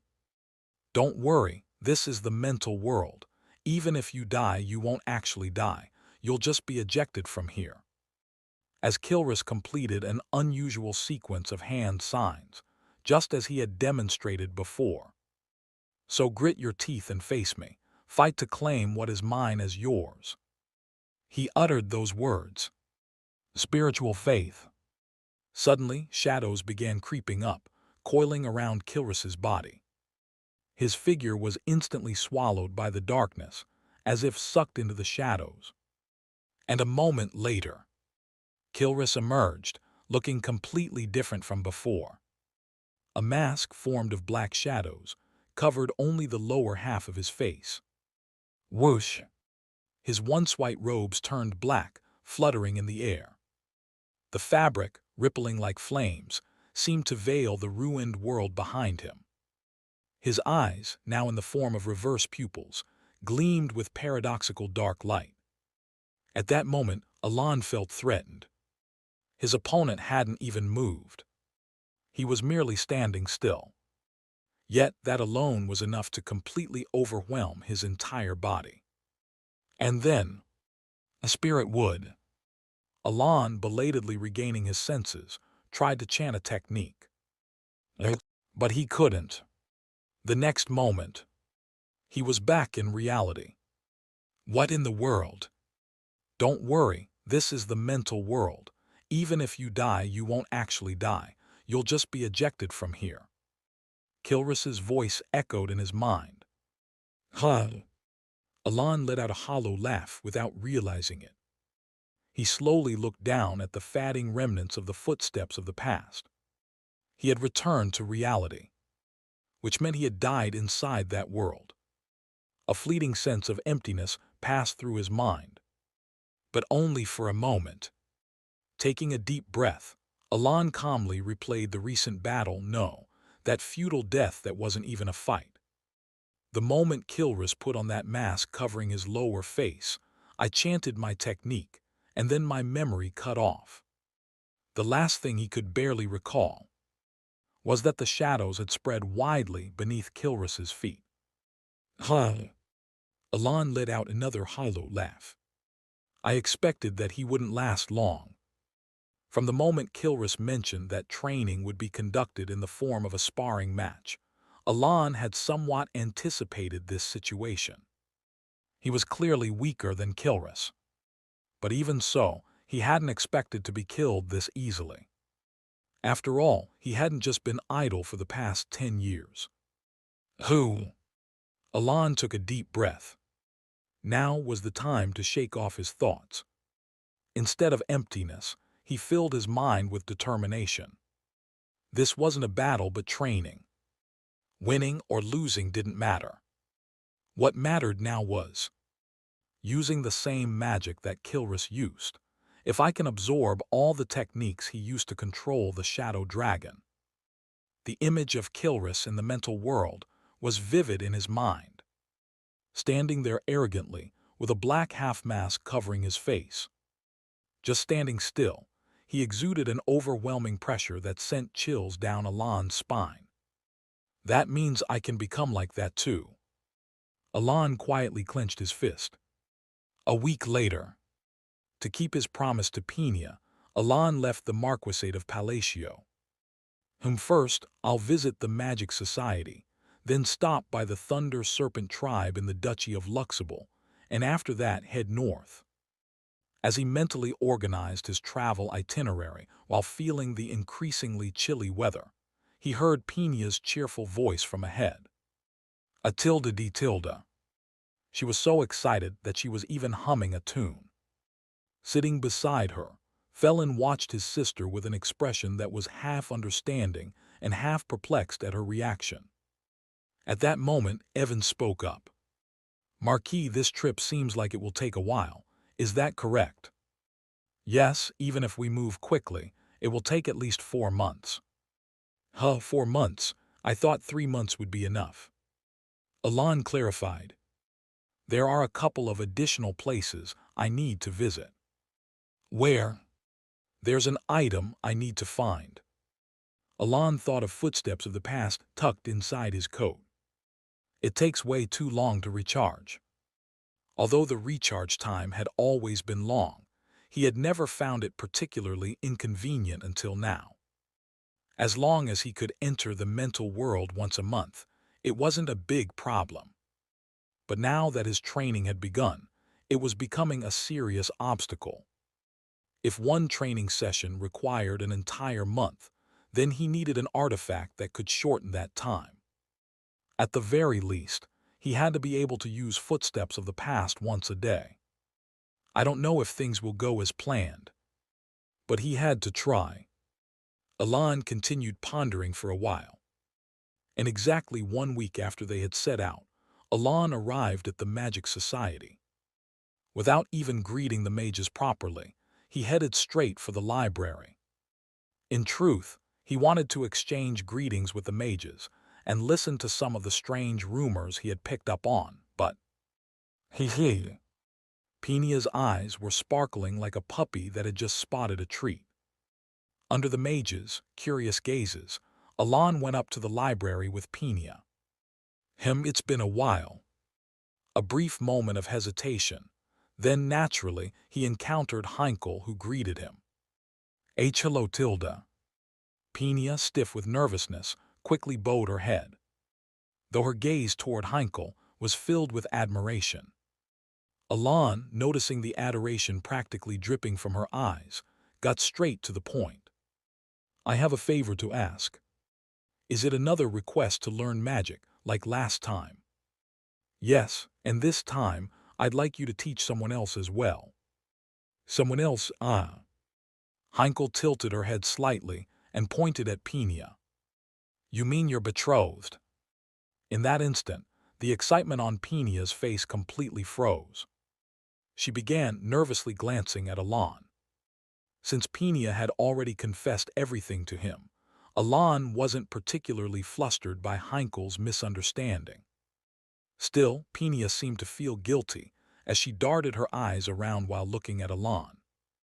With a casual shrug, Alon said, First let me correct that. She is not my betrothed. Huh. After clearing up the misunderstanding, he explained the full story. A moment later. So that's how it is. Yes, so if you accept, I'll also share my magic with you as you requested. At that, Heinkel turned to look at Pina. Pina hesitated, subtly shifting her gaze away and pursing her lips. Eck. She bit her tongue by mistake, and tears welled up in her eyes. But in those eyes, there was unmistakable anticipation. However, no thanks. What? I refuse. If this had been the offer from the start, maybe I'd consider it, but I don't like people who lie. An unexpected response. Hey. Pina was completely shattered. Like a ghost whose soul had left its body, Pina turned pale white. Watching her, Heinkel smirked to herself. In truth, this was the exact situation she had been hoping for. Of course, her primary goal was to study Alon's magic. But even so, the reason she had rejected his offer was simple. Pina had lied to her. She disliked liars. But that was merely an excuse. The real reason was far more practical. She wanted to squeeze something extra out of this deal. The thing trailing behind him doesn't seem to be trying to cause harm. As long as I don't ask about magic directly, it doesn't even move. During her previous lesson with Alon, Heinkel had realized something. As long as she didn't show hostility toward Alon, that I wouldn't pose a threat. So, now what should I demand in return?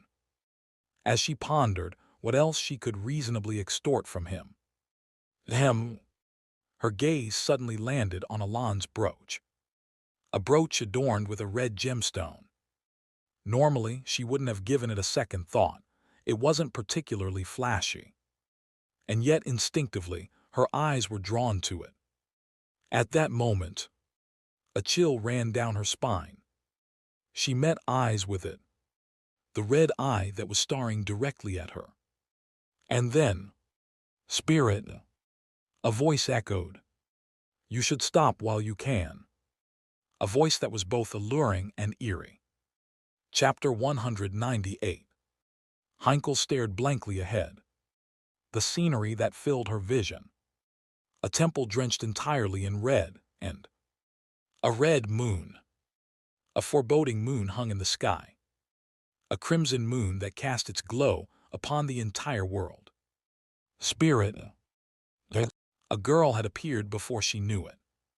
She spoke each syllable as if she were biting down on them. You should stop while you can. A black sacred robe. Crimson-red eyes. Seeing her, Heinkel's mind raced. Her thought process accelerated, constructing, discarding, and deriving multiple hypotheses in an instant. Not to figure out who the girl in front of her was, but to understand the reason she was thinking. To define this abnormal space that had unfolded before her. And with her exceptionally brilliant mind, Heinkel grasped the situation in no time. Without hesitation, she awakened her magic. She was a mass of magic, perhaps magic itself. Yet paradoxically, for that very reason, she should not be able to use magic. No matter how revered she was by all mages, she was ultimately nothing more than a spirit.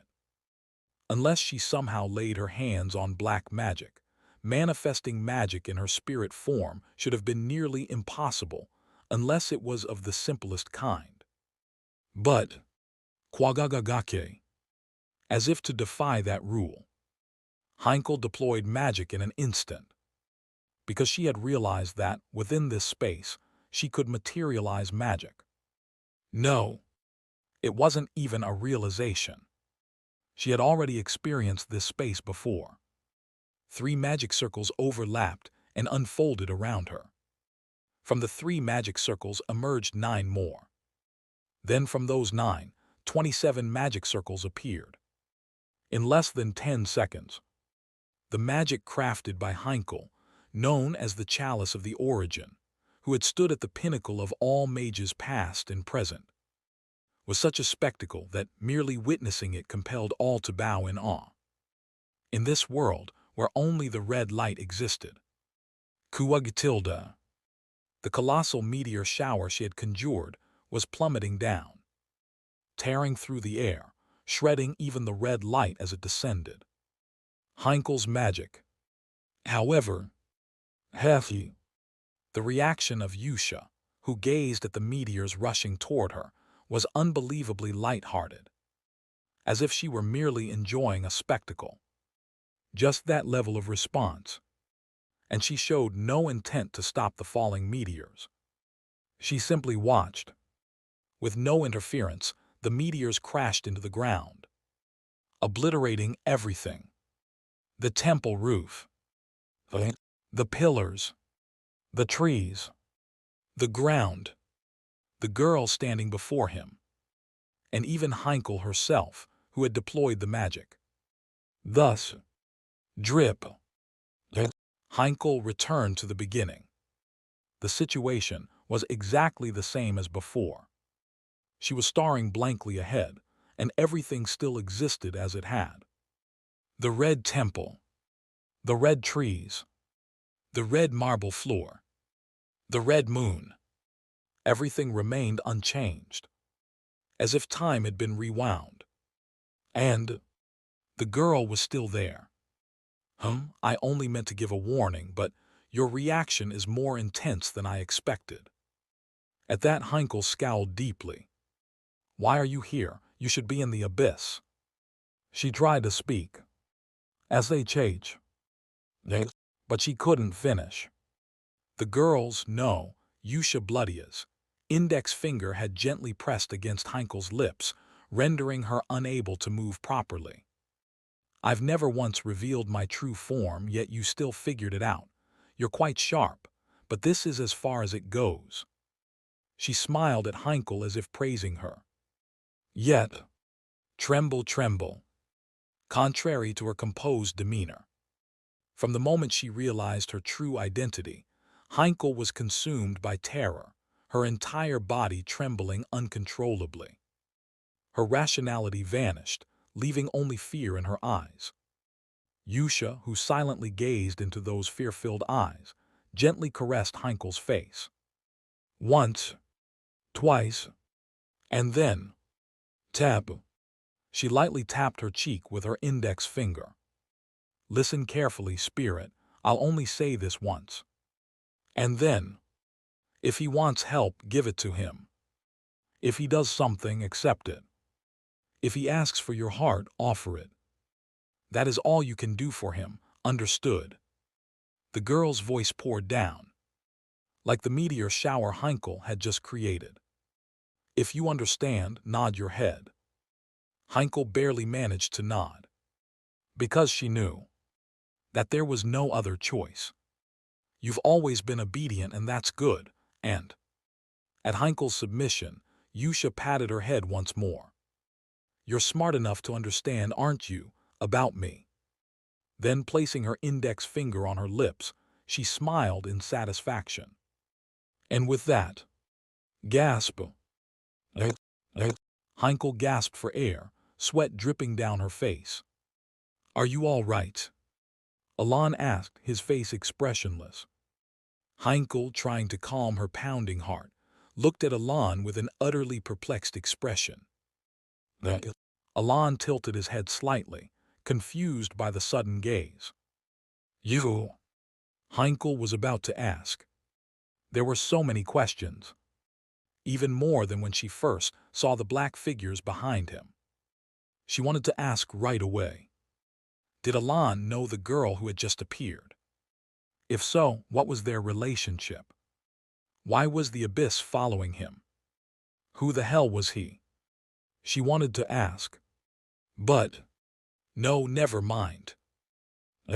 Your request, it was to have that woman learn magic, wasn't it? Heinkel couldn't bring herself to say it. Because the moment she did, she knew with absolute certainty that she would not survive. So, yes, that's correct. Alan, still looking slightly confused, nodded. Fine, I'll accept. But just a moment ago. That was just a joke. I was slightly annoyed, that's all. No, to be precise, she glanced at the red gemstone on Alan's brooch. Then awkwardly curled her lips into a smirk. Kia Tilda. Penia, who had seemed on the verge of turning into ashes just moments ago, shrieked like a pterosaur. Come starting tomorrow. Alan wasn't entirely sure what had just happened. But for now, he nodded. Thank you so much, Tilda. There's no need. You paid a price and I merely upheld my end. Still, thank you, Tilda. With sparkling eyes, she bowed several times before practically floating away with happiness. It was almost like watching a chubby Sheba and you waddling around in an old YouTube video. As he watched her figure recede, Alan recalled the events from earlier. What was that? Something definitely changed. Everything had seemed normal at first. But at some point, something had drastically shifted. And those eyes. Alan wasn't particularly sharp at reading people's emotions through their eyes. But even he could tell. It was unmistakably a look of fear. Marquis. At that moment, Evan's voice called out. What is that? In his hands was a pile of something. Oh, this, gifts for me. The gifts were stacked so high that he had to turn sideways just to see ahead. Gifts? Yes, despite everything, I'm quite the handsome man, you know. The female mages seem to be quite interested in me. Ha ha. Marquis, that look of utter incomprehension is a bit hurtful, especially coming from someone who barely shows emotion on their face. Did I make such a face? Yes. Evan sighed deeply. Well, technically, they were given to me, but in reality they were meant for you. No need to explain, I understood the moment I saw it. Before, Basilira had been nowhere to be seen when they went to meet Heinkel. But now, as if it had been waiting, it finally showed up. Marquis, why don't you give that snake-headed bastard to the librarian? Maybe she can correct him once and for all. PFFD, don't talk nonsense, that damn. Basilira, who had been speaking boldly, suddenly lowered its voice. It stretched its body like a meerkat, scanning its surroundings before. You think I'd ever bow to that demon? It finally shouted. What a spectacle! You're more of a spectacle. As the two bickered childishly, Alan and his group finally arrived at their temporary lodgings. Marquis, speaking of which, I have something to report. What is it? It's about some rumors. Earlier, you asked if there was any useful information to gather, remember? Were there many? Well, since I haven't visited the Information Guild in a while, a lot has piled up. Evan then began relaying the accumulated rumors. That seems to be everything. After the report, Alan sorted through the rumors. Out of all of them, 3 were particularly noteworthy. First, Aliban was erasing strange figures while following the Stalian Kingdom's route.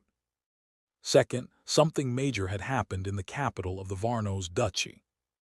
And lastly, the rumors about Luxable Duchy, or more precisely, the mystical jungle of Lanavelia. The rumors regarding the Varnos Duchy and Lanavelia. These were worth investigating. Monsters devoured the capital of Varnos, and black magic is spreading in Lanavelia. But the most concerning of them all was Varnos. The reason?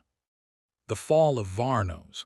That's supposed to be the beginning of the Four Factions episode. Indeed, the destruction of Varnos marked the start of the Four Factions episode, which normally occurred in the mid-phase of psychedelia. Of course, Alan was aware that much of what he knew about psychedelia's narrative had already become irrelevant. But even accounting for that, the emergence of Agui the Devourer was happening far too soon. Yevon. Yes, Marquis. Soon, visit the Information Guild and get more details about the Varnos Duchy. Understood. Alan entrusted Evan with further investigation. A few days later. Take care, Tilda. See you next time. Leaving behind a beaming Pina, whose face practically glowed with happiness, Alan set off for Lanavelia to meet the Thunder Serpent tribe. At that same moment, inside the royal palace of Ashtalon, I greet your majesty. Where is Zukurak? He said he had a stop to make and headed elsewhere. He asked me to inform your majesty that he had to visit a place briefly. King Stalion V furrowed his brows slightly at Duke Mercalian's report. But it can't be helped. He soon exhaled deeply and then asked Duke Mercalian, So did you investigate what I asked? Yes, I did. And, to put it bluntly, the identity of Marquis Palacio. Duke Mercalian hesitated for a moment, as if struggling to say it. Then calmly he reported, He appears to be a deity of another race. At that, what? King Stalion V's voice trembled faintly. Chapter 199. Stalion stared blankly at Duke Mercalian. The god of other race. Yes. What do you mean by that? Stalion V asked, looking utterly baffled. Duke Mercalian calmly recounted the events so far, starting with Zukurak's actions at the Marquisate of Palacio. Then the elves who had appeared on their way back to Ashtalon. And finally, the conversation between Zukurak and the elves. After listening in silence for a long while, Stalion V finally spoke. So, Duke, you're saying that Marquis Palacio is actually the god of other race. Based on what I've seen so far, that seems to be the case. And Zukurak, he knelt before him. Yes. That's hard to believe. When they first brought him in through a secret contract, there had been an opportunity to gauge his power. He had strength beyond common sense, so overwhelming that it was almost absurd, enough to make one suspect he might be a god. And yet that man knelt. That could only mean Marquis Palacio is an even greater being than him, but why would someone like that? No answer presented itself, no matter how much he thought about it. He couldn't even begin to guess why Marquis Palacio was pretending to be a mere noble and hiding his true identity. But only for a moment. Stalion V decided to stop thinking about it. Why he was hiding his identity.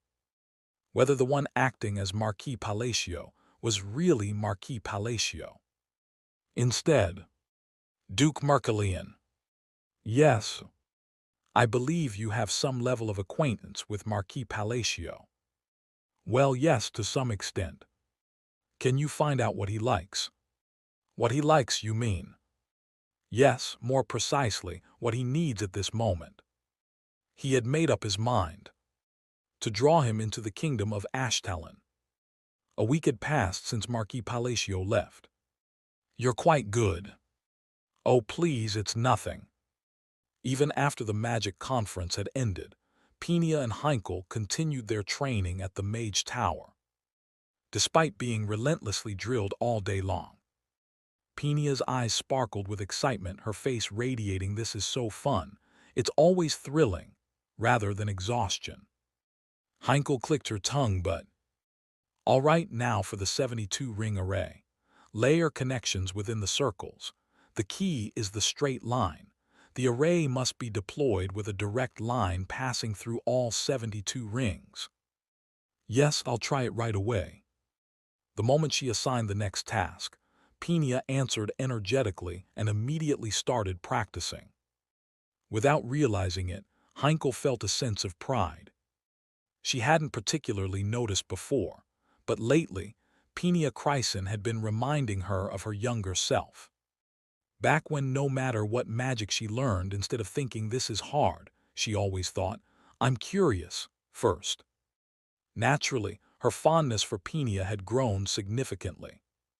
Well, aside from the first lie she told, she embodied the ideal mage Heinkel envisioned. And on top of that, Pina was a genius.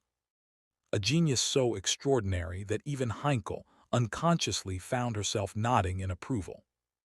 Teaching her was becoming increasingly enjoyable. Tell her one thing, and she understood 10. Teach her 10 things, and she grasped 100. Her personality is a bit eccentric, but well, any true mage should have at least one odd quirk. Of course. Just as she was nodding in agreement with herself. Watching Pina begin to construct the magic circle, Heinkel suddenly recalled something from a few days ago.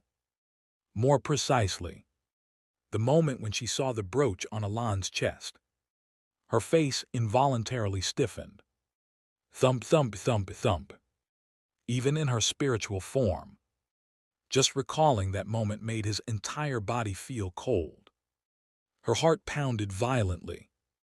A sensation she hadn't felt in so long.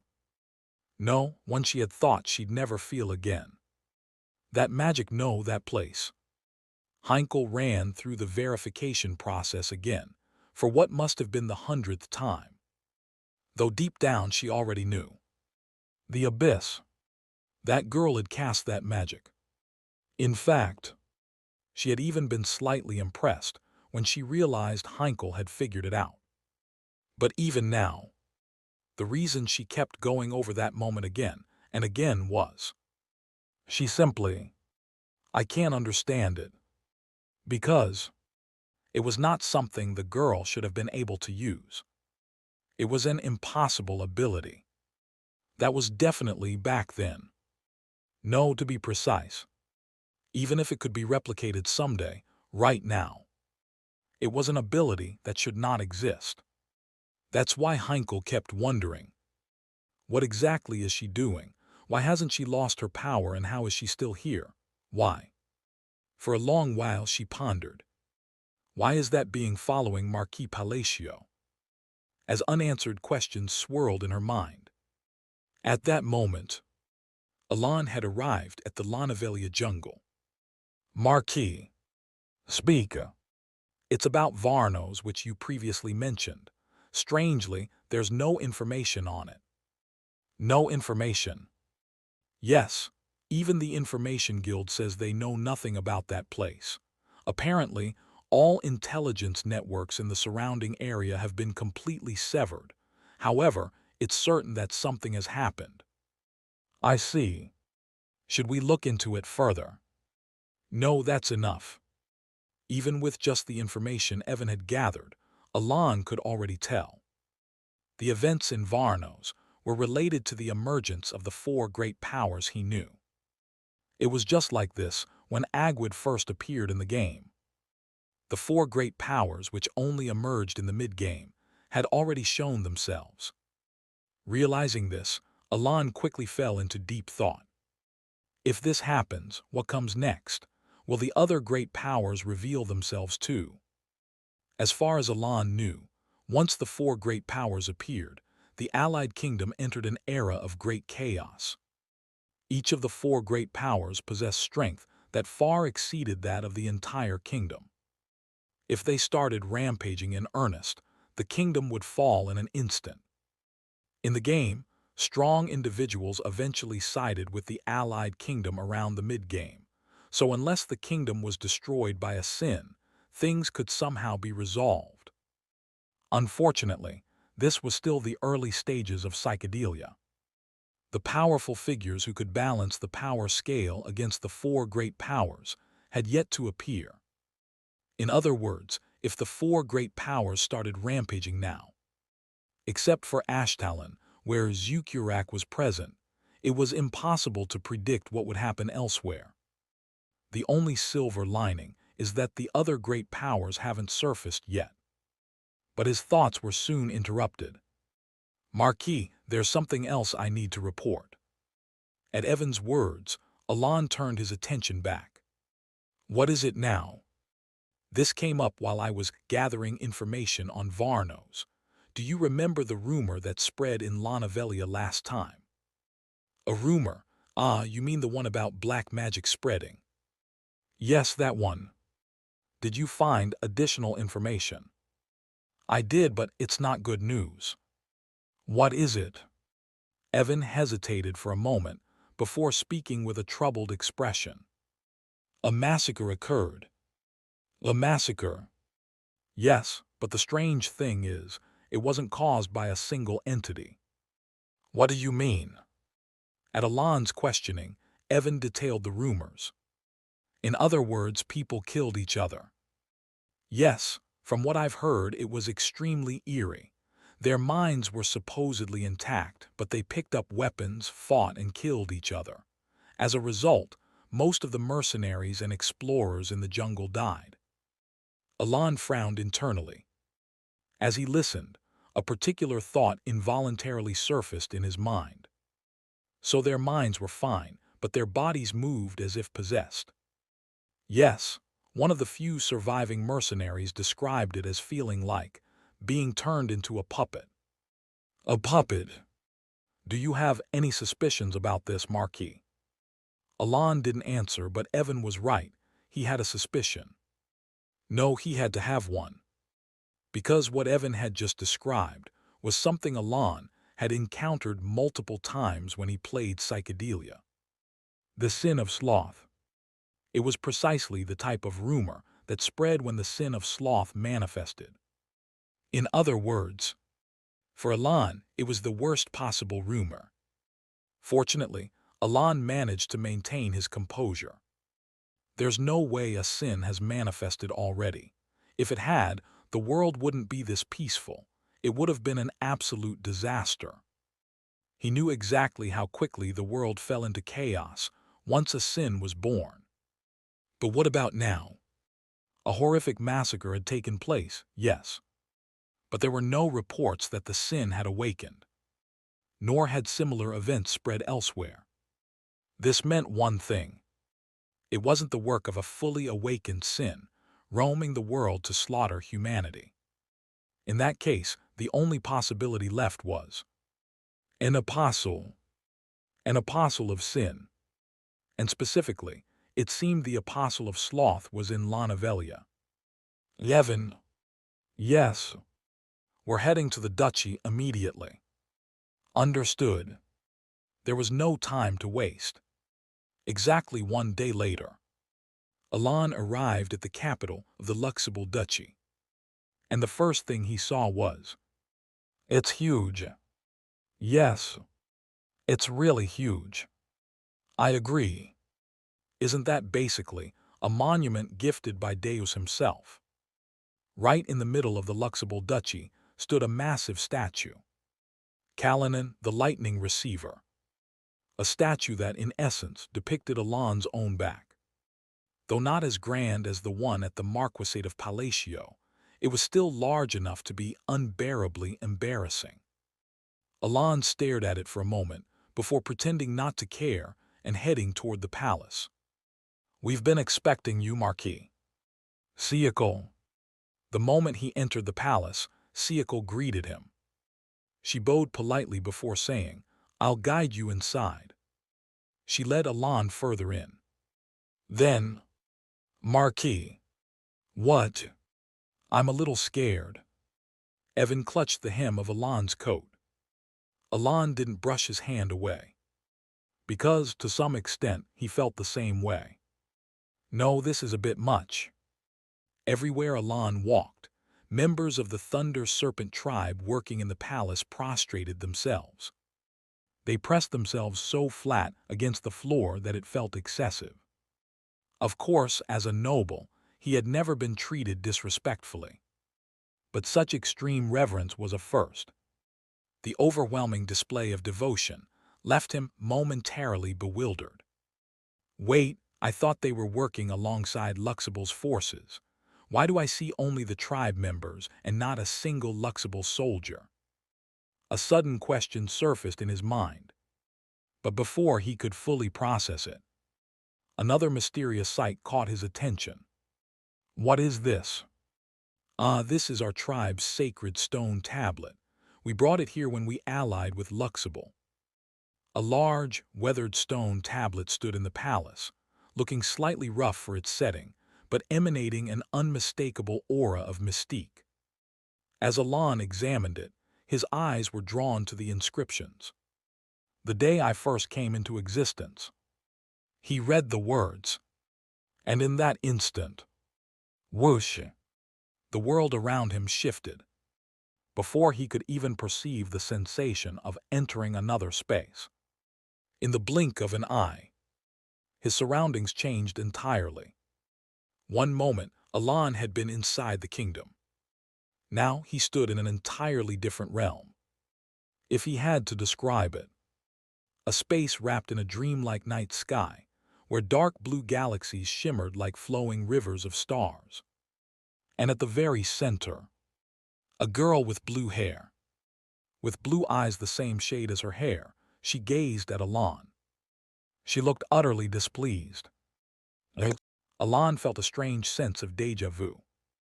Even though he had never seen this girl before, it felt as if he had. As he tried to recall why she seemed familiar, he realized it. Where he had seen her before. The girl was the Thunder Serpent NPC. She was an NPC who only appeared when players attempted to complete the Thunder Serpent quest by dealing with Basilira, then vanished once the quest was finished. The moment he recognized her, "Give it back. Give me back my divinity."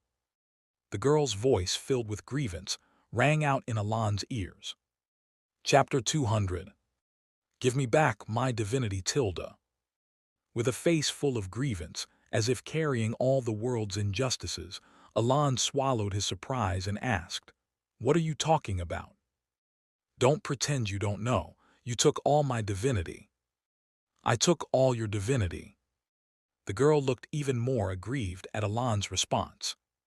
What is she talking about? Alon decided to stay calm and think. Why was the girl in front of him demanding the return of her divinity? Then, Alon let out a quiet exclamation. The Thunder Serpent quest.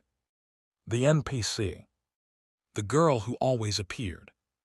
His thoughts linked one after another, and ultimately he reached a single conclusion.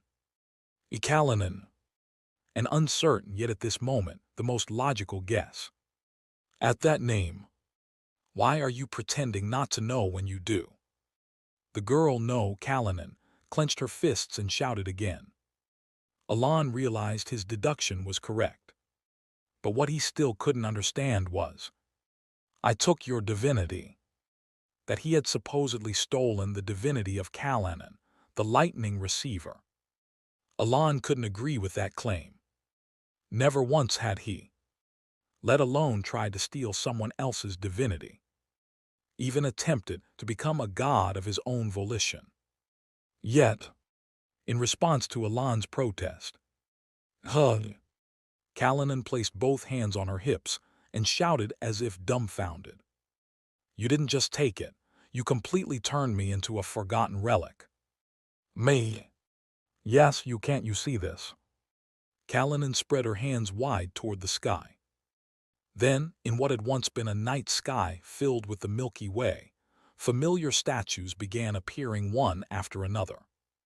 Here, there, over there, at the very end, and even here.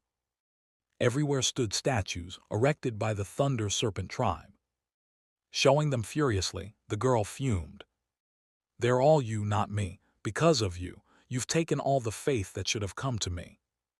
She spat out her resentment. Alon quickly grasped the situation. I get the gist of it. But as ridiculous as this sounds, I never acted with the intent to steal your divinity. How does that even make sense? I also think it doesn't make much sense, but then are you saying the believers who should have worshipped me suddenly started following you for no reason? The faith that should have been mine, why is it going to you? As if daring him to deny it, Callanan glared at him with eyes full of disbelief. Yet Alon stood firm. I feel bad saying this, but I'm innocent. Truly, I have never once said or done anything to manipulate this situation. Or so he thought. Then Alon stopped speaking, because suddenly a hypothesis flashed through his mind. Something so obvious, he had overlooked it completely. A fact he had ignored all this time. Could it be because of that phrase? Alon had never once claimed to be Callanan, the lightning receiver. He had never acted as such. Furthermore, he had done nothing that could have made people suspect him of being Callanan. That is, until he learned the girl in front of him was Callanan. Up until then, he had believed himself innocent. Under the low sky I shall find my way to you. Rejoice, for you who greet the dawn shall welcome me. Alon recalled the phrase, the words he had spoken in front of the Thunder Serpent tribe. It was the very phrase that the girl had mentioned, the one that had made the Thunder Serpent tribe revere him. That one moment of repeating those words, that was undoubtedly what had led to the misunderstanding that he was Callanan. At last, the pieces of the puzzle that had baffled him began to fit together. The coherence built up. Scattered doubts started to resolve. You did, didn't you? However, see, you did. Callanan stomped her feet in frustration. Alon could only avert his gaze slightly. Alon had spoken that phrase, and though he didn't fully understand the process by which faith had gathered around him, the conclusion remained the same. He had been mistaken for Callanan, and in the process had stolen the divinity meant for her. That was the truth of the matter. Alon looked at the girl. The girl in turn glared at Alon. Her teary eyes pricked at his conscience. Clearing his throat needlessly, he finally apologized. I didn't mean for this to happen, but I'm sorry. A simple, straightforward apology. To which Callanan, still full of resentment, opened her mouth. Give it ba. But then, her pupils suddenly dilated, and she shut her mouth. Hey, something wrong. Like a paused screen, Callanan froze in place. As Alon tilted his head in confusion. No. As if a rusty machine groaning into motion, Callanan awkwardly responded. Then, wiping the frustration from her face, she forced a smile. No, actually, I should be the one apologizing. Thinking about it, I don't really have the right to blame you. Suddenly, and now she was even apologizing. Alon was taken aback by Callanan's abrupt change in attitude. But despite her stiff, awkward smile, she pressed on. Yes, either way, I wouldn't have been able to help my believers, and, well, I guess I would have been forgotten naturally. Alon easily understood what she meant. After all, in the game, the NPC Callanan didn't appear in the early stages, but only after some progress had been made. Sorting out his thoughts, Alon got to the point. So, what do you want me to do? Do you want me to return your divinity? No, no, no, no. Before he could even finish his sentence, Callanan shook her head vehemently. Absolutely not. No way, no how. I mean, I thought I asked for my divinity back at first, but after thinking about it, I realized that's impossible. Why not? Finally stopping her frantic head shaking, Callanan awkwardly clasped her hands together. Regardless of how unfair this feels to me, the faith is already directed toward you. You know the basic principles of divinity, don't you? You mean when faith accumulates, one can become a god? Exactly. And since you're already receiving faith as Kalanan, the lightning receiver, there's no way for me to take it back. Wouldn't it be enough if I simply told them myself? No matter how much you tell them you're not Kalanan, that faith won't break so easily. Faith inherently travels through belief and anchors itself in a symbol to manifest its results. After a brief pause, Kalanan added, even if you correct their belief and redirect the faith back to me, my divinity would have already weakened significantly. Why? If it were a gradual shift over a long period, it might work. But if the object of faith suddenly changes, faith doesn't accumulate as easily. After a moment of consideration, Kalanan offered an example. If I told you I was the primordial God, would you believe me? I wouldn't believe it easily. Exactly. Faith builds up through absolute belief. If the object of faith changes abruptly, belief itself inevitably weakens. And on top of that, I don't have the power to manifest myself anymore. In other words, I have no way to restore your divinity. Her voice dispersed with an oddly lonely tone. Then what happens to you? A forgotten god disappears. But aren't you the real Kalanan? I already told you, there is no real Kalanan. Gods are ultimately beings created by their followers, unless they are primordial gods. So gods are defined by those who believe in them. Exactly. Behind his blank expression, Alan felt slightly awkward. Even though it wasn't intentional, the fact remained that he had inadvertently obtained Kalanan's divinity, placing her at the brink of erasure. And through their conversation, he also realized why merely being mistaken, for someone allowed him to wield the divinity of the primordial elf. As this new understanding settled in, alongside a lingering awkwardness. So I wanted to ask, could you do me a favor? A favor? Kalanan cautiously inquired. Yes, I know that disappearing is a natural rule, but I still don't want to vanish. Could you help me? You know a way to avoid being erased. It's not as difficult as you might think. In fact, it could even be beneficial for you.